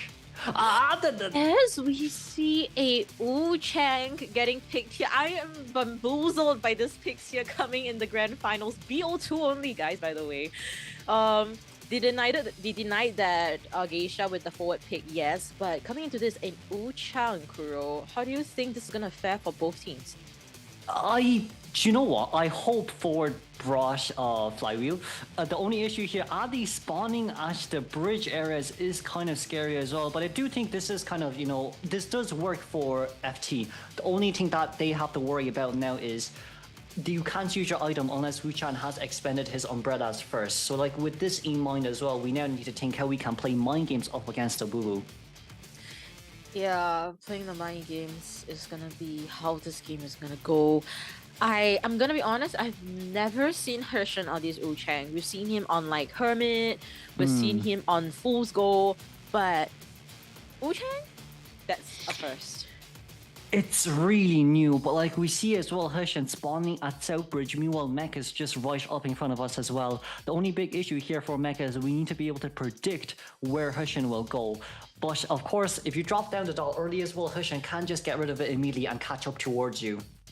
Yeah, like I'm pretty sure at that angle that Hershen is gonna throw his umbrella, he's able to have full view of where Mechanic is. So this creates a situation where Adi is just out in the open. That was a very bad small location, but let's see how FT is gonna overcome all odds here.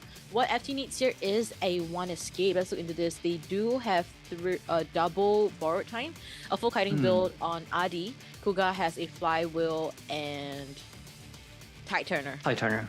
Yeah, so Hershen confined space and detention alongside with the blink. Let's see what's it gonna be for BO2 second half between these two teams. Live commentary brought to you by Chocho and Kuroshiro Gaming. This is an instant. We're trying to maybe go towards the bridge there, but we do not see any shadows here just yet. As the mech stall, they're slowly vaulting out. Potentially speaking, maybe crouching with the bot might be the best idea, as Adi now is getting away towards the backside of tent. However, Hershen will not be able to see that doll just yet. We're able to actually... Oh, well, never mind. We found her instantly as there goes down the bot. Oh man, Hunter's instincts is just natural, right? When it comes to where the board is, Hershen able to accurately place the umbrella on top of Mechanic. Speed boost. We didn't get a hit there just yet, but we can get a hit instantly right after the pallet has been dropped down. This is nice about Woo-Woo's buff. Right after you change forms, you gain a 20% increase interaction and everything. But Adi, brilliant prediction there by herself. About 3 seconds left until our flywheel can be ready. Can we buy enough time here for ourselves? It seems like we can't, as flywheel was just ready on time. Not enough. This kite is just not enough. As we see, Adi will be chat near Yuan's Cypher, so Cypher progress will be interrupted. It's already slow, so this is just a bad scenario that we're seeing here. As you see, Mini Blue is also in the vicinity, ready for the rescue. Bot will be on the Cypher. I'm not too sure how this is gonna go. For now, things are still looking pretty optimistic for FT. That hit was a little bit early there. We can still teleport back from the umbrella, but it seems like we're not going to do so just yet. We finally got that cancellation, but the blink down from that Woo-Woo is insane, as the forward's rescue will be fully denied. With Meteor just coming around trying to go for the back for rescue, but I think it'll be instantly after. Do we have enough time? Yes, we do, as the body block came through just on time as well. Mechanic, that slow vault might just be game changing for ourselves. It's a max presence Wuchan as of now. We're going to pick up that forward first, and potentially speaking, either look for that meteorologist or teleport towards Adi, but Adi can still self-heal with that doll. Okay. Adi lives for another day. Forward, Mini Blue, they will exchange seats on the same chair. Optimistic was definitely not the right word to describe FT survivors, because this is just going downhill at this point. Kuga will be coming for the rescue. He's a full-blood one. Hershen was able to deny the first time. Will he be able to do so for the second time? We are able to get a rescue, but it's forward here with a full ball pull. I don't think that's enough as we want to play around for a little while longer, but nope, that will be the instant bell here to deny any more item usages. But at least we can now slowly but surely start healing. For FT, for the time being, healing comes with priority. We want to make sure we're at full health and not at half health, especially when this Wu can ambush you. Yeah, and also I love how they do have all these cuts up their sleeves, right? They have been hiding all the way to the grand finals. Hershen with this Wuchang is just insane. He's been playing all his cards right, accurate umbrella placements. As you see, Adi will be coming in for the rescue. No tight turner though, and she's on her last legs as well. So both ideal people for Hershen to be seeing here. As we see, all of them has healed up. I wonder if Hershen knows that there's someone hiding behind 4-star because he thinks he believes there's someone back there. But also at the same time, I think he heard Mechanic decoding with the doll too. But we're changing targets here instead of looking for Mech. That's kind of a bad plan here from inside of UPDG, but it's okay for the survivors as we missed that charge attack against UM. Still having a bit more balls left to play, still having a pushback there that we can use around with, but nothing just yet as we will take that first sitting set, cancelling out our battle here. And finally, that's going to be another pushback right on our hands to use. It's almost 3 ciphers done, but Mech does decode really slow. Yeah, so that's the problem, right? The asset became a liability in a split second. As we see Yuan kiting for his life here, and ciphers is just not enough. The 4th and 5th one has been worked on, but as we see Yuan able to glide down safely, and don't think she'll be able to hit up. Oh, he's able to. Oh, we're out on time with that flywheel. At least Mech has a ball, right? However, the only issue here now is I do believe that Aeroplanus has to at least rescue first after he finishes Cipher Machine, and a beautiful blink down from the side of Raoul.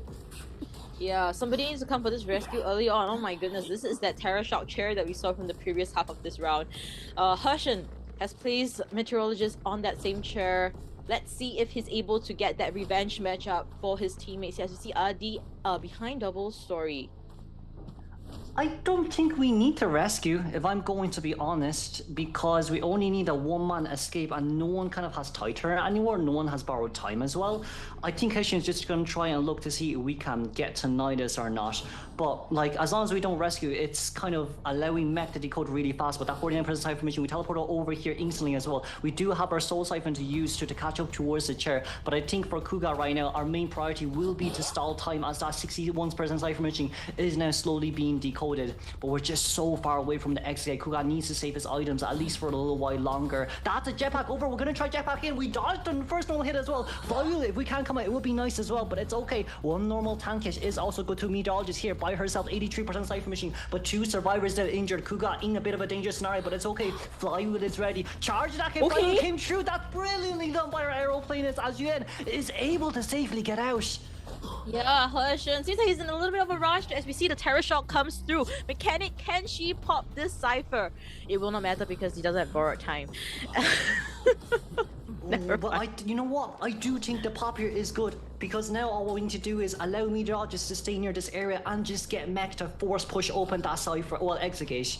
Yes, that is exactly the kind of gameplay we hope to see here from FT because one escape is all they need. Yuan is gonna cut for his life here. They're really making use of his flywheel to negate that black bell as we see him without items, able to place that pallet down successful against a black one. So Mechanic also made use of his flywheel to get nearer towards the gate there. 40% is on that gate, 50% Yuan will see the down here unfortunately. 60, 70, and it should be enough. Yeah, even if the teleportation is ready, it's a white guard after all, right? So like, if it was a black guard, it'll be different, but white guard, it only kind of disallows you from using your items. But that teleportation did run a bit short, as we can guarantee, you know, a one-man escape at least, which is kind of what FT needed. But this Wuchang 3-man elimination was so exciting. So very exciting. He played his cards right. I really thought that he might potentially have gone for that 4K, but surprise, surprise, as we see Yuan still potentially trying to kite, but there is no dungeon here. The blink hit registers as we see Mechanic running out of the gate safely. I would say, with that beautiful game 2 from both Hunter side of FT and UPDG, it was phenomenal from both sides, right? We had a Joker from elimination and now Wu-Chan returning back at 3-man elimination. So now, based on points, it's 6-3. This is only a 3-point difference. It's not something that isn't recoverable. Absolutely. It just creates that spacing for FT when they go up against UPDG. Pressure will be up against UPDG. And looking on the bright side, since this is FT's map selection, they get the advantage. Great stuff. But back into BO3, we'll be seeing UPDG picking their map. So they got to be a little bit wiser now, not to pick into their opponent's map selection. What is it going to be now? And how are they going to get those points back into their favor? Definitely. And I also do think, if we move on towards the match stats here first as well, Hushin with 15 survivor hits, 1 terror shock, 8 knockdowns, and 6 pallets destroyed. But of course, the MVP here still has to be given towards UN as well with that second containment of 128 seconds. And we also have to give props to Kuga as well with that rescue too, after using a jetpack to dodge that charge attack hit and perform a very safe rescue and contain for another 20 to 30 seconds until the Cypher was primed. Yeah, my goodness, I didn't really like the fact that FT really gave us a little bit of that heart attack with that denied rescue at the start. Felt like things could have gone a little bit safer for the side of FT. This is might have been one of the missteps, misplays that we are seeing them in the past 2 days of this tournament. Definitely. But of course, after such an excitement, second game, we're going to move on straight towards the highlight before we come back for round number 3.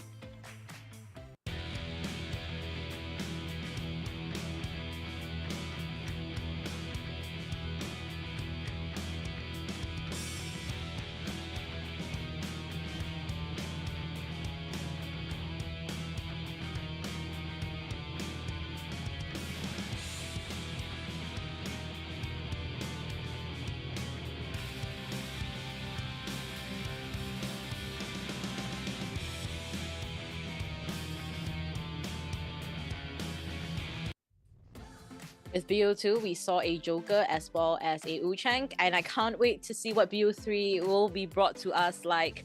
Is it gonna be more non-meta hunters, or is it gonna be those meta 4 hunters that we'll be seeing here? So Kuro, coming to BO3, UPDG's map selection.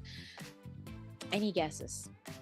Well, we did see the Chinatown band in round 2, and of course in round 1 it was the Moon River Park, but it was just chosen as well in round 2, right? So that's all out of the way. However, if you think about it, right, Leo's is gone, Mulet is gone. We still have around 5 maps here remaining, but before that too, you see the point systems here as well, right?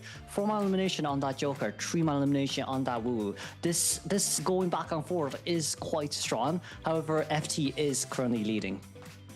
Yeah, and we also see that all those kind of surprise picks, or at least no meta picks, are kind of working out to their favor rather than picking the meta 4 hunters.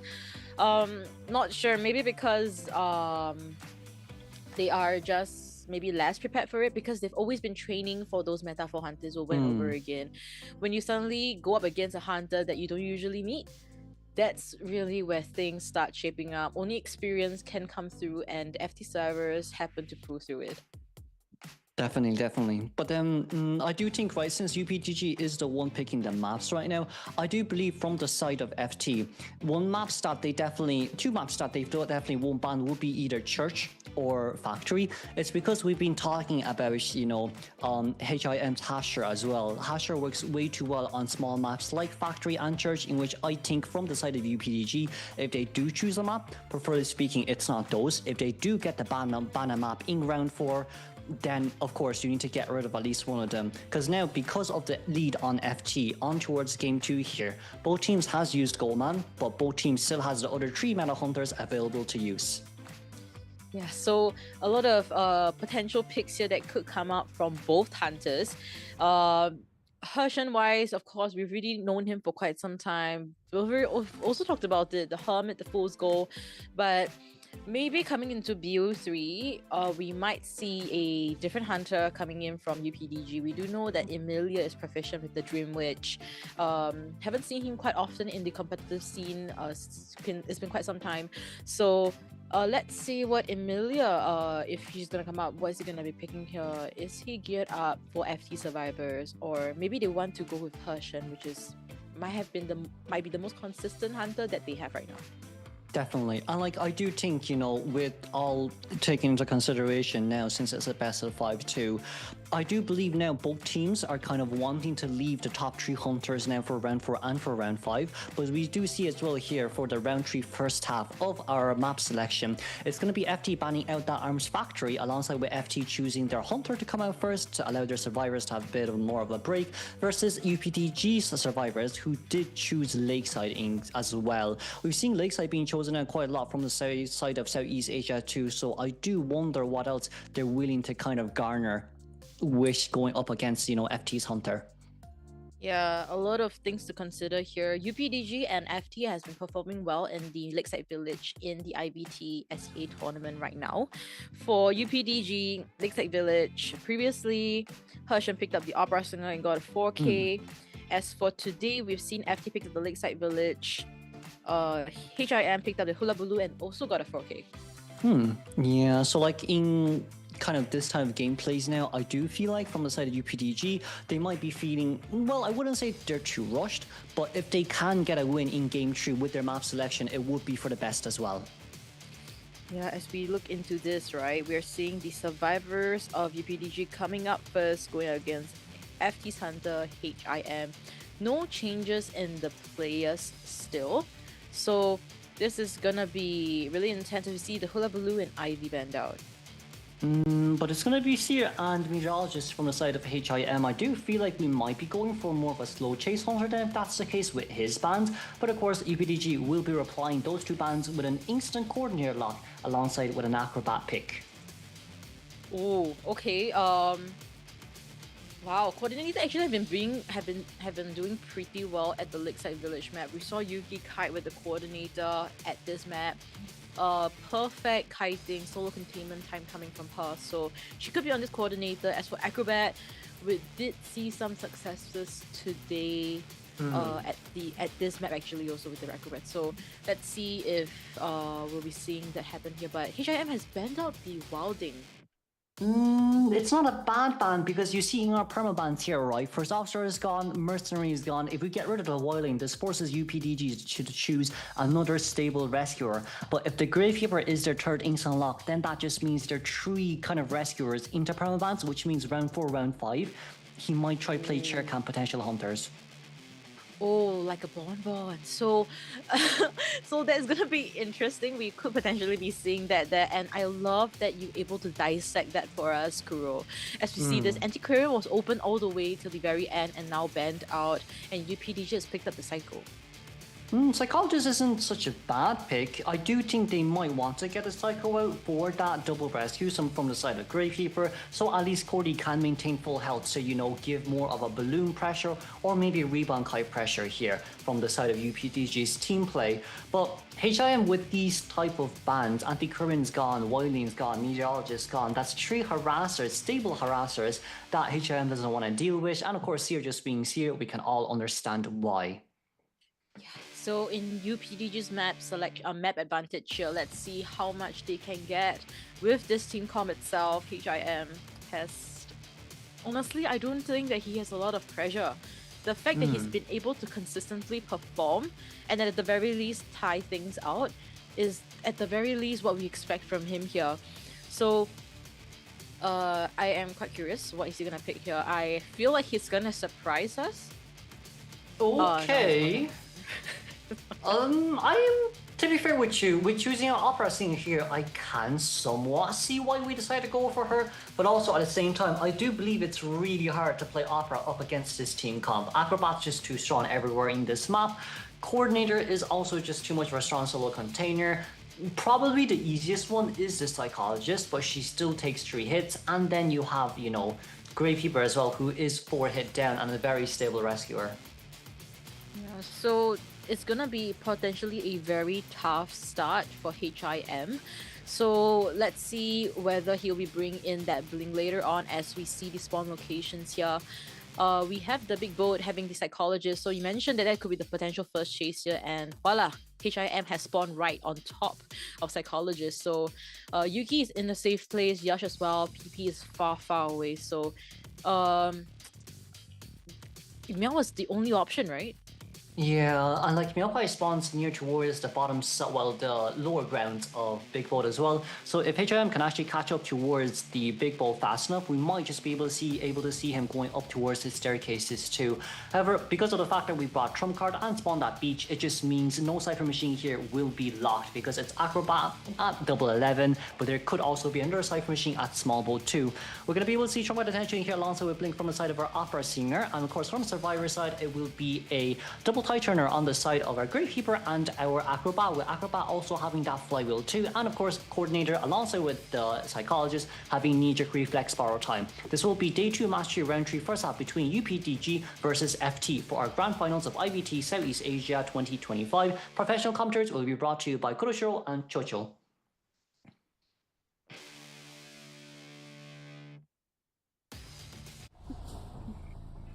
Right, so UPDG Survivor is on the back foot here. Let's see if they're able to get that comeback. As you see, Meowpie hiding it out, and it's working out for him for now though. So HIM is still trying to scout out where Meowpie is exactly. A slow vault on the first level, we saw that, and HIM still unnotified but able to spot him out now. Meowpie did a really good job with hiding there, but I feel like from HIM's, oh, that's hit right over the pallet. We didn't win that pallet mine game, unfortunately. Yeah, Meowpie will just rotate upwards now. Still looking backwards to make sure that he does have enough distance, making sure HIM is following along as he drops down into the Hunter. So the hit still misses for now. It registers, connects here, and Cypher Progress still on a slower end. But you know, with Blink ready in 10 seconds and Psycho Stress also about to be expired too, we did kind of get blocked there by ourselves a little bit, but HIM wants to wait until Stress is over. There we go. No rebound quite potential anymore, but we do a Shadow Dance later on. But as of now, Meowpie, ooh, nicely done as we Shadow Dance back here. Because we don't want to consume that Blink. 65-second down isn't bad. We see our Acrobat in middle too, who does also have that extra tie turner. So, Yash, but the distance that he has with the chair right now is a little bit far. So yeah, GK is going to be coming in for the rescue. We see that Bling hit just for that to happen. So let's see who will be coming in. Yash coming in from the back. We'll try to get close towards the chair here. PP is going to hit back to decoding, and a safe rescue occurs. But if the Titan comes out here, we could predict that Acrobat does not have borrowed time and could potentially have knee-jerk reflex instead. So I feel like for HIM, if we can change towards teleport sooner, we can go after Acrobat and potentially look for a 3-man elimination. But now, since we are at half health, well, not half health, sorry, since we are around closely towards the mid-game where 3 Cypher Machines is done, Cordy is still available to come in to harass. UPDG still going on a good flow. Things hasn't yet snowballed out of control, so UPDG does have a good footing coming into this matchup. PP will be coming in for the rescue. He's using his second shovel. Does have a tight turner to work with. 5th Cypher still untouched, and 4th one is being worked on. Oh, we did get that knee-jerk reflex from the window though, so I feel like for HIM we could chase after the Gravekeeper as well later on. There's 2 survivors with a borrowed time, and for Gravekeeper to show his persona traits, this is really bad. We got the hit on towards Gravekeeper who needs to self-heal, but even for Psycho here, unless you can kite over the tighter time, in which we can't, it's just way too non-beneficial from the side of UPDG.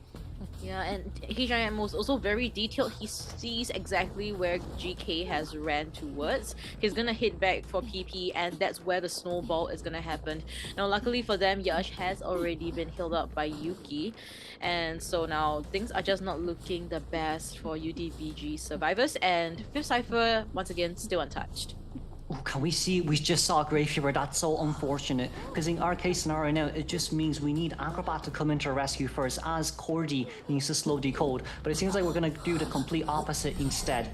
And the reason why I said prefer speaking, you want Acrobat to come in first is because if he comes in second, both Gravekeeper and Acrobat doesn't have borrowed time, so it can still lead up to a 3-man elimination. Yeah, very tough situation that UPDG gotta work around, as we see Yuki potentially coming in. Yeah, she's coming in from the 11 direction. Able to get a safe rescue. Let's see, the gun will not be used, and this creates a situation where it misses against that structure. My goodness, now Yuki will be down here, and let's see if HIM commits for this. It seems like he will. PP will live for another day. 5th Cypher once again for the 3rd time, still untouched. as we see Acrobat forced to come for this rescue. But then, like, with Gravekeeper going to decode 2-story Cypher Machine right now, it's just so bad for them. We do know where Yoshi kind of decoded the Cypher Machine as well, which is why we came back towards the back of Small Ball. But without Tinnitus here, I feel like we can safely go out towards middle to see if we can spot out Acrobat here or not. But I don't think it'll matter too much, especially when Gravekeeper needing to decode that new Cypher Machine with Teleport up and ready available to go as well. If Gravekeeper dies nearby, then it just means they need to decode another whole Cypher Machine. And Gravekeeper is second chair. Yeah, so this is looking to be gearing up forward towards FT's HIM's game.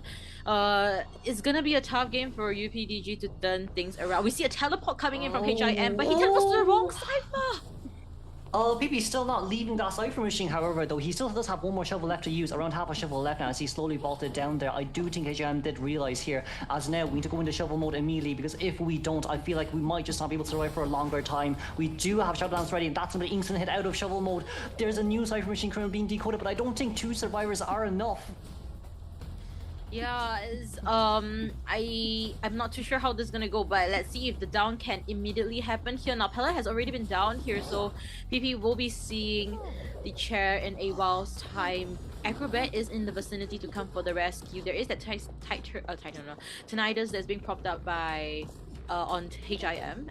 She's trying to chair near Yuki as well. Yuki was after half rescued. This is going to be second chair here, but we're going to drop down here instead just so then no one's decoding Yuki. That's an injury reflex out trying to get towards the double 11 area, but no, we'll be fully denied since it's an opera singer we're going up against. We want to leave, it should have been early, but with a Shadow Dance back point, that's a slow ball over. Terror shock down on the Cordy. A guaranteed second elimination as Gravekeeper was just healed by Acrobat. Like, this is just perfect gameplay coming from HIM once again. The fact that he was able to create a situation where there is nobody decoding. He created that situation, and that's just perfect. He knows exactly what's expected of him with this opera singer, and I think he was able to see PP heading up the big boat. Yeah, and like not only that too, we can continuously slug this Gravekeeper for as long as we want. The moment we see the footprints, all what we need here, we just saw the footprints, but it seems like we still want to double back to look for Yoshi instead. However, even if that Cypher Machine does pop, we have realized that Gravekeeper does not have borrowed time too, right? With his knee-jerk reflex for the second rescue. So chasing after Yoshi here, I feel like it's more of a damage control and waiting for that Gravekeeper to decode the Cypher Machine for us to teleport over for an instant fast down. Yep, teleport is gonna happen right now as we see PP, no items to work with, and he will just be down here. Yash unable to run back towards that Cypher to decode, and right now he's just gonna potentially buy some time for himself. But the thing is that HIM, he understands that the Cyphers for both sides is just not quite enough. So he's just gonna play the slugging strategy, and it's gonna be that stalemate situation and a 4K guaranteed for him. Definitely, and I do think what HM wants to do here is to actually wait out the teleport time, just so maybe you want to pick up and drop down Gravekeeper, reset their heal timer, and then afterwards go out look for Acrobat. If Gravekeeper is self-healed, we can just teleport towards his decoded Cypher Machine and chase after him again. But Yoshi here being spotted out instantly, I do think this just might be the end for UPDG's Game 3 first half here, as now for Acrobat, only one flywheel left on his hands to use, and of course with a few more balls, but you're still left with 40 extra decoding progress remaining. Yeah, so Yash is trying to... a little misstep there, but he was able to dodge the first hit, second swing with that flywheel, the third swing through that pallet, and survives. So Yash able to kite it out, and Gravekeeper will be expanding his self-heal, and the first hit registers onto Yash. We don't need to teleport unless that Cypher Machine has been decoded, so I think for HIM here, he's going to take this quite jollily sweet as well. The Cypher Machine is now being decoded by Gravekeeper. HIM still does not realize just yet. As long as Yosh here is at half health, that's all what matters. We are going to be able to get a beautiful vault over, Shadow Dance over, but it seems like it was predicted. Brilliantly done by Yosh, but teleport is ready. Do you want to go for it? For that Gravekeeper who's on the other side of the map, but the Cypher Machine is now at 88%. Nah, Yash, play HIM completely there, and now able to use that red bomb to prevent him to get into shadow form. Now Cypher has been primed and popped, and they might be able to get that one escape. If Yash is able to survive a bit longer, teleport is ready. But we still have so much acrobatic vaults left on our hands to use this vault over. We won't be able to hit over there, so very brilliant. Honestly speaking, brilliant. discipline, but that fall down was good as the teleport over comes out, but there's no one near this area. PB going straight towards the back end side right now. As now Acrobat, no tonight left on our hands to use. That's going to be PB here who are going to meet near towards Shaq as he's close towards Spaceman too. But for Acrobat to go towards the north exit gate, the main exit gate, he will take quite some time, but that's going to be Gravekeeper hiding as he will be found here instantly as well. Gravekeeper knows how to feel. He goes down here instantly. Yosh trying to get that gate open just might not be enough as he's now jailed and suffocated on that side of the map. My goodness, it could have been a one escape game that we saw by HIM, taking every opportunity, capitalizing on every single thing. Like, we thought that he teleported to the wrong gate, but it was not. He was able to eagle spot out where the Gravekeeper is. He's already expended his self-heal. Yash is in a situation where he can't open chest. He has a self-heal to work with, but it really doesn't matter, and he has no bombs left. And I do think now we're waiting for the crows to pop out first, right? The moment that the crows pop out first, it'll be the end for this Acrobat. He finally made it towards the gate here. He just decoded 1% of that gate, or not even 1%, as it didn't even register on our screens as the caster's point of view. But Yosh, we're going straight towards the small boat corner right now. I do wonder if HIM is willing to kind of be a bit brave and go out to look for this Acro. But he is now just on the other side as we finally teleported back once again. Yeah, I feel like he's a little bit scared as well because the dungeon is in this vicinity. As long as he's able to hold PP, he should be fine. But he's just gonna chair PP for now. Creates the opening for Yash to play around with. HIM will be teleporting to the back gate. Once again, there is no tinnitus. On our view, on a bird's eye view, we are able to see that Yash is actually in the vicinity of the 11 area. So let's see how is he gonna play out. It seems like he's running towards the back gate. HIM still doesn't realize this just yet, but I do think now he's gonna be on his way over. But I don't think Opera Singer. Well, I do think Opera Singer is fast. But then you're also kind of fighting up against Acrobat's slow gate opening as well. It's currently at 10%. The countdown now begins. 20, 30, 40. I don't think it's gonna be enough. It's too slow. It's we missed Shadow Dance. We missed Shadow Leap. Sorry, but Yosh couldn't open it. This is so unfortunate as we see Acrobat. I mean, getting that hit through that pallet, and this guarantees that 5-point game on that Opera Singer. But can I just say, what a great end game played by Yash. The mind games on the front and back gates was pretty insane. Yeah, and it's not only that too. We saw how well kind of UPDG played, during the early game phases as well. We saw how well they kind of coordinated themselves, but it was HIM that kind of made the opportunities with the target changes, realizing which survivor does not have borrowed time, in which we were able to kind of leave the last two survivors end game, and then slowly slug the way through. But still props to UPDG as well, especially Yosh being able to buy so much time as an Acrobat, for that endgame scenario where Gravekeeper was being slugged. Yeah, which brings back to my point. Yash I do feel that he might be one of the best kiters in SEA. Very consistent with the way he's been kiting. It was a fully skilled Opera Singer. He mind game, outplayed HIM. And with 123 seconds on containment time, solely on him, he definitely deserves a pat on the shoulder. But it's just really unfortunate at the start, Melpai was getting chased. It was a very short containment time. And the double down on PP and the snowball from HIM just became a situation where UPDG was unable to come back from. Yeah, and we also have to take into consideration of that missed gun as well. I feel like that missed gun could have bought us so much more rebound containment time, or even just to get the cipher machines done as well. Because in our case here, with HIM being, a little bit too stubborn and still chasing after Acrobat when Gravekeeper was decoding the cipher machine on the other side of the map, I felt like for him, could have been a bit easier if he just teleported, slugged, and then, Shadow Dance back towards his own shadow forms to go after Acrobat once again. But, I do think, right, if it was a totally different character that wasn't the Acrobat at that exit gate, definitely would have been enough to open it. Yeah, I would also say a lot of what ifs, right? Because if things really went according to what we hoped that it would go through, like the planned script, maybe it would have been a lot easier game for UPDG to play up against. HIM is just on top right now. There's nothing that is gonna stop him. We saw that only in BO1 he was only able to get a tie, but from there onwards he's just been getting a 4K massacre kind of gameplays. And the next person that will be up once again will be tanking the stress, right? UPDG. Yes. Hushim. Definitely. I think this is a scenario where, you know, in game 2, we kind of were able to handle the stress a little bit. Being able to return a 3-man elimination there was great as well. But then also on the side of FT2, we saw how much issues we had with rescuing our mechanic during the first initial rescue. Forward being, you know, getting that instant first hit on the Wu-Chan, thinking that we had enough distance between the two, and then being forced to pull a rugby ball. It was a blackguard after all. One bell, one blink down, and that could have went so much more different. And of course, from the side of mechanic 2, it was an after-half rescue. So like in our case now, it's kind of like, okay, forward is gone, mech is gone, we won't have those two anymore.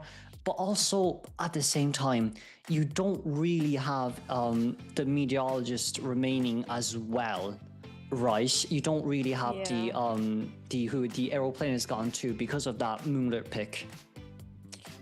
Yeah, so a lot of great things are out of the equation already. FT side, what can they really go for? And for UPDG, Hershen, he's gonna look into the team comp and then select a great one. But as of now, FT's ban picks, right, has been pretty insane, right? Remember they picked up the forward, it denied the geisha. So as of now, I am just gonna let nature take its course. I'm hoping Hershen is able to return that 4K, but reason being, this is UPDG's map selection. They just got a 4K on their survivor side, and it's as best for them to at least tie it out.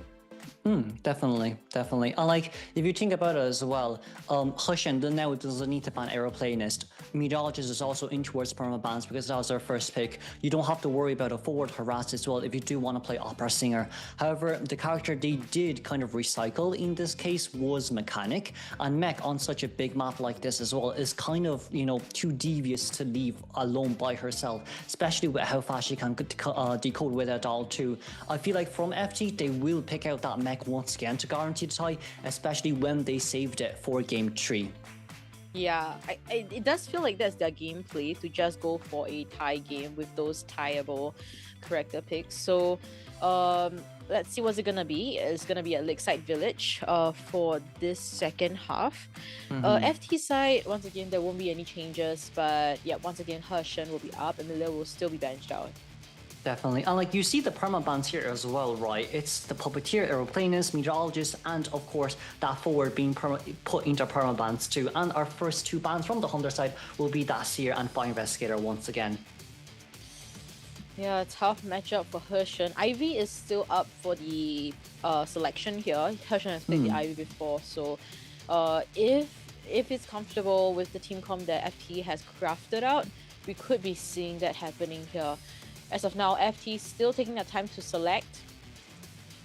We don't have any idea. There is the Mercenary and First Off, as well as the Wilding as rescuers. Seems like they opted out for that Embalmer and Acrobat first two picks. I do understand Acrobat, especially with how well Yosh did during the first half of the game. And Embalmer spawning as, you know, the two-story areas can kind of guarantee a nicely tight game up against that IV2. Yeah, so FD as of now, it has been a pretty smart ban pick for the first two, as we see Hershen banning out the Mercenary, so forcing FT to pick their rescuer right now. Is it going to be the first off? It will be the first officer, so it creates another opening for FT to pick up another kiting character here. But I don't think this is too much of an issue for FT as well, as Psycho has just been banned. Banning out the Mercenary and choosing First Officer is okay. From the side of permabans for FT, you know, forward really isn't being picked that much up as a stable rescuer, so it's okay to get our First Officer in towards the permabans too. Alright, so I mean, we will be definitely be seeing the game number 4 later. That's confirmed already. It's just that if Hershen is able to tie things out, if it goes well, we'll be seeing a BO5, full BO5, as we see the lucky guy getting picked here. Do you like this or not, bro? It's there's one slight issue with this, and that is we kind of all do know that Lucky Guy should be spawning either at the big rock near the main exit gate or even at small bowl. It's just because that's where all the chests are. So I feel like from Hushin's side, he can use this information to his advantage point too, and especially if you want to play Ivy, it works well if there's a Lucky Guy and if that Lucky Guy is first chased too, but you need to make sure that you chase him ASAP. But for FT to recycle a Lucky Guy for Game 4 and for Game 5, I do wonder what their game plan is. He could be potentially used for that extra coordinator's gun. Could be the case. Could be the case here, but Cordy is still open up for grabs, so they have decided that Lucky Guy is the better option here compared to the coordinator. So quite interesting. You've mentioned already from the FT side, they've been saving up the mechanic, they've been saving up the Lucky Guy, but they are just surrendering the Embalmer, surrendering all the great characters that they have earlier on. So let's see if it works out to FT's favor. Maybe their game plan is that they're gonna pick all the great ones and play the ones that is less optimal later. Okay. But pick out the sculptor. Kuro, I know you had a wish about this sculptor. I did, but I don't know about this team comp, Chocho. It's so hard. Like, you can try chase after that Lucky Guy first, but you also can't forget, if Lucky Guy spawns in Shack, there's no way Sculptor can catch up easily as well, especially if Lucky Guy just gets a pocket watch. Because like in this case, there's too much items like Counter Sculptor, one perfume, just dodge the statues, one pocket watch is enough. You also have the Acrobat who's absolutely in safe haven at small bowl, and of course giving big bowl towards Embalmer is more than enough for a containment time here. However, I still do wonder if Hessian is going to be able to perform a miracle run with this Scala. Yeah, a miracle run would definitely... I do hope that it's gonna happen because your wish is for Sculptor to reach... Oh, Lord. To stay 100% win rate, right? So, let's see if Hushin will be able to, hang in there for you, for us. As we see the small location here, Yuan will be spawning at the shack and Hushin is right below him. We hope that Hessian brought at least some sort of confined space, because if you do decide to chase after Acrobat, it's just too hard in this area. It's way too hard to land your statues as well near the exchange points of windows and pallets. But for Lucky Guy, it might just be a tiny bit more different, but one pocket watch will ruin your day. However, also at the same time, it's a 50-50 right for Lucky Guy, so there is still a chance now for Hessian. Alright, and just like she predicted, we are seeing that confined space plus insolence build on Hushin's side, bring a warp as well. For Survivor side, we are seeing only one person with borrowed time. The rest is either a full kiting build or if not a tight turner fly wheel. So let's head into this interesting matchup of VO3 second half between UPDG's Hunter versus FT Survivors, and this live commentary is brought to you by Kuroshiro Gaming and Chocho.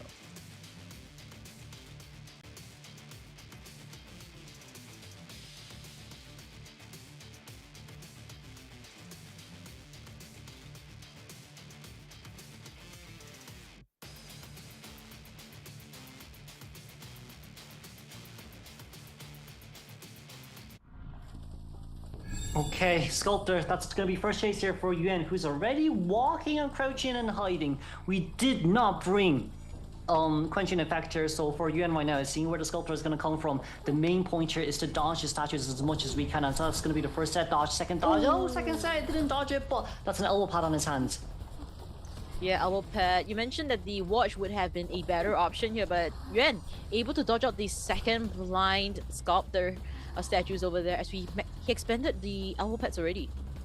We want to go towards the triple pallet area near this middle of the map, which isn't bad, as Kuga is also nearby too. But getting an extra chip here might just be a little bit harder, as finally that normal hit and veteran speed boost will be able to come in quite nicely. However, you're near close towards the Acrobat who is decoding. Your Cypher Machine decoding progress might just be really slow. Oh, Insolence has been notified. Warp also has been used. All items have been used, and Yuan able to flywheel the basic hit. But is he able to get into this pallet? It seems like he will not be able to. And there will be a fast down into this matchup, and Cypher's just not quite enough. It's a brilliant early game from the side of our Sculptor for a Core Commissioner's tree, as we finally judge this Lucky Guy to be guilty on the chair. But since he is guilty, that just means no one is going to be willing to rescue him. We can, potentially speaking, look for the cell. just so we don't face up against a max present sculptor right after we popped open 2.5 cipher machines.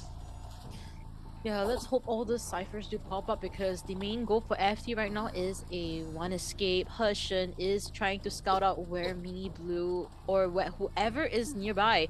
As you see Mini Blue able to crouch down, but Hershen spots out Mini Blue getting a first chip already and a basic hit combined. This is really bad because that's a beautiful double statue down as Adi here wants to come in for the rescue. This seems like we might be able to return a double formal elimination back cushion. That's so much pressure being taken on him as well. But now for Adi, we're one chip away from getting double hit down. We've no statue left on our side to do, but that's going to be a rebound statue there, and that's a good rescue for our Embalmer. But for Heshin right now, he knows he can't leave the guy by himself, so just allows Embalmer to go heal the first officer, and everything starts from zero again. Oh my goodness, really keeping me on the edge of my seat here as we see Adi able to get that first chip damage, healing up Mini Blue at the same time. So let's see how much healing can happen here.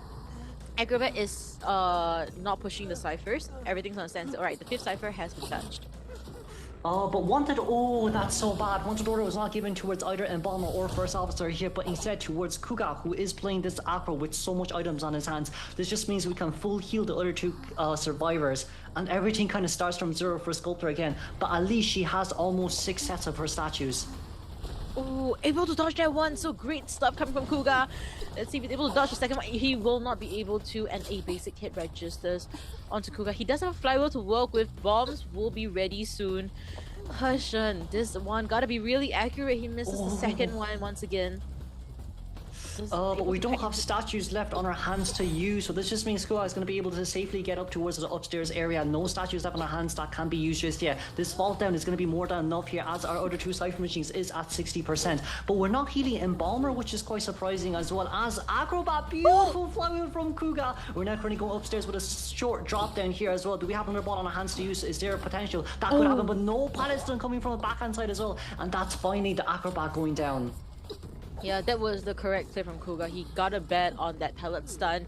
As we see him, he actually kited enough, but now that he's on the dungeon, the basement, I'm not too sure how this is gonna fare. First Officer still has a tight turner, but Kuro, do you think they should risk it?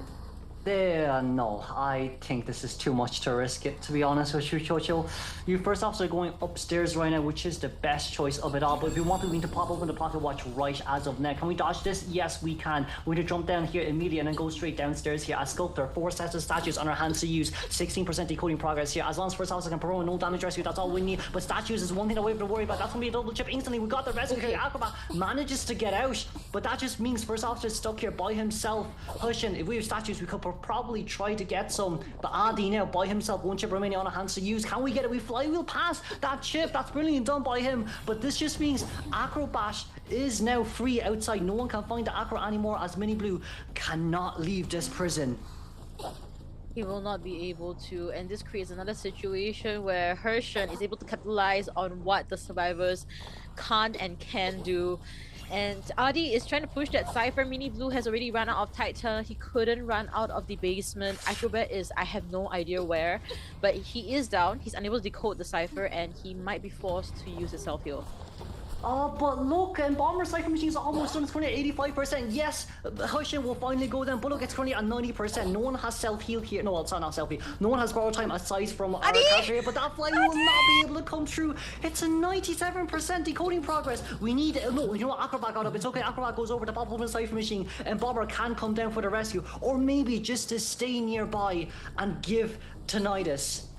I think the gameplay here is just to pop and go for that one escape. That's all they need. As we see, Kuga is at the front gate and Bama is running towards the back gate. First Officer is on the basement. As we see him flywheel the second skill chip there, dodging out the second chip once again. Kuga able to buy out so much time, and a red bomb is on his hands.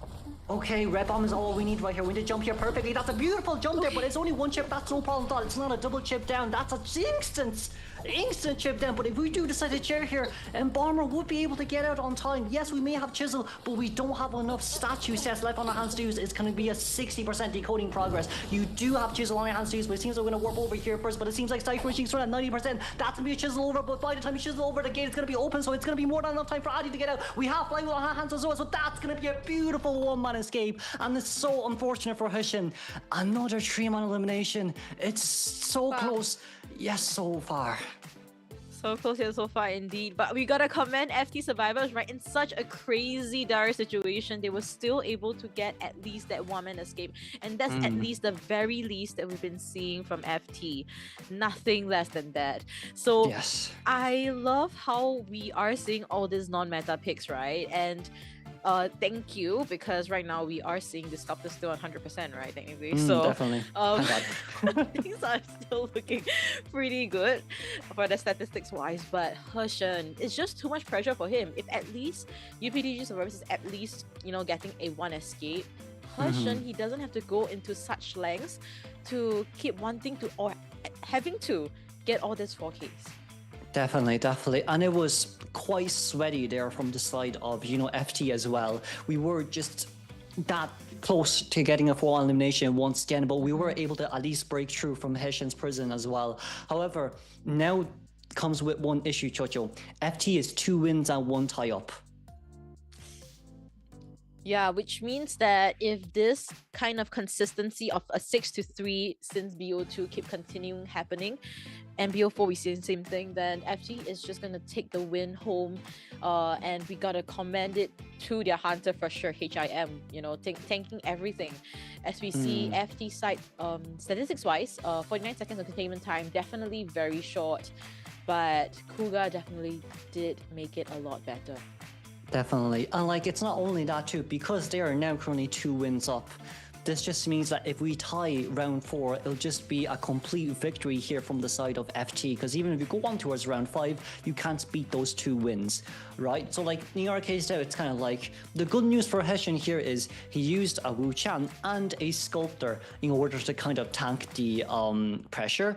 But then, if we move on towards round 4 now, we can just ban out Opera Singer if we were saving it. We can just ban out the Hullabaloo as well, since we're saving it too. So for Heshin right now, the issue comes with round 4, there's now 3 Hunters that's going to be banned. We weren't able to get the Opera Singer out. This just means Opera, Ivy, and Hullabaloo is going to be put on the bans from FT side.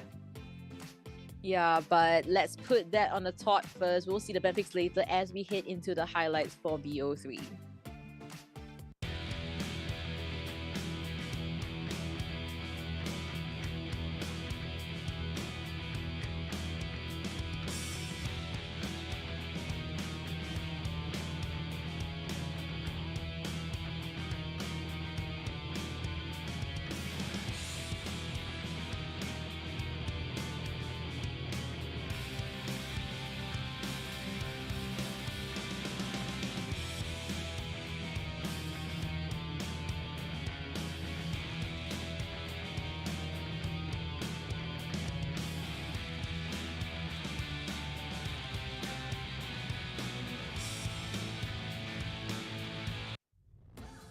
Insane gameplays coming from both teams, and we are in BO4 of our grand finals matchup between UPDG versus FT.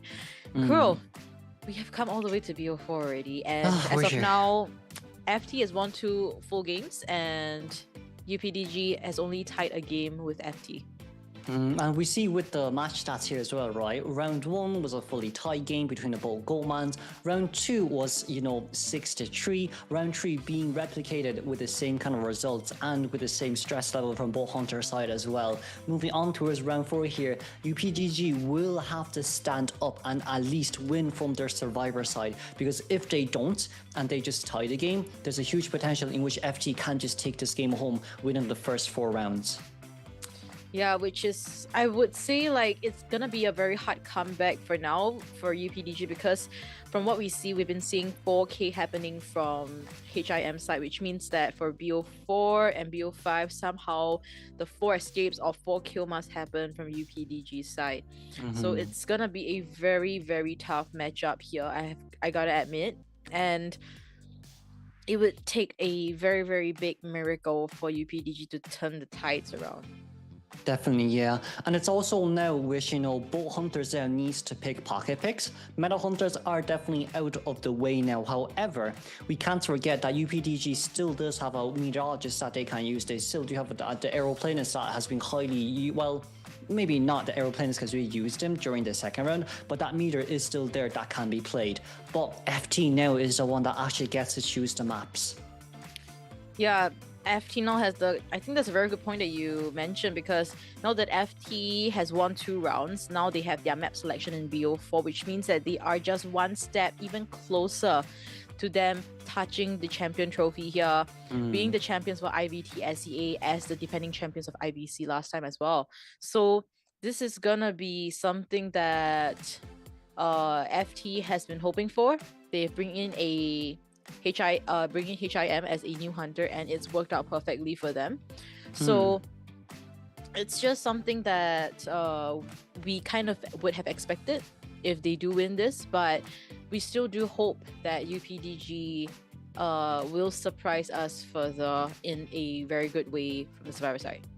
Definitely. And now it's kind of the question of being, hey, what map we're going to choose, what faction's also going to come out, and whether or not we want to continue the spree with Hessian playing the hunters from the side of UPDG as well, right? Because we really can't deny how well he's been doing under pressure for round 2 and round 3 each time, needing to return a 4-man elimination. Yes, he was so close yet so far away, but getting a 3-man elimination back to back with so much pressure on his side is also very impressive too.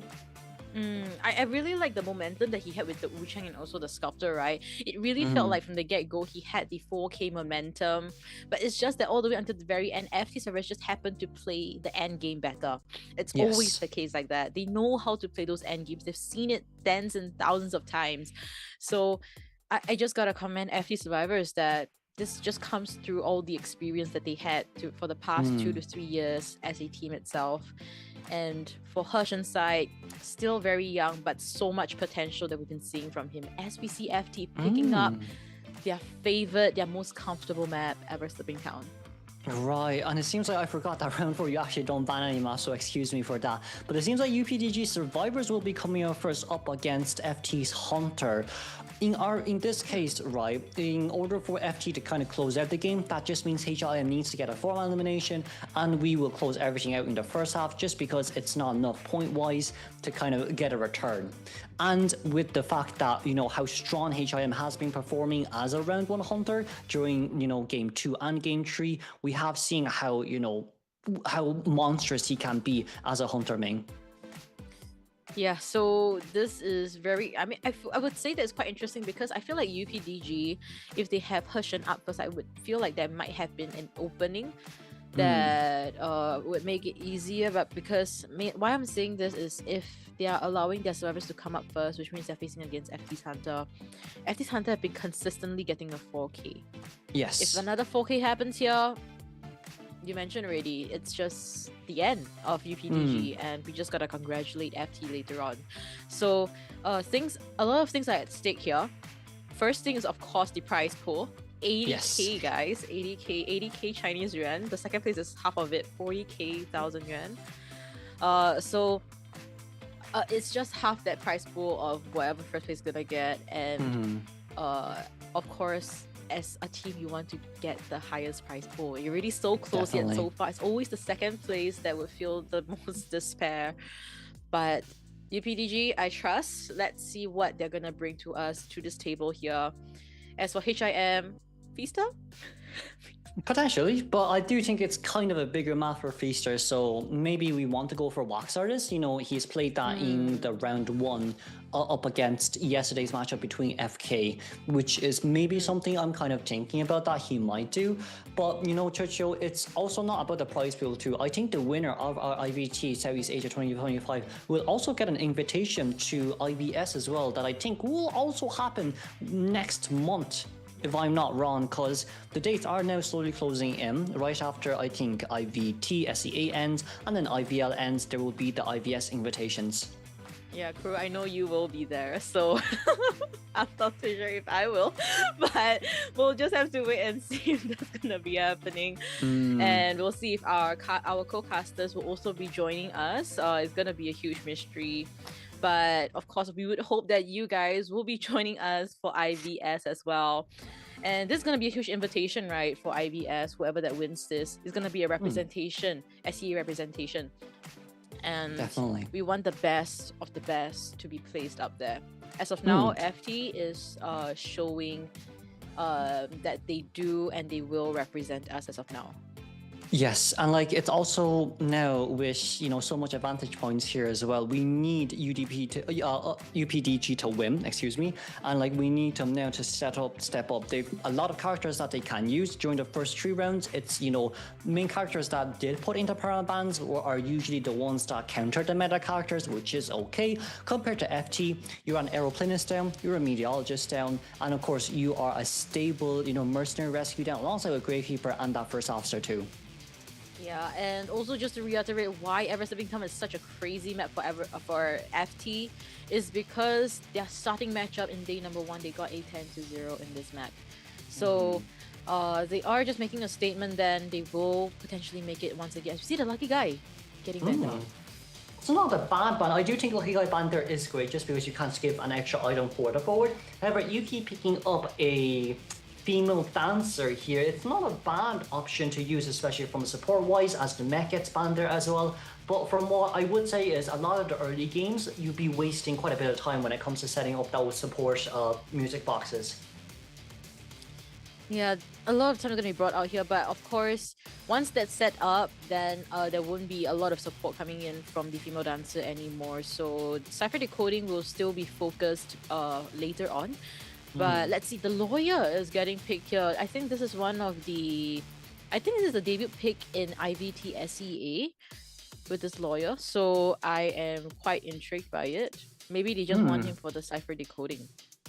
Yeah, and I do also think as well, lawyer is just very great in 4-1 teams. The only issue with him is that he doesn't really have any containability aside from when he kind of consumes his items and when he vaults through windows and pallets. But what is nice about him really is just knowing the hunter's location 24/7 and giving it towards the survivors too.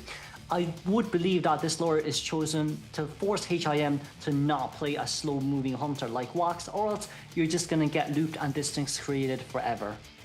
Yeah, I mean, great if that's exactly the game plan, because I'm hoping that he's gonna pick something else rather than the Wax artist. So let's see what HIM goes for here. It's gonna be hot-headed. He's been quite hot-headed, I would say, but it works out for him. So definitely, I think it's just a display of his skills at this point, what he's truly made of. And I think in this grand finals and potentially the last half of this match, he wants to put up a good show. And that good show will be given towards his Hasher. There we go. S-Match Visa will finally come out from our side.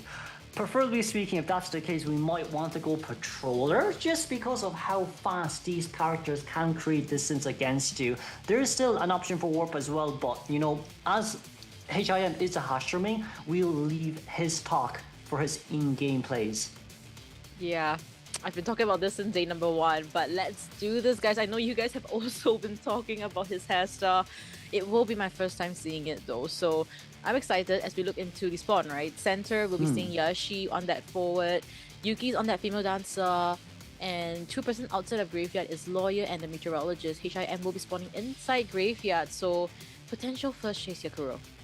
I think we might actually want to go for the Lawyer first, but if you spawn inside of Graveyard, you're just too far away, so a lot of the early game potentials might just be forced into catching up towards the survivors. But I think, it's okay. If he brought Warp or even Patroller, I don't necessarily think Lawyer is such a hard chase for a feaster like him.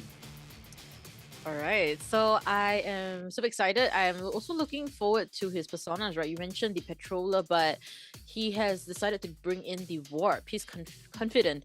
Trump got attention on him as well.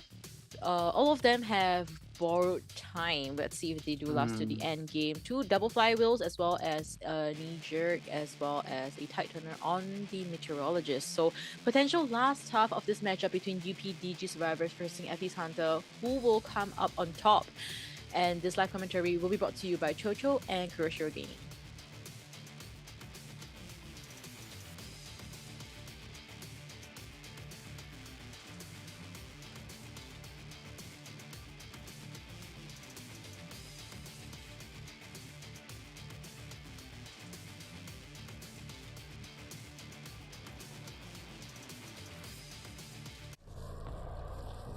Okay, for HIM, he needs to close this game out because of that meteorologist. If she is still available to use for round 4 and round 4, round 5, it'll just make life way harder for him. As our first chase here, we'll be going straight towards our lawyer.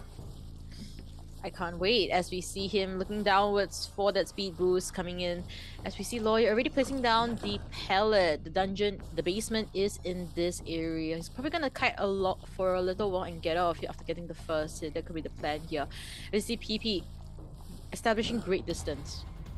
But we do have our tentacles ready right now. It's quite an enclosed space, so for Lawyer we have to be very careful here, as that's going to be nice dodge from the side of our Lawyer, as finally there's going to be another tentacle there ready up to use. But it seems like in this case scenario, we might be looking for a no hit, but it seems like Lawyer won the mind game.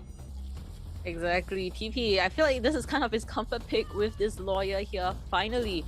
As we see him slamming on that pallet, another tentacle will be placed there to force that basic hit. And Yash is coming in for a long stun. So now they are notified that HIM does not have the excitement and probably has something else. Probably not a patroller, because if not, it would have been out by now. A walk. And Yash what a beautiful. That was beautiful, but now for PB here, we do have one more pallet set to play, but no, we're going to take the window there instead, but going straight towards the next pallet might just be a bit harder, and we got it just on time too. However, the good news here is Lawyer has contained enough for his 5% movement speed boost. If he has a chance to rebound kite, it's going to be pretty easy for him to dodge those tentacle hits.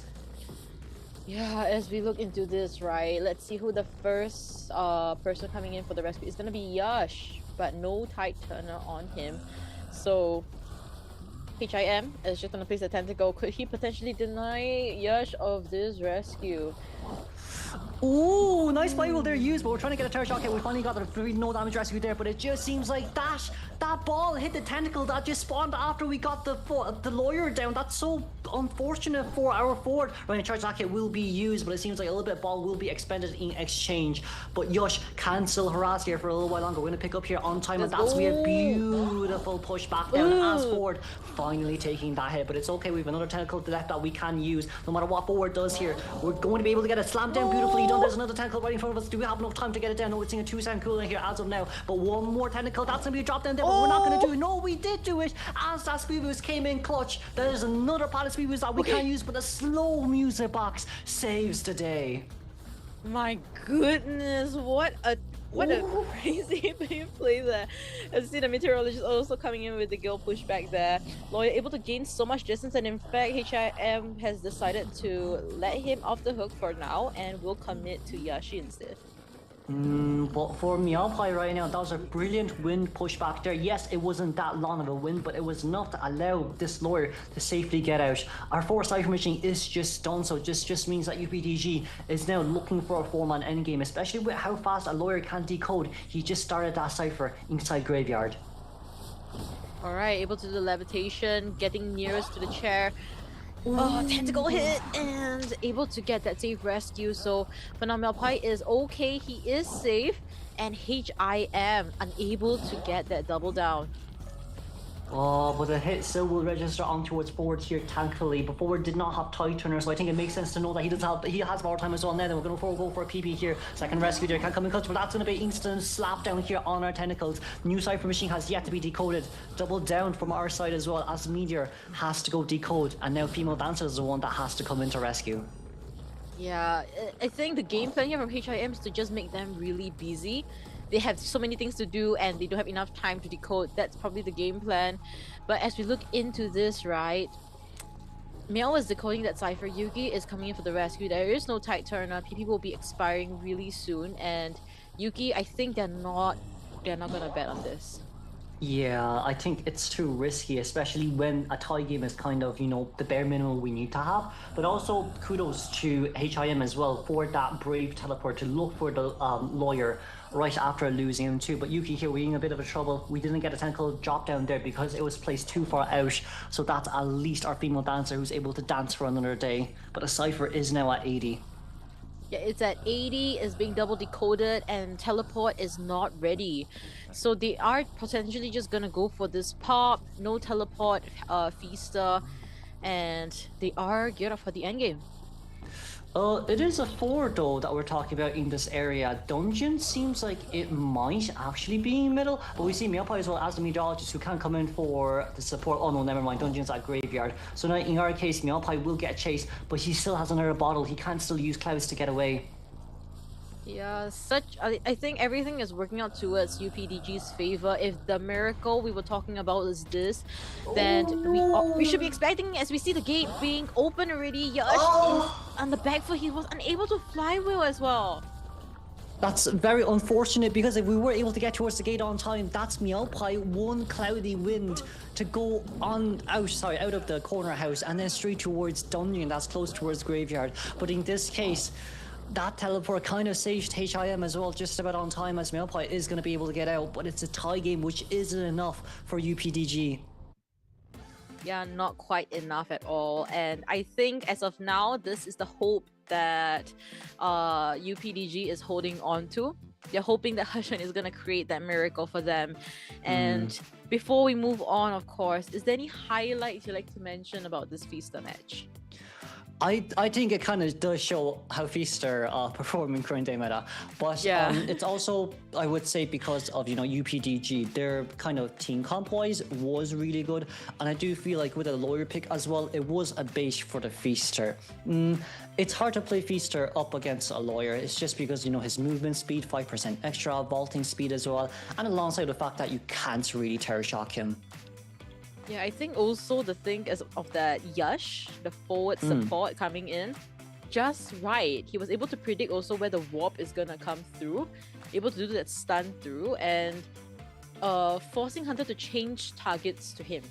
I think those plays are very crucial because it prevented HIM from snowballing, and HIM understands that if he continues to keep chasing the lawyer down, the moment he downs the lawyer, the foe is gonna be up again. And it's just going to be a crazy cycle over and over again. And of course, with Yosh, not extending too much balls after the Feaster change targets for him, being able to get that beautiful rebound second kite for the lawyer did change the game quite a lot. But we see the match stats here as well, right? Lawyer solo containment of a 106-second containment time. Yes, his survivors did also come in to help him as well, alongside Wish the forward with 89-second containment time, our meteorologist at 34 seconds, and of course Yuki with 14 seconds. Yes, so this is the match test that we're seeing here, but let's talk a little bit about the winning conditions for FT survivors that we'll be seeing for the second half of BO4. Bro, we do know that it has a tie game for the first half here, which means that if FT survivors is able to tie things out in BO4, it's also a GG game over for UPDG, is that correct? Definitely, yes. We're currently at round 4, right? So if we end up with a 2-win and 2 tie, first of all, you lose by wins, and I do think second of all, even if you do get a 10-0 in round 5, the points are just way too far apart for us to kind of recover in that case too. So now for our hunter from UPDG side, whether it's going to be Amelia or Hessian, he needs that 3-man elimination no matter what. Yeah, that's at the very, very least. As we look into our scoreboard here, once again, so round 2 and round 3 has been absolutely dominated by FT, whereas for round 1 it's just a 4-4 game. For round 4, it's a tie game in the first half, so this second half might be the determining matchup for FT, but if not, we will be seeing a round 5 if UPDG's Hunter Hershman is able to get a 3K. But we can't forget that there is still Opera Singer, Ivy, and Hullabaloo available for UPDG's Hunter. So now we're kind of talking about we want to try to perform a team comp that counters it, but that doesn't mean Hushan can't play Breaking Wheel 2. So from our side now for UPDG, winning is still possible as you can only ban 2 hunters in round 4 and for round 5, and you have 3 meta hunters available for yourself to use. Yeah, and looking at this, I think we also need to remind ourselves that this is FT's map selection, and this is their comfort pick. I mean, maybe not for the Feaster coming through here, but for FT survivors, they are very comfortable in this map. They've gotten a 4 escape in IVT SEA using this map, so I feel like for them, getting a tie game might be really easy peasy, especially now we're in the later parts of the rounds already. So but you mentioned, yes, there's still the meta 4, I mean 3 out of the meta 4 hunters still available. Yeah. So it's hard to say, but you know, we still do have Fire Investigator that can be used, right? There's also still Patient that has yet to be chosen out in this map, so Patient in Graveyard is great. There is still even better, Adi on Mechanic. Lucky Guy being chosen out, and anyone on that team plays Lucky Guy, go for a 5 survivor decoding progress. Lucky Guy with a bot, Mechanic with a bot, and you just continuously Cypher Rush the Hunter no matter what. That could be one potential play. Okay, yeah, that could be. Could be. But Breaking Wheel, once again, is something we have to worry about. So there's also that too. I think that could be a possible play, right? But 5 survivors, how about having 6 survivors? Both both the Mechanic and the Lucky Guy. You know, you have a total of 6 survivors, why not? Exactly. But you know, now we move on towards our band pick phase of round 4 second half. It will be Seer and the Fire Investigator for our first 2 bands, and it is still Hessian playing Hunter for UPDG. Alright, so FT, let's see if they're gonna go all out on this, or they're just gonna be a little bit conservative. Not once again, because they haven't really been very conservative with their picks for the first 3 from round 1 and up till round 3.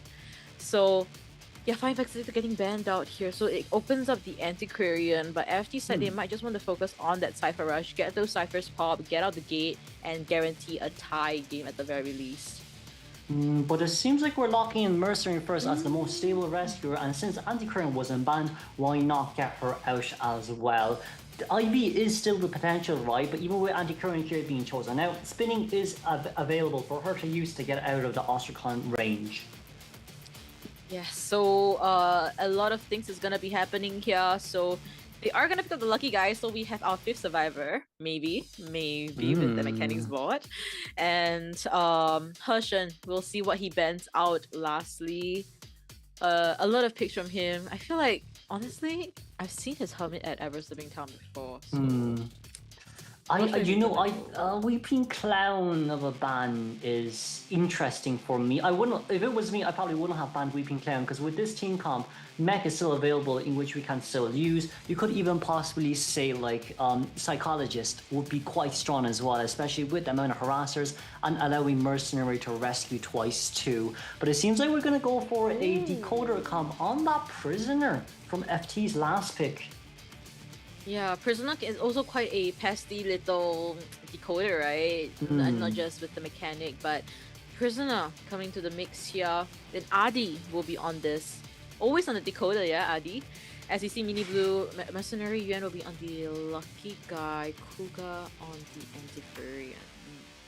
To be fair, Yuan didn't do too bad up against, a Sculptor last game. I do think it was just unfortunate that he didn't get his wishing his present correctly. I do think he wanted, the Pocket Watch to counter a Sculptor, but instead got the elbow pad.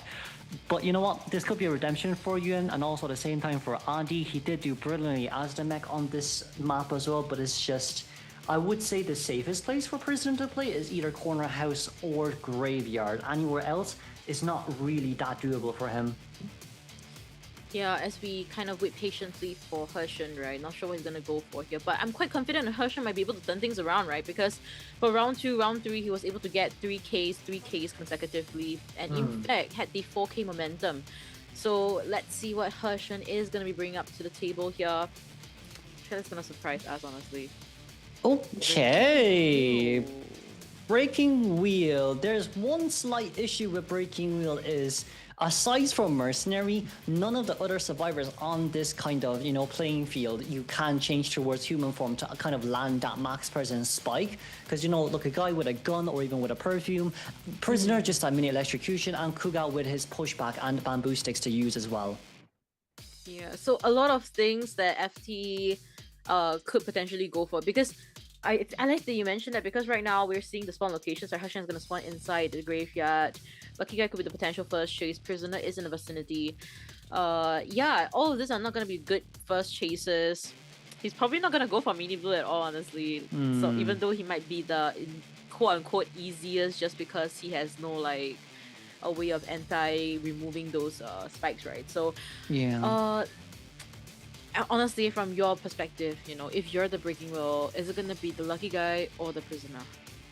I think we might have to go for Mercenary, just because the spawn location of both Lucky Guy and Prisoner are at such a good spot. The windows are so long to play around. But before that, though, we're going to move on towards the personal points with Inkstein's trump card alongside with Blink. And of course, it's going to be solo tie turning here on Mini Blue as the Mercenary, as Prisoner with a full containment build, Lucky Guy with a full containment build, and the same with Anti-Current as well. This will be day 2, match 3, round 4, second half of our grand finals. So it could be the potential last round between FT versus UPDG, and the professional commentaries will be brought to you by Chocho and Kuroshiro.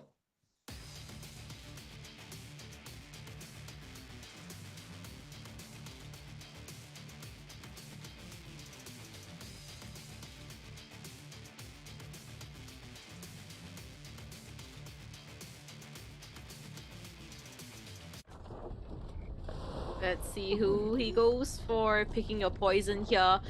Persian, a lot of bad choices, because you know, you mentioned the kiting terrains here, but Yuan able to effectively use this one window area, and that's all he honestly needs. As we see him vaulting over and still missing that spike. Oh no, we still got it, it's okay, but like that's only one spike out of 2 right now, and it's 20 seconds in towards the game.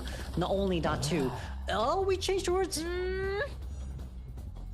Okay, he vaulted in just to use the ball, but at least he's in a safe area now at the 11. There is that window, there is a pallet if he becomes human form.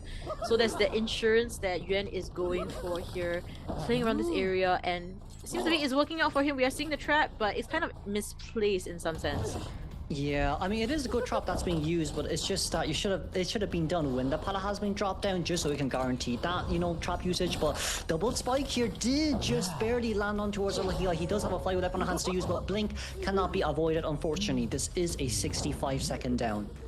But still though, if we look into the ciphers, it's still on the healthier side, around 2.5 that's been decoded, and Mini Blue Cipher will be interrupted. So, but he's gonna come for the rescue, so it still should be fine. Let's see if Hushan's able to force an early rescue.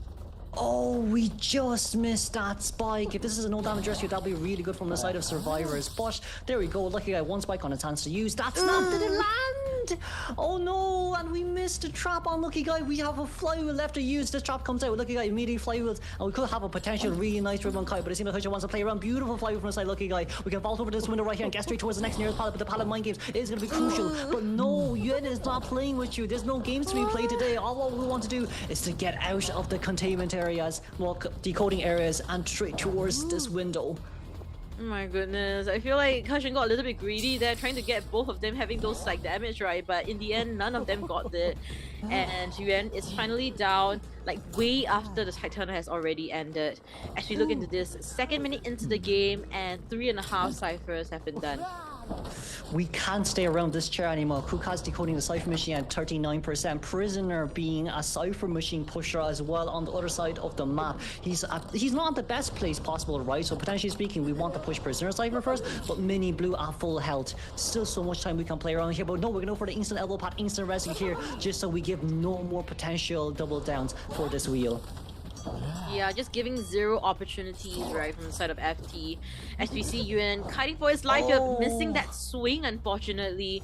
Yuan able to avoid that trap, but this trap still reaches on him. No flywheel to negate that this time around, as we see the last 2 ciphers at a super healthy rate.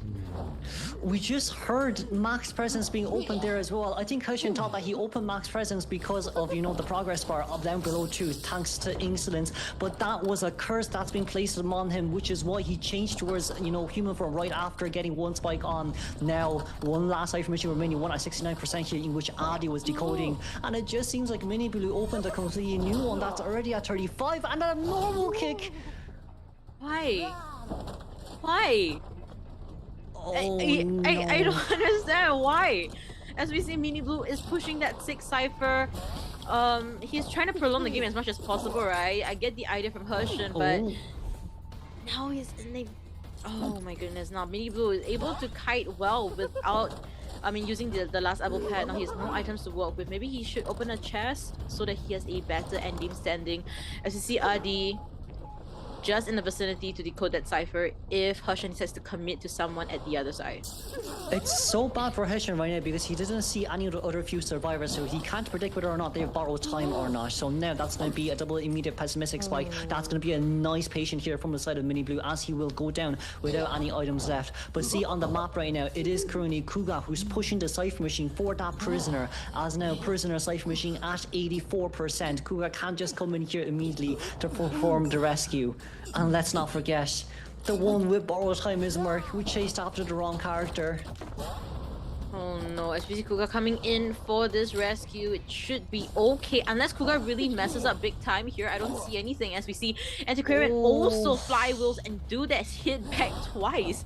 Mini Blue will still get that hit, but the Cypher has already been primed, Kuro.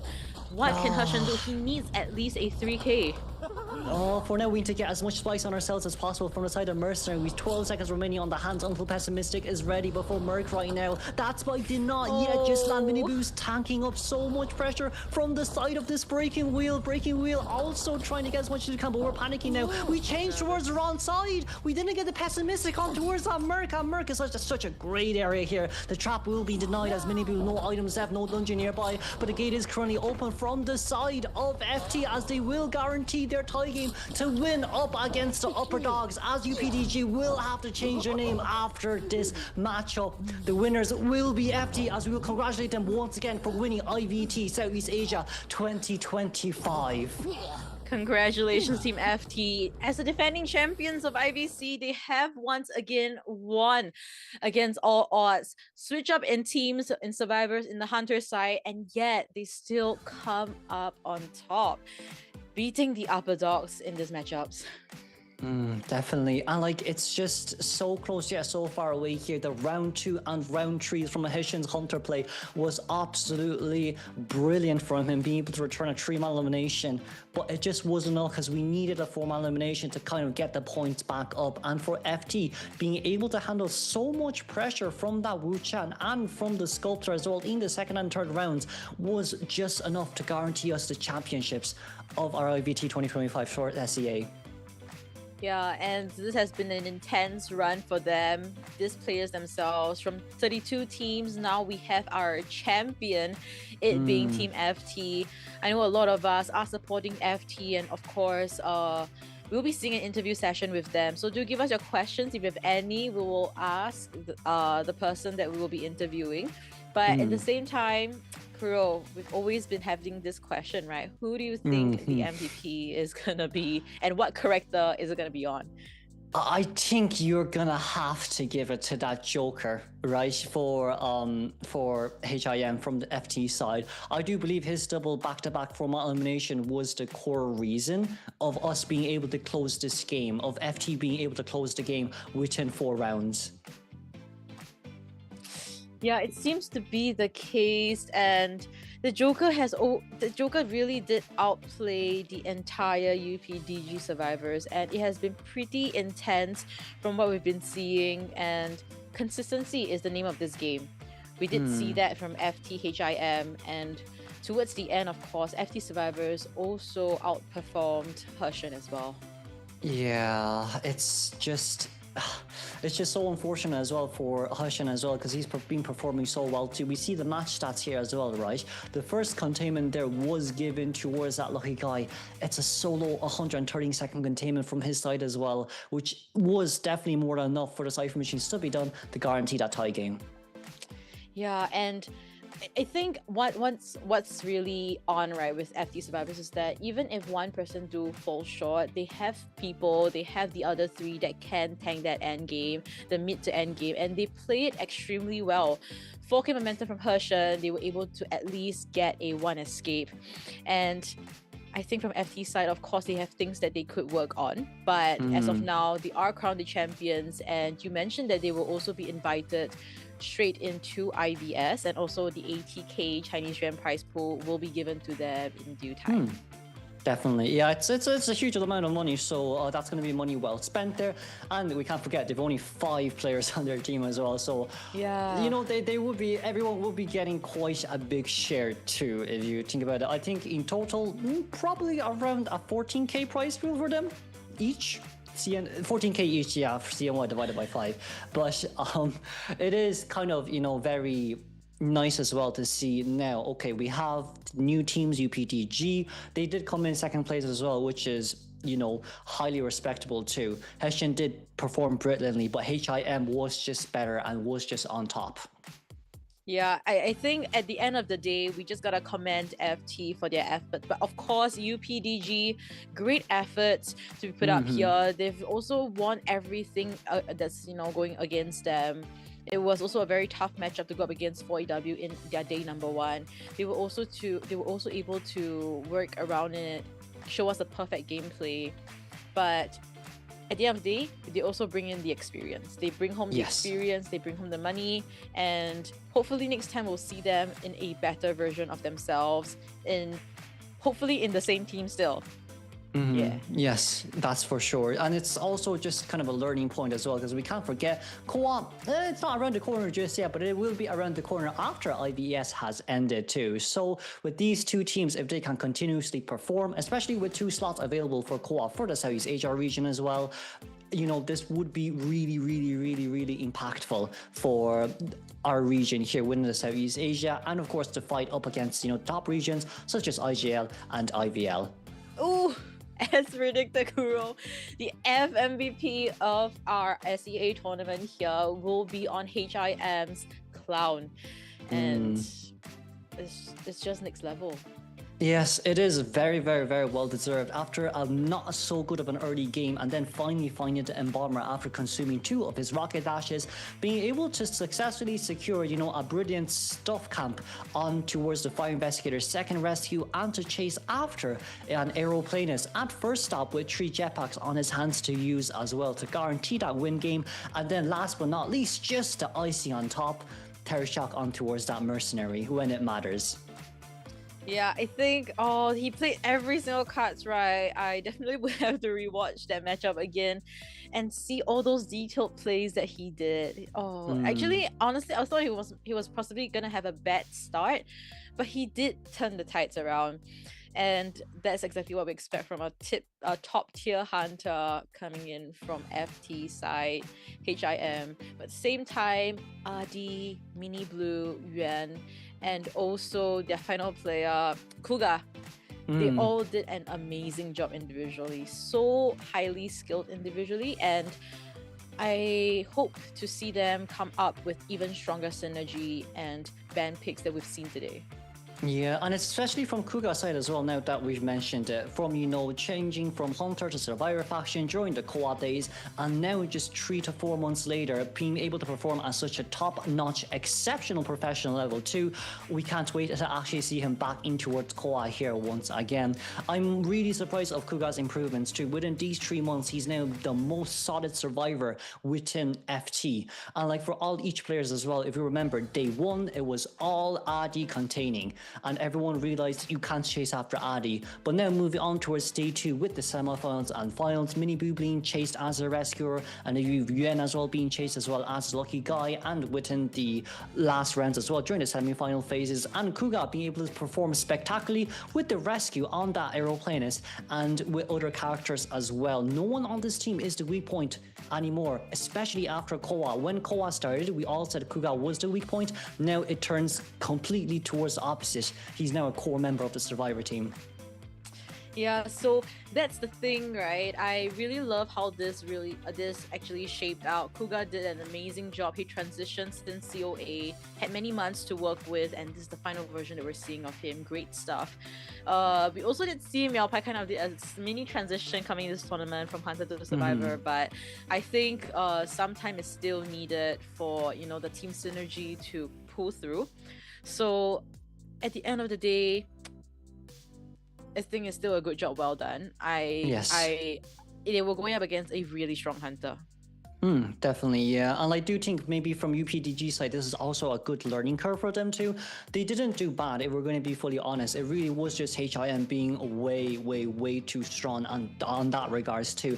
They had enough assets to use to tie the game. We've also seen them being very close as well to finish the last Hyper Machine with 3 survivors left on the field after the first one has been eliminated. So like on our side as well for UPDG, they're not bad. It's just HIM being way too strong.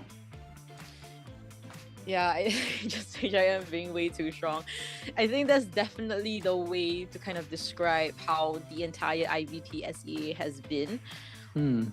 Men is not falling short at all. He has at least gotten a tied game at the very least, even with the Feaster. And actually, in fact, more on the 4Ks. So guys, let's not waste any time and hit into the interview phase, and let's see who the representative of FT is going to be. You're none other than both Adi as well as HIM in the mix here. Hi guys. Hello. So very nice to meet you guys, of course. I'm somehow gummy now, but I love how you guys really got all that gameplays out. But for now, I think the first question, let's give it to HIM, right? The FMVP on the cloud. How are you feeling right now? 你是 MVP， 你觉得你现在心情怎么样？Good. Good. Okay, then Adi, you know what? Let's kind of do, since there's 2 of you guys, right? Best time to do this right now. Adi, how will you rate FT's HIM's performance today? 10 star. Overrated. 10 star. Overrated. Okay, Overrated. Okay, and for HIM, how much will you rate Adi's performance today? Oh, 0. Hey, no, you gotta short say. 那对为 HIM 来说，你认为阿迪今天状态怎么样？就是给他打分，你觉得我们状态怎么样？ 0到10。讲我好像是我讲我。快点锐评我！你讲，你差一点拿电棍电我。快点，差一点拿电棍电我。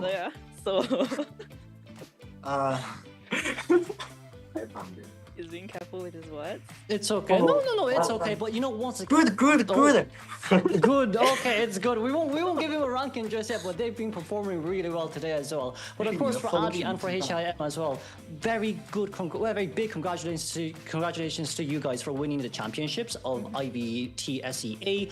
And of course, I do think maybe from our side, from Spectre's viewpoint as well, you know, in game 2, it was HIM choosing out that clown pick. But for you guys went up against the Wu Chan. What thoughts did you have going in towards the match up against the Wu? And you know, with you guys being able to pull back from that first missed rescue as well, what were our thoughts during that game? Wow, on that moment we very stressed, but my teammate is very strong. The shout out to the FT Yuan, he did a very nice rescue. Then we start to pull back the match. Yeah, he did very well. Yeah, shout out to Yuan. All right. Thank you very much, Adi. Yeah, and I think one thing that we were really taken aback, right, was the kind of like the maneuvers with the clown, able to predict twice on that flywheel from UPDG survivors. And also that terror shot rescue. I think HIM, could you just like tell us a little bit, how did you manage to do all that? 你预判了2次飞轮，还有1次救人震慑，你觉得怎么样？不可以 group 的啊，不可以 group。下一个 ，next。Lucky. Lucky. Lucky. Very detailed. Okay, I think overall you guys did just such an amazing job, but coming into this, you guys got the 80k Chinese yuan and also potentially a direct invitation into IVS. So how are you guys potentially gonna prepare for that? We will try our best to show in the world competition. Yeah, please follow us on our social media. We will try our best in next IVS. Yes, thank you very much. Thank you, fans. Congratulations, Adi, as for well. FT. But Kuro, do you have any last question? I do think, since there is an invitation towards IVS for FT as well, Adi, is there anyone you want to face up against when we are in IVS? In IVS, if can, I want to face with GR again. Yeah. Oh. Is him ready? Because they are he the was more really- stronger in IVL. We want to beat them. Yes. That is my dream, my dream. Personal dream. Yeah, you guys were really close that time, so I'm hoping that it's gonna be an intense matchup then. So thank you guys for accepting this interview, and also congratulations once again for being the champions of IVT SEA. Can we say one word? Yeah, one word. Yeah, sure, go ahead. 想打电竞，咱试试吗？ Okay. Well then, Good, congratulations good. again, Adi and HIM. Good. Well played. Good job on getting the championships as well. We'll see you in IVS, and we hope to see more and further brilliant matches from you guys as well. Thank you for today. Bye-bye. Bye bye. Thank you, everyone. Bye. Okay, so I love how we had two person for the interview with one screen, and finally we have a visual representation of HIM. Definitely. And you know what? I hope this is gonna be a joke here, right? But I hope that wasn't a promotion for any other stuff, because I think for us casters we might get fired for that, but I don't think it was. So it was. I couldn't quite catch what he said, but I think we'll talk about it post stream later. We will see that post review during the reviews as well. But I do think it's something based on playing esports. So for us casters, pretty safe on that side. But like when we asked the question as well with HRM's clan performance, I do think, very similar to Adi, both players are very, very humble. They're just like, oh no, I got lucky. Oh no, you know what? It was just a coincidence that I was able to do so. I feel like if we had the interview in Chinese, maybe they would have spoken a lot more than being humble. But I think thank you also Kuro for translating because I'm translating just now. Great stuff, so that him could just kind of forced to reply at the same time. Exactly, that's why we're here. Yeah, and I just love the energy. Adi has brought in this player. It seems to be that the facts, the rumors behind this was true. He brought in this hunter all the way from another region, and has made exceptional plays with the clown. What else did he put in also? The clown, the opera singer, the goatman, as well as the feaster. Definitely, yeah. And we saw from Feasters today games as well, it was a tie game. Yes, it wasn't a win game, but tying as a Feaster is already impressive enough. And especially up against a really hard team comp to play Feaster into, I would say HIM did kind of perform to the best of his ability, and UPDG did also do a really good team play as well. Yeah, and at this point in time, we will be heading towards the end of the stream really soon, because our champion has already been announced. It is Team FT. We'll see them once again. And of course, I do want to give my shout out to the people that have been keeping it such positive energy, positive vibes. And of course, to our top, I'm gonna name the top three. We have Idia Shroud, Bubbly, IDV, and Hanako. You guys have been really on the ball when it comes to coming into this live streams. As we look into today's matchups here, UPDG and FT has won the first two rounds, which kind of led them to meet each other in the grand finals, with FT winning in a BO4 out of BO5. And of course, for the first two matches as well, it was UPDG taking the game home, winning 2 games, and of course from FT taking 2 games instantly from GX as well.